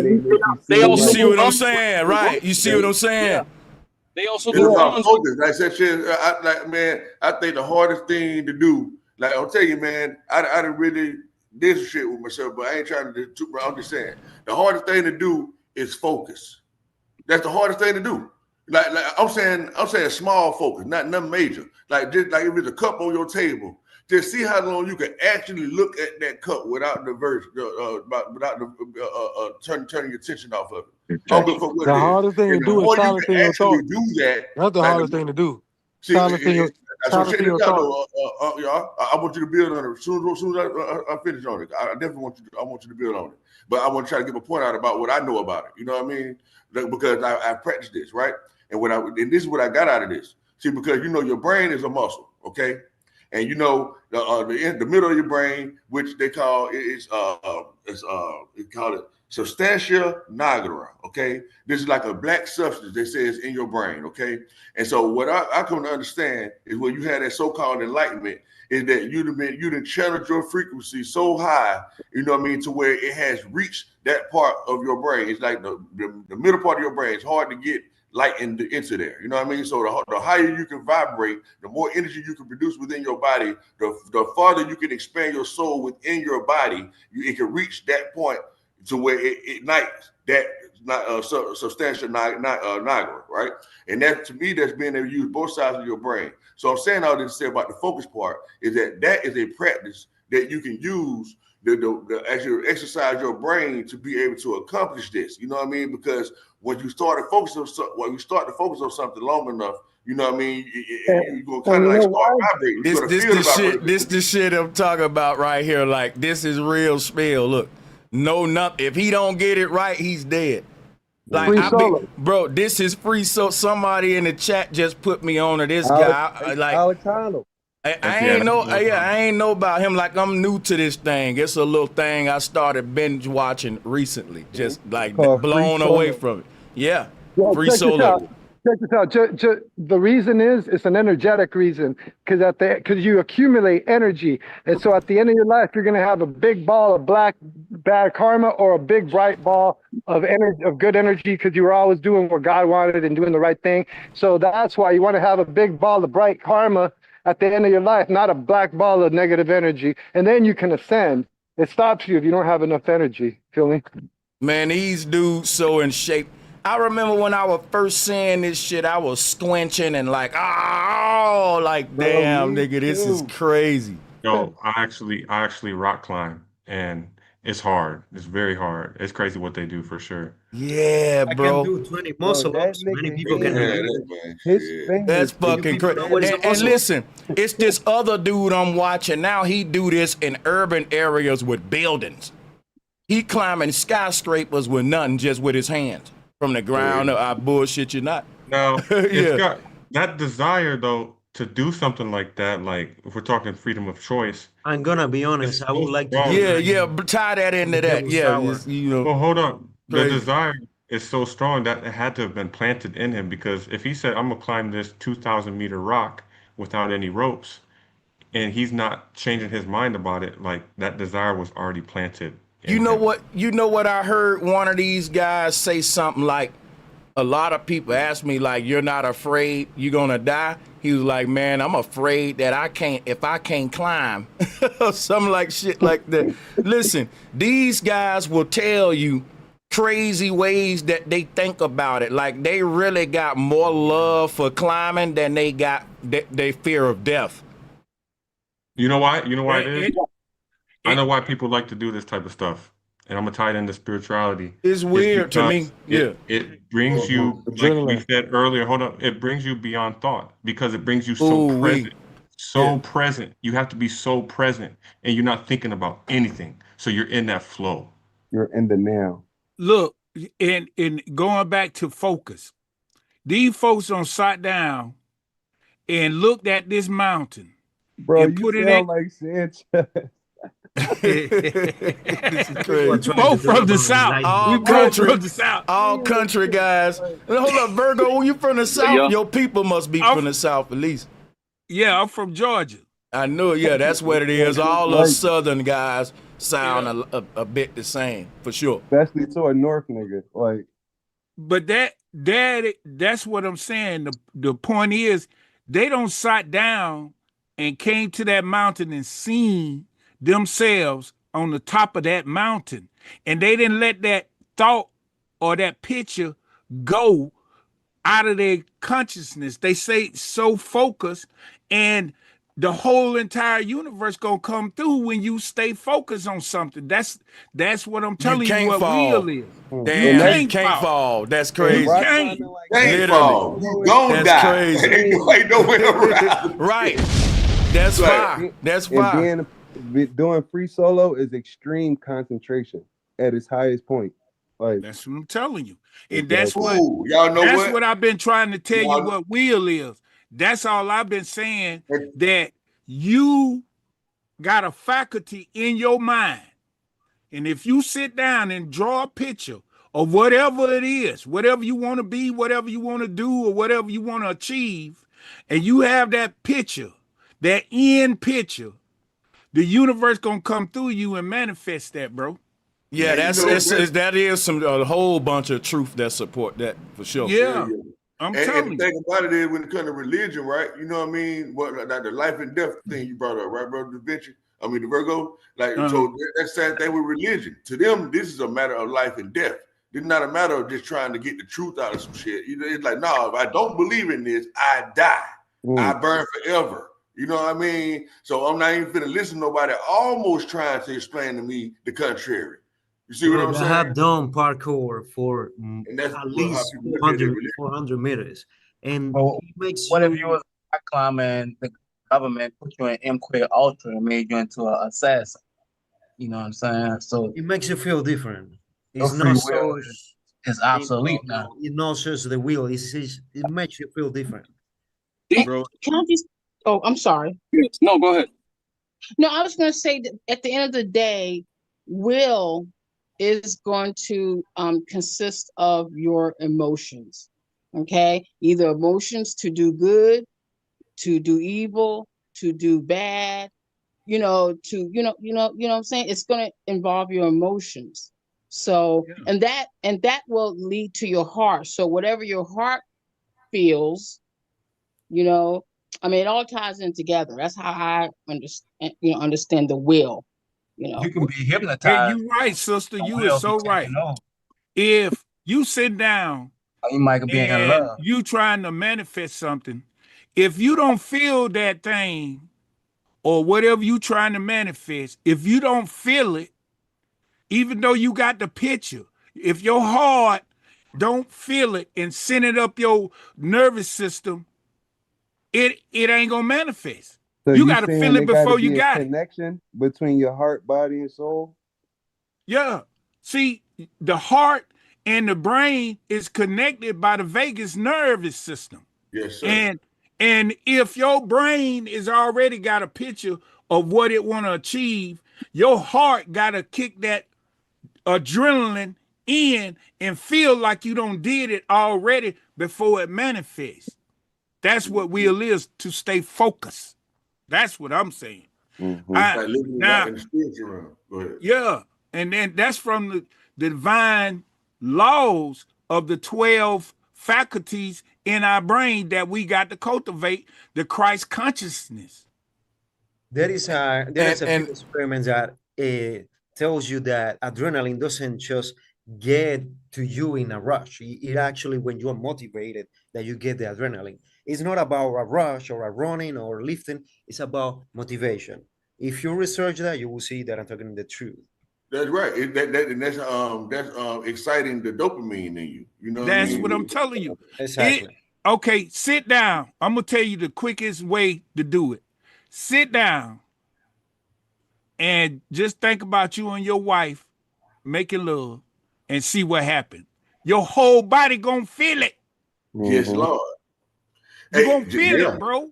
See, and So that if go you back to trying like to listen to manifest, your favorite song, right? The Vintage, the Virgo. It's a lot of different examples, right? That yeah, just simply like listen to your just favorite song. Like right now, you can be like, I'm gonna listen to my favorite song in my head. You can be listening to that shit. They be like, nigga, what you listen to? My song, nigga. I don't need no radio type shit. Right. But thank you, crazy as fuck though. And I got a question for you, for y'all though, right?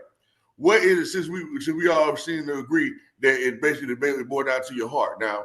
And so obviously we don't follow our heart all the time. You see what I'm saying? Because if we did, we'll probably be exactly where we want to be if we didn't have certain fears about certain things when it comes to what we think we should do. That's So the do we thing. think it's like moral like morality is what stops us from doing it. Like what we think other people are going to think You about. know what it is? What our heart desire is. You see what I'm saying? Is what stops most people from achieving what they really want. Just living real free, like truly. You know free. what? Like, It's the You know matrix. what it is? I think the part of us to getting to that level is learning to break away from our instinctive programming and rise to the intuitive knowledge that's already written in us, that already knows. Like when I say, I don't teach y'all stuff, I remind y'all of stuff that the soul already knew. It's just like a aha moment. Is like I just remembered something. It ain't really like I learned something.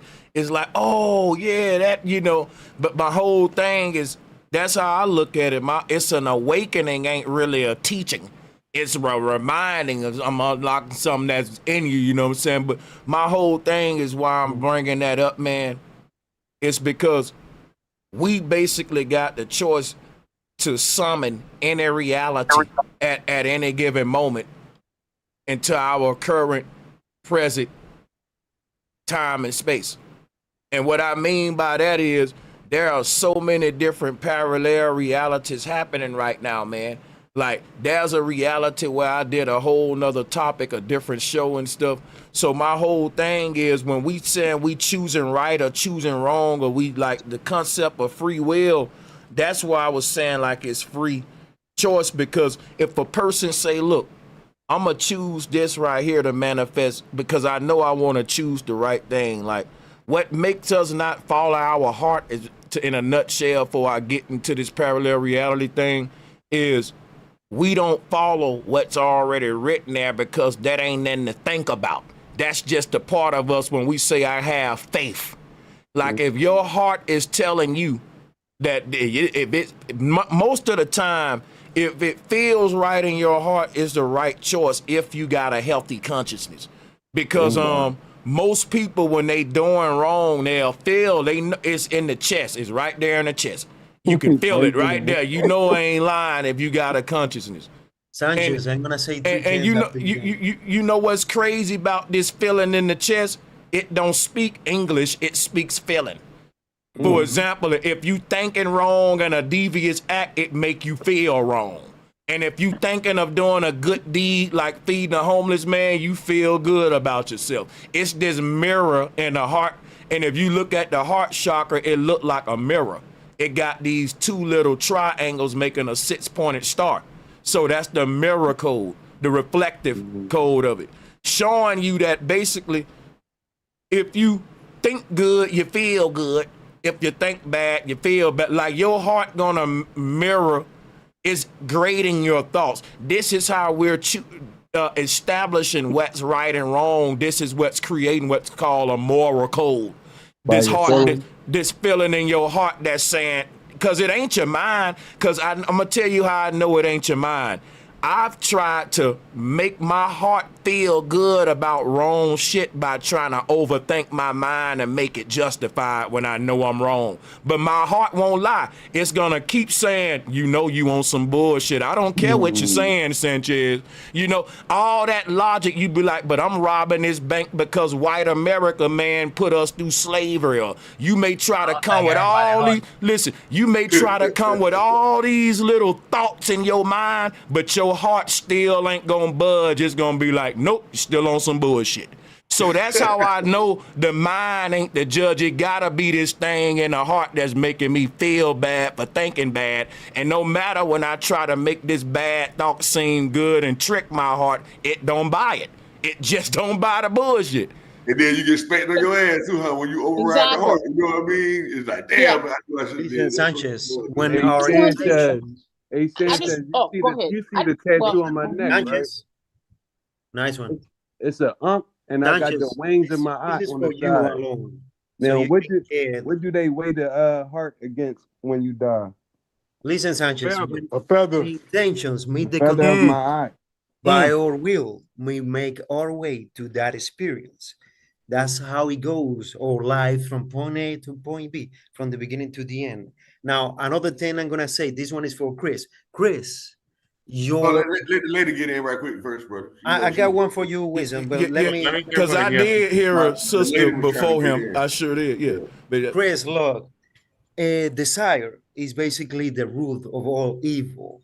If you didn't desire in any point in life that you suffer, you wouldn't suffer. Hold on. I gotta Desire Well, is the root of life. stop. That ain't right. Desire is the root of That is life, brother. not Because right. without desire, life wouldn't even desire. exist. No, listen, you were given at the beginning of this world, this creation, everything. You don't need no desire. You were meant to experience everything, and that was it. Now, desire came along when all the wicked people, all the wicked, the foolish, and the evildoers came along to your generations and your descendants, and they rocked their world. And they told them, look, this piece of dirt that is shiny, this little coin, you gotta get it from me. If you don't get it, you don't eat. And then desire start developing in all the nations, in every household, and so on. But desire wasn't a thing back then. When you were a kid, you didn't have desire. You didn't. I'm gonna tell you one thing, bro. Wait. I need Can you to go. I need you to go and read about Buddha Let and me his. respond real quick. I know his you desire. know. I know you His know, des- Bro Sanchez. I know you know. Let me just Go ahead, respond Chris. real quick because desire is like fire. It can be good. It can cook your food. It's life, but it can also burn the house down. So desire, without desire, first of all, we wouldn't exist. Like life wouldn't even exist. So it can be used for good or evil. It's just duality. It's a paradox. It's not I bad. think you're confusing the That's a beating of good your heart. See, analogy. the treasure of life are not measured by That shine, was good, size, man. or design, but by the beating of your heart. When you lose your phone, you remember those beating of your heart. Where is my phone? Where is the key of my car? You remember those beating That's of your right. heart? You ain't with got you no on that. food and you ain't got Yeah. no water. You gonna desire some. Trust me. I You got Now, damn everything in right. this world, let wisdom, it get out. everything. Let I it know get how out to right get quick, bro. everything for free. I don't pay Hey, rent. I don't Trust pay the most high, the most high. for free. Hey, let the lady He get in right quick. She was before you, No, but I you was ain't gonna say, here. well, the desires of God would give you the desires of your heart, but it's yeah. true. But this is how my grandmother explained to me a long time ago. She's saying that confusion is caused by the fusion of emotion, right?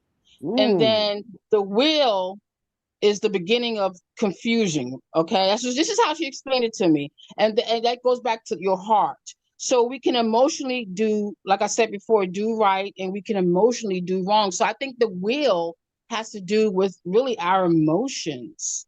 Damn, Can you emotion, say that one more energy, time? You said, emotion. what you say in the That's beginning? what motion is. Emotion is energy, emotions. So I'm gonna explain to you that again. When our intentions meet the conditions by our will, we make our way to that experience. You are living in an ocean emotion. All the emotions in the world, all of them, even the least are is running from you. All the emotions are energy emotions. That's what it is. That's literally what it is. Okay, And he's well, I not want you to religious. Trust practice. the Most High. I want you to practice not desiring anything and see how that work for you. He's I not do not talking have about. desire. I don't have He's not Yeah, desire. talking about George. that kind of desire. He's not talking about just a desire to pick up that pencil. No, I he's have talking will. about like lower physical, like bodily desires, things that you really don't need and that you can overcome with the mind, not the ego mind, but the universal The lust supreme of the flesh. consciousness. But To be that's more accurate, perspective, lust though. of the flesh, as it is in the Yeah. scripture.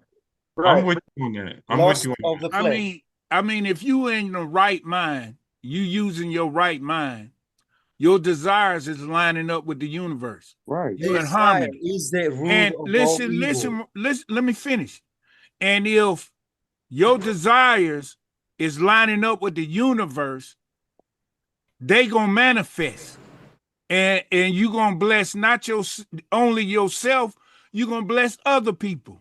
Incorrect. This is, Blessings are bro, let only me tell you from God. something. God said, let there be light. He had to have a desire for the light to come. Incorrect. Go Boy, research the meaning of golly, will and boy. All desire. right, okay, I'm through. Listen to me. When If babies come out, what's the first thing they want? every time, listen to me, every They want time you that milk. committed something wrong, every time you did a wrong in your life, it was because of desire, and you know that. You know that very well because you have vanity and you choose desire instead of choosing the right path. You all know that. You all know you shouldn't do that thing. Buddha sat under the Bodhi tree and left his wife, he left his family, he left all I treasures and know everything I riches. see that about Siddhartha. Let me finish. He left his everything. And then he tried to get rid of desire. Then he came to a realization in his consciousness and said, wait, what in the world I'm doing? I got people love me. I got people that are supposed to experience this in a good fashion. He said you can't get rid of desires because you need them. It's an attribute. That is what will is. No, That I'm is gonna tell God's you what gift he You to know said, you, what? Let me bro. say something, right? So listen, desire is like an energy.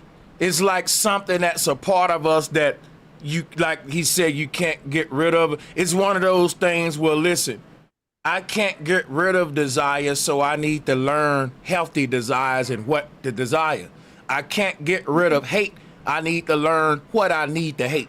I can't get rid of love. I need to learn what's to love. What, like, we can't get rid of these forces, but there's a way to create heaven by using your hate, your love, and all that to create the best experience for a reason.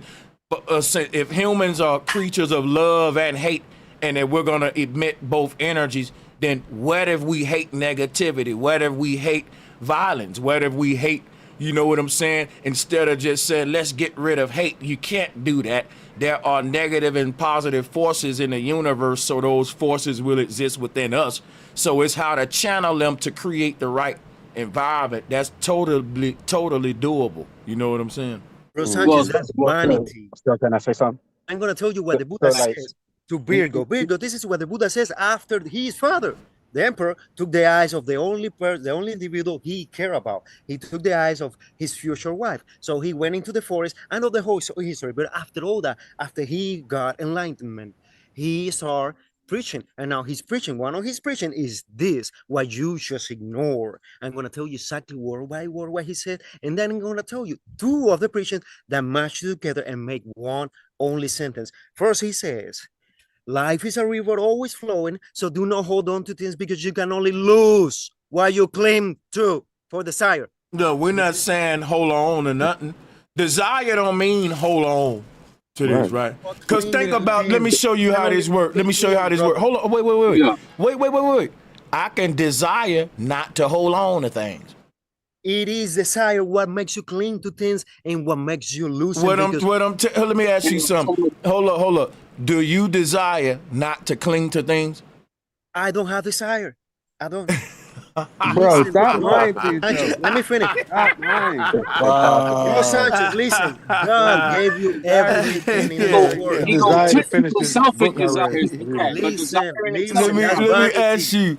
Let me All ask that you you're a talking question. about is vanity that you Let believe me ask you everything. something real quick. Let me ask you one more thing. Do you desire not to be cut off when you talk? Brother, listen, that's vanity. Vanity. Hold on, let me ask you a question. Do you desire to be on my next panel with us? Because I desire for you to be there.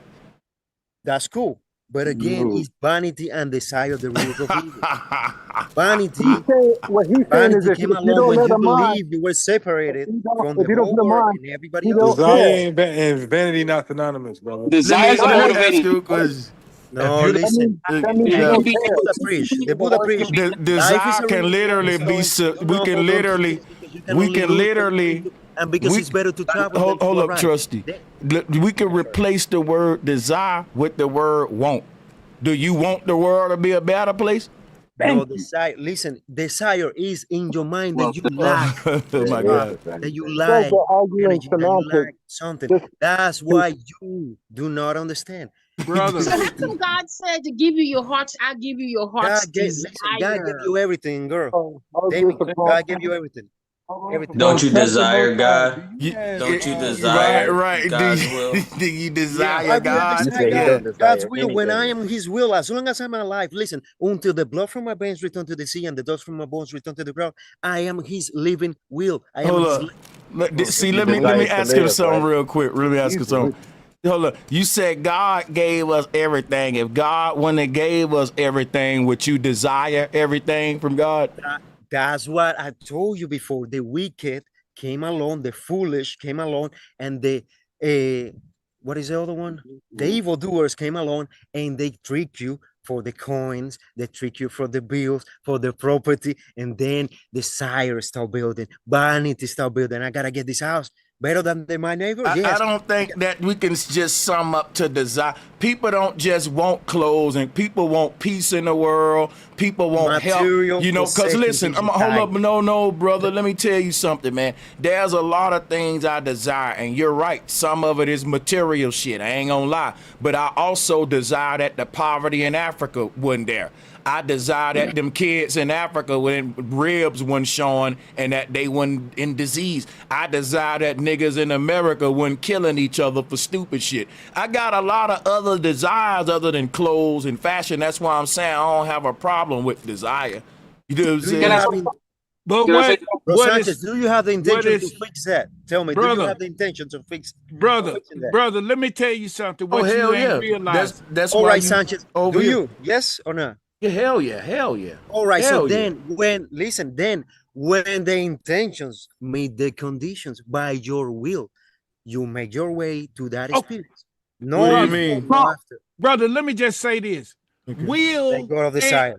Will and desire is synonymous. No. Yes, it Desire, is. it is not the Desire and same. will is the same thing. That's what I'm Listen, telling y'all. Can I read listen, it? Can I read a text real quick? You are reading the wrong definitions. You're being Y'all tricked. sound right about that too. Yeah, I ain't think about it. Yeah, desire and will. Yeah. It's the same thing. It is not the But same then thing. desire, You are being yeah. tricked. Research the original definition. I'm looking it up right now. I'm looking at the definition right now.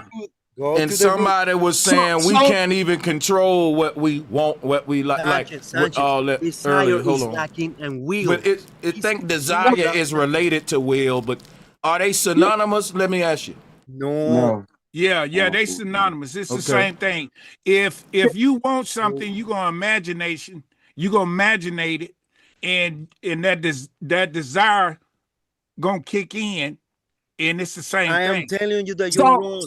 A blind man wish and desire to see things, but because he lacks a man that has eyes to see. He only have the will. You do not understand. Oh, I got a good question that's going to help this conversation. I got a good question that's going to help this conversation. Where is our desire located? In the heart. It's in the heart. Mm. Now watch this. That'll check this out, right?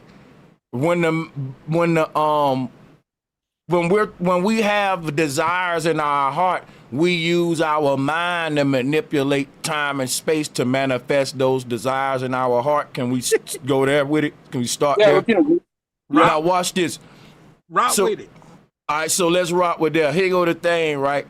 So I think everyone has this energy in their heart, because at this point, the way we breaking it down on this panel, it's safe to say desire is just another universal energy that all humans got, like what I was saying earlier. So the only thing we can do about it is learn what the desire, man.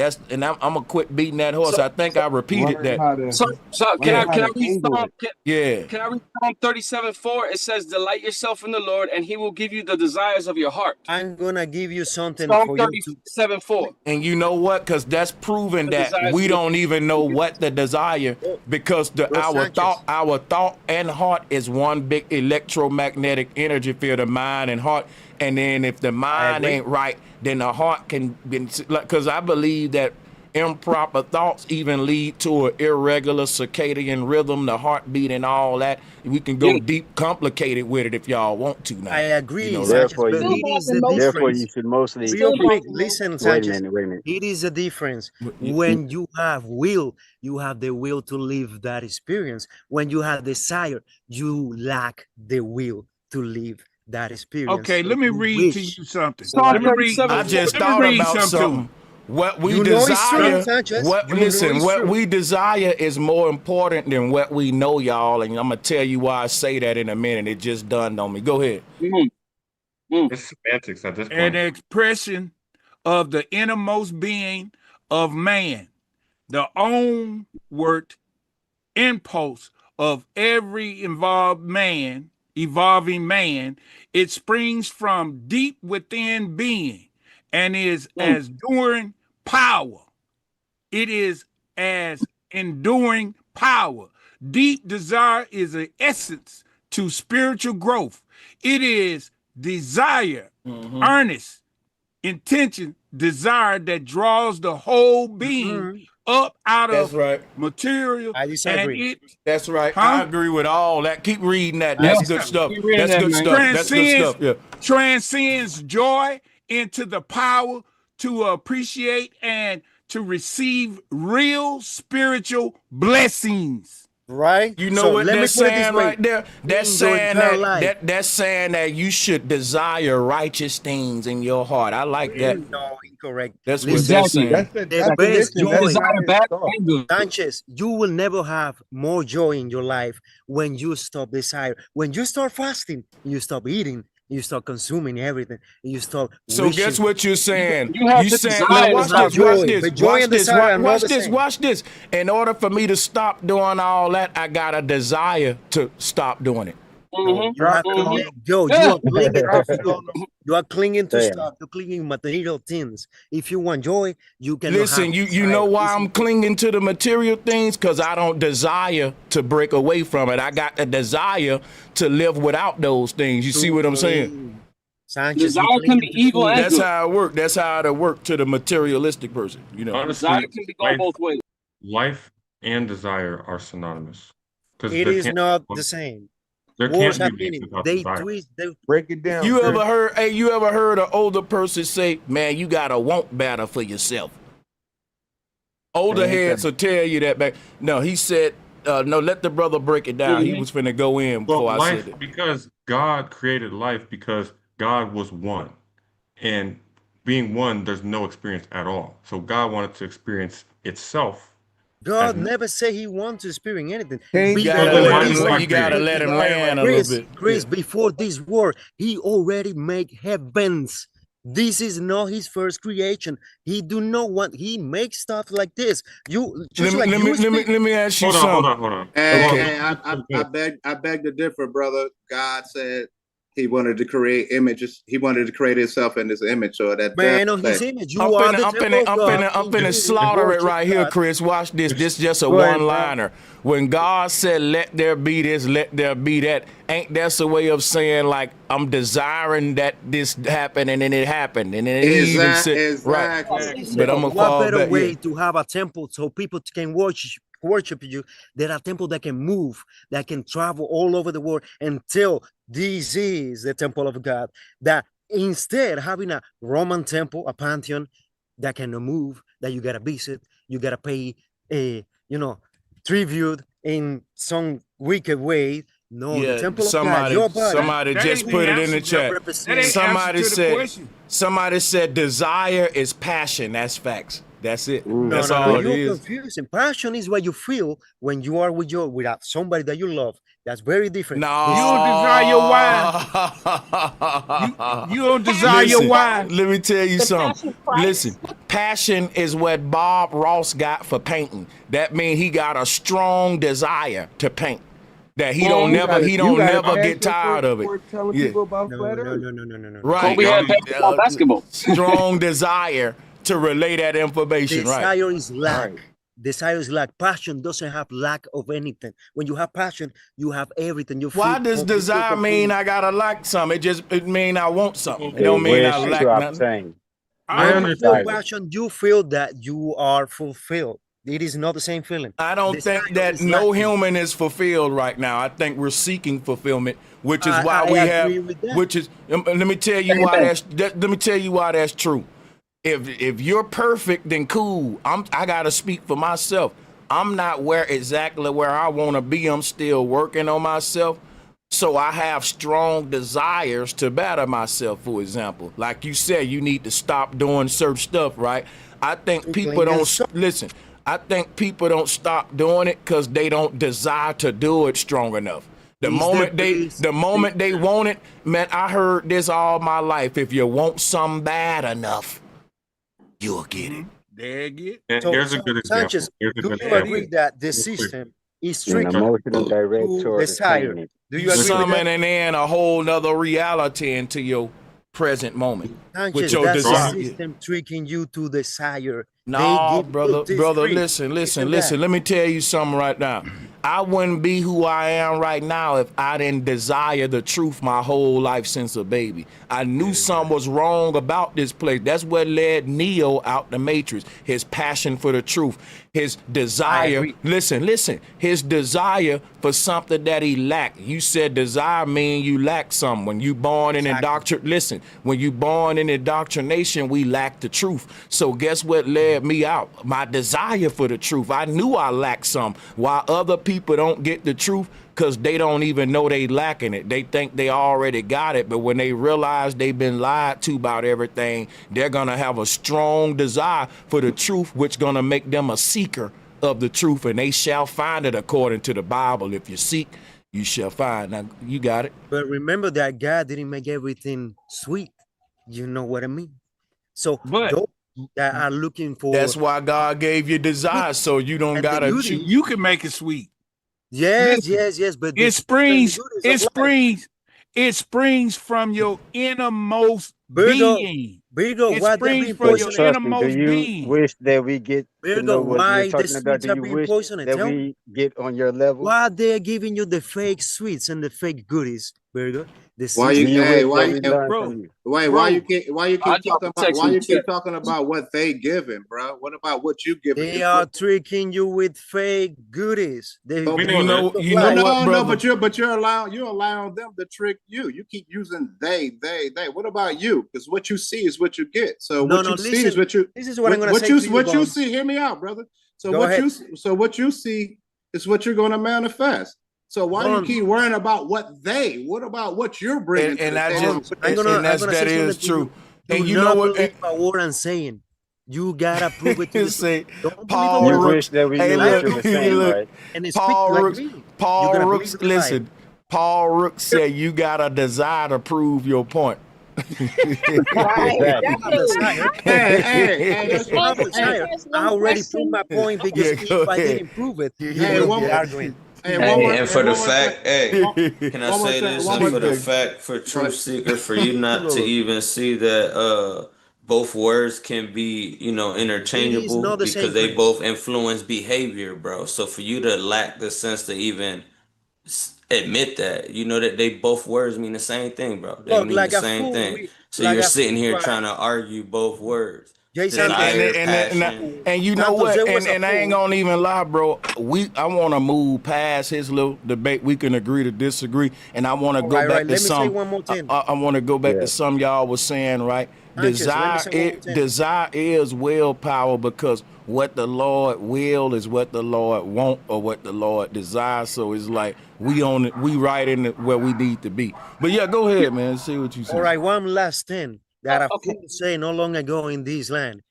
The law is written in the heart of all men. That's all I want to say. You know. You all know. So I don't need to tell you. You all know. Can I go deep with y'all with this whole thing about desire and manifesting our desired reality and all that, our greater reality? Let's go. Go ahead. Drop a bomb on him. Drop a bomb on him. Oh, let's do it. Check this out real quick, man. There's this artwork where they show the avatars of Vishnu, and this is one of them here, and this is my favorite one here. Now watch this one, right? This is called the avatars of Vishnu. You see it all over the Hindu temples, and let's just deal with this one. It's more illustrated to show the concept. So the concept is the real you is sleep at the North Pole like Vishnu with the Neuralink hat on. You can see him right there. So we're like these gods with these decorated as like cosmic, on a cosmic journey, just how they got Buddha in the tree. The Hindu told this story with Krishna too. So all these bubbles you see around him is like a parallel universe. He can project his consciousness into any one of them, and that'll be his perceived reality, like, switching from dreams to this world or whatever. But the whole thing I wanted to point out is this, right? The way that he project to any particular these bubbles, each bubble is a different frequency of himself. So all of us got our own unique frequency. But that frequency exists in many parallel realities expressing itself in different forms, you know. So if your frequency is 432, let's just say I'm making up something, right? Then you got 432.1, 432.0, 432.40. All of these are your different versions, and you 432. You know, and this each one is a different parallel reality, so to speak. Now watch this, right? The Vishnu that you see in the middle here, the moment he tuned his frequency to the same frequency of any other these other versions of himself in any one of these realities, his awareness shift to that world like dreaming. So when you dream, this determines what dream world you go to. So each one of these bubbles is a star in the sky. And each star is playing a different movie, like at the movies. And that's the twinkling of the stars, like you seeing the reflection of somebody's TV from down the street. Each one is playing a different movie starring you, and you get to project into each one. So Vishnu here, this artwork here, they was saying that the way that when we dream, we ain't going to random places. We're sleeping. Every time we sleep, we go into different levels of sleep. Now they got this system of REM sleep, but it's more complex than that. It's like different frequencies that you can sync with that will send you to either one of those parallel realities, if that make any sense. And the Earth is one too, that your consciousness has shifted to this version of yourself. So when people see this artwork, it confuses a lot of the like philosophers. It confuses modern theologians because they don't really listen to what the Hindus say, because they don't agree with parallel universes. They don't agree with the way the ancestors saw the universe. So they just try to cancel it out or say it's mythology and stuff. But this is a concept today that science is just bringing back. It's called a multiverse theory, but it's so old. You know what I'm saying? And it ties into how we dream, why we dream, and all that. So the whole thing about choice, when we was talking about choice, right? Each one of these bubbles is you carrying out a pre-written script, and you can't change the script that's written in either of the bubbles, but you can change bubbles at any given time. You can shift your consciousness to another bubble if you don't like the script that's because in some of these worlds, you ever had a bad dream and you come back here like, well, I'm glad I'm not in that world. The ancestors said that world is real, and there's a real version of you that's going through that horrible thing in a parallel reality. All probabilities are playing out. So when we have bad dreams, we literally go to parallel realities where the bad probabilities are playing out. So the way that the ancestors say this work is the earth splits to two. Beneath the earth, there's a multiverse of parallel realities that are only playing out all of the bad probabilities, and there's an infinite amount of those. Same above. Above is the heavens, plural, and the hells, plural, or the infernos, as spoken of by Dante. But there was no such thing as heaven and hell. It was the heavens and the hells, plural. So Can I this ask is a quick question real quick, bro? You got it. Yeah. If that's the case, just playing the devil's advocate, why do we always come back to this place though? So this is my understanding. Any one of these bubbles can be what's called the base reality, and that'll be the one that we're the most anchored to or tethered to at any given time. So let's talk about consciousness shifting. Our consciousness can shift to any one of these bubbles, right? But let's say it's more comfortable in some of them than others. Put it this way, right? What if there's a book that you've read more times, so you more comfortable than standing up in front of an audience reading that one because you kind of read it a bunch of times? You know, you pre-read that shit when you in class, and you know you next, and you third, and you know you got the third paragraph. You start reading that shit so you don't fuck up when you stand up. But there you go, though. You can call that basically, that's what I'm saying. Like when you say basically, that would be the base reality. You know what I'm saying? The one that's more simple, more comfortable. It ain't even that it's your best reality. It's your base reality, which means I'm comfortable here, which is why we gotta quit being comfortable here, because our base, which means our current base reality ain't our best reality. We gotta untether, unplug, as we call it, right? You was in the Air Force, right, Sanchez? Because that makes me think about Sanchez, about art. For example, a book has a movie as well. For example, the Bible has a passion of Christ, and so on and so on. Sometimes they have video games, sometimes they have music or song and so on. And that's basically another way of, see it, as you were explaining, another reality. Sometimes it's a song, sometimes it's a book or a movie or a video game. It is different realities in different, dimensions, if you think about it. What do you say about that? Let me say one thing. Let's take a minute. We gotta take this time to sponsor, to acknowledge our sponsors. I told them I would read all of these. I'm gonna do that now because we supposed to did it toward the, I wanted to keep the flow going. But check this out, right? Let's give a shout out to, first of all of the channel members. Then let's give a shout out to D-Dub Exclusive, saying, how do we know whether a bad act is our destiny or is that free will? I went over that earlier, right? And the whole thing is good and bad is written out in our life. You know what I'm saying? Because again, within every human. I'm sorry. Yeah, please let me mute everybody because I need. No, you good. Yeah, I want to rush through these. They built up on me. So check this out, right? Good and bad is written out in all of our lives. We can't escape it because within every human, right, there are some lessons in life that you're going to learn because if you do it right, you're going to be rewarded.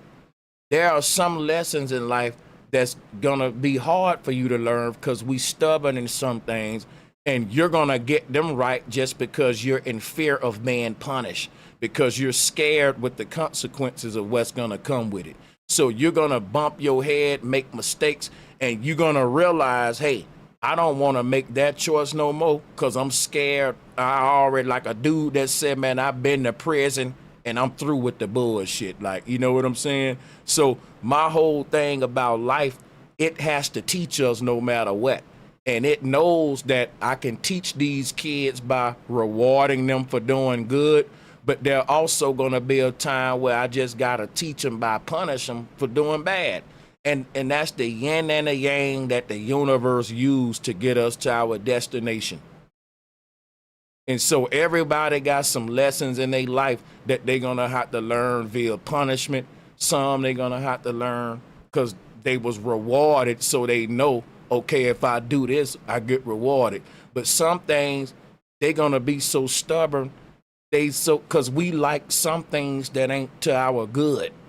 And so how do we learn about those things? Because there's really no reward. It's a punishment that life give us, like, for doing those things. That's because some things in us ain't right. Like if some of y'all ever stole before, or if you was a liar, right? Then you get in certain situations in life where you may develop a reputation of a liar. No one take your word serious now. Now you're 40, 50, and everything you say, nobody believe you, and you realize it wasn't worth the trade-off. All you got is your word. And so life will teach you, damn, ain't nothing you can do to get that back. So in your next incarnation, subconsciously, you will know, let me quit lying so damn much, just whatever. I'm just saying, like, certain things. So that's the whole thing about this whole, when people, the question you're asking real quick. So let me give a shout out to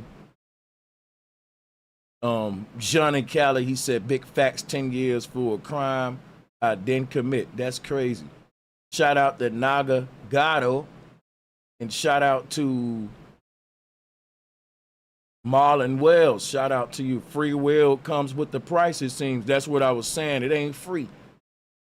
He said $2 challenge. Thanks, man. And then Rom Ham sent in $2 for the challenge. Gail Monifa, appreciate the love for the $2 challenge. That's what's up. Joshua Tellerton. And Diva, knowledge is power. Hell yeah. That's what's good. Drop a bomb, man. Appreciate y'all. Chill Will said, much obliged, fam. This is my favorite subject of knowledge. Keep up what you're doing. Yeah, this is my this is very interesting, real talk, when it comes to biblical mysteries. But shout out to Paul Wolfrang, Cosmic Soul Alchemy, said the Bible commands choice, yet God reigns supreme. That's what's up. Shout out to Oliver Robertson and to Resonating Truth. Appreciate you and appreciate you for building a platform that you built. Much love. Shout out to that. Said powerful stream. Thanks, bro. Shout out to William Lumpkin. Sam City, if had a religion, is for that simulation. Think I'm reading that right. Shout out to DeMarcus Wells, one of the realists. Appreciate that, DeMarcus, man. Real talk. And shout out to Charlie Thomas and to Adam McMahon. Awesome show, brother. Appreciate it. And shout out to Ezekiel, another epic live. Flat power to you and Adam. Appreciate that. Shout out to Awakening Minds. Vishnu is vision. See what I'm thinking? Much respect, though, fam. Great stream. Salutes to the chat. Hell yeah, man. We're going to keep it rolling for y'all, man. For just for a little while. And then, matter of fact, I got to go and get out of here. I just thought about it. 5 hours and 30. I got to go on end it, man. But we will be live again, though, tomorrow. We can revisit it. This topic, though, I will. Peace we and much definitely love. will be on that. Hell yeah, Thanks for man. the stream. Good panel, by the way. Good panel. Appreciate everyone. Hell yeah, man. Bro, I'm before gonna y'all come leave, back I with want to drop y'all. I want to drop a jewel on y'all. I heard this the other day. I ain't never heard this. Pride. Go ahead. Oh yeah. Pride is an acronym for the prime reason I died early. So get rid of the pride. It'd be the first reason why you in that grave early. I just want to. And yeah, y'all can close out. Go ahead. If it's cool, I want to close out with one thing because I didn't really get to land with the last thing I was saying. Appreciate it. So when it comes to desire, I know the brother trustee was talking about like the blood cells and like relating it to how we don't have control of like the heartbeat and the blood cells. And I agree. So God, not a separate being type of God, but like the energy that's through everything and that created everything, that the source that everything comes from, would be the power beating our heart, keeping our blood cells, alive, growing the trees, moving the stars, sun, moon, everything. So if God didn't desire for that to be, then he could just flick the light switch and turn it off and life would cease to exist. So the base of everything is that desire for God to experience through many different. You see, this nigga you see as far as you want to see, but you don't see far as God see. Good job, Chris. Good job, I think he Chris. just summed it up pretty good, man. Yeah, good job, Chris. We definitely dropping the bomb I got one on that, thing for man. you. Look, one single thing for you. You know what I'm saying?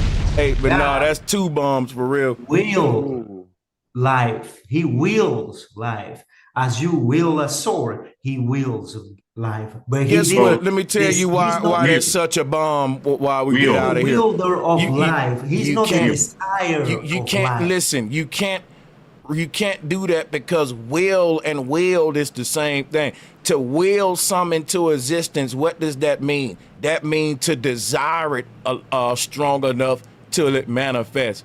And that's why they say if you want it bad enough, you will get it. And that the man who got it just wanted it more than you. Try harder. Exactly. You have to have you have to have a strong desire to be transformed. And then the crazy thing about it is when God said, "Let there be light," it was telling something like it's like I got a maid that worked at my mansion, and I said, pull up my car, or bring out this, or tell it to do something. God is really speaking to the forces that ain't even is speaking. When they said speak it into existence, this is sonoluminescence. Let there be.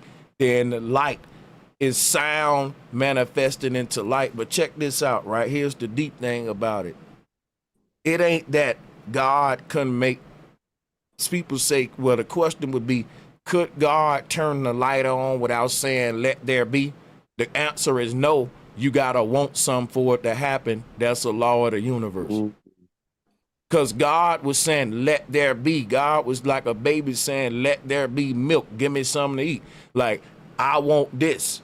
But wasn't nobody around other than God commanding the darkness that existed, which is when you close your eyes. If I close my eyes right now and I said, think of a playground, God closed his eyes and thought of the earth and said, let there be water, let there be this. You can make what you want in that darkness, but you gotta what? Want it. Then it'll pop up in the darkness of your mind.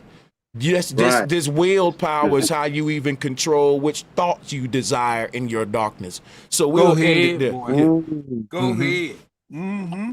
Can I just ask Brother Sanchez a question? Just a minute, and I'll let you go. I promise. Yeah, to the sister, for sure. Wait, What I was talking about on the Sims, as far as if the Sims y'all keep had cutting the had Let the sister sister off. go. Let the sister go, bro. Yeah, man. Okay, I'm gonna Let let the her sister go. It's go. crazy. That's Okay. very Let the crazy. sister go, bro. I My usually bad, my don't do bad, my this at bad. the end, but I just wanted to ask one question. You remember when Peter denied Jesus, and Jesus said that he, before the cock crows, when he confronted, once he, denied Jesus. Do you know that story, Sanchez, about when Peter denied Jesus, and Jesus told him that you're going to deny me, and Peter denied that he was going to do that, And he did it. and he did couldn't it. escape it. It was written. He couldn't escape it. Did that have to do with, you would say something about it's already written out? Yep, Did that that's it. You know what? That is a bomb when it comes to more proof that free will is a joke. Because that's crazy, because Jesus told Peter what he was going to do, and Peter couldn't even escape it. That's what I was saying about the Mayans, the prophets. They told everybody, this is what's going to happen in the world.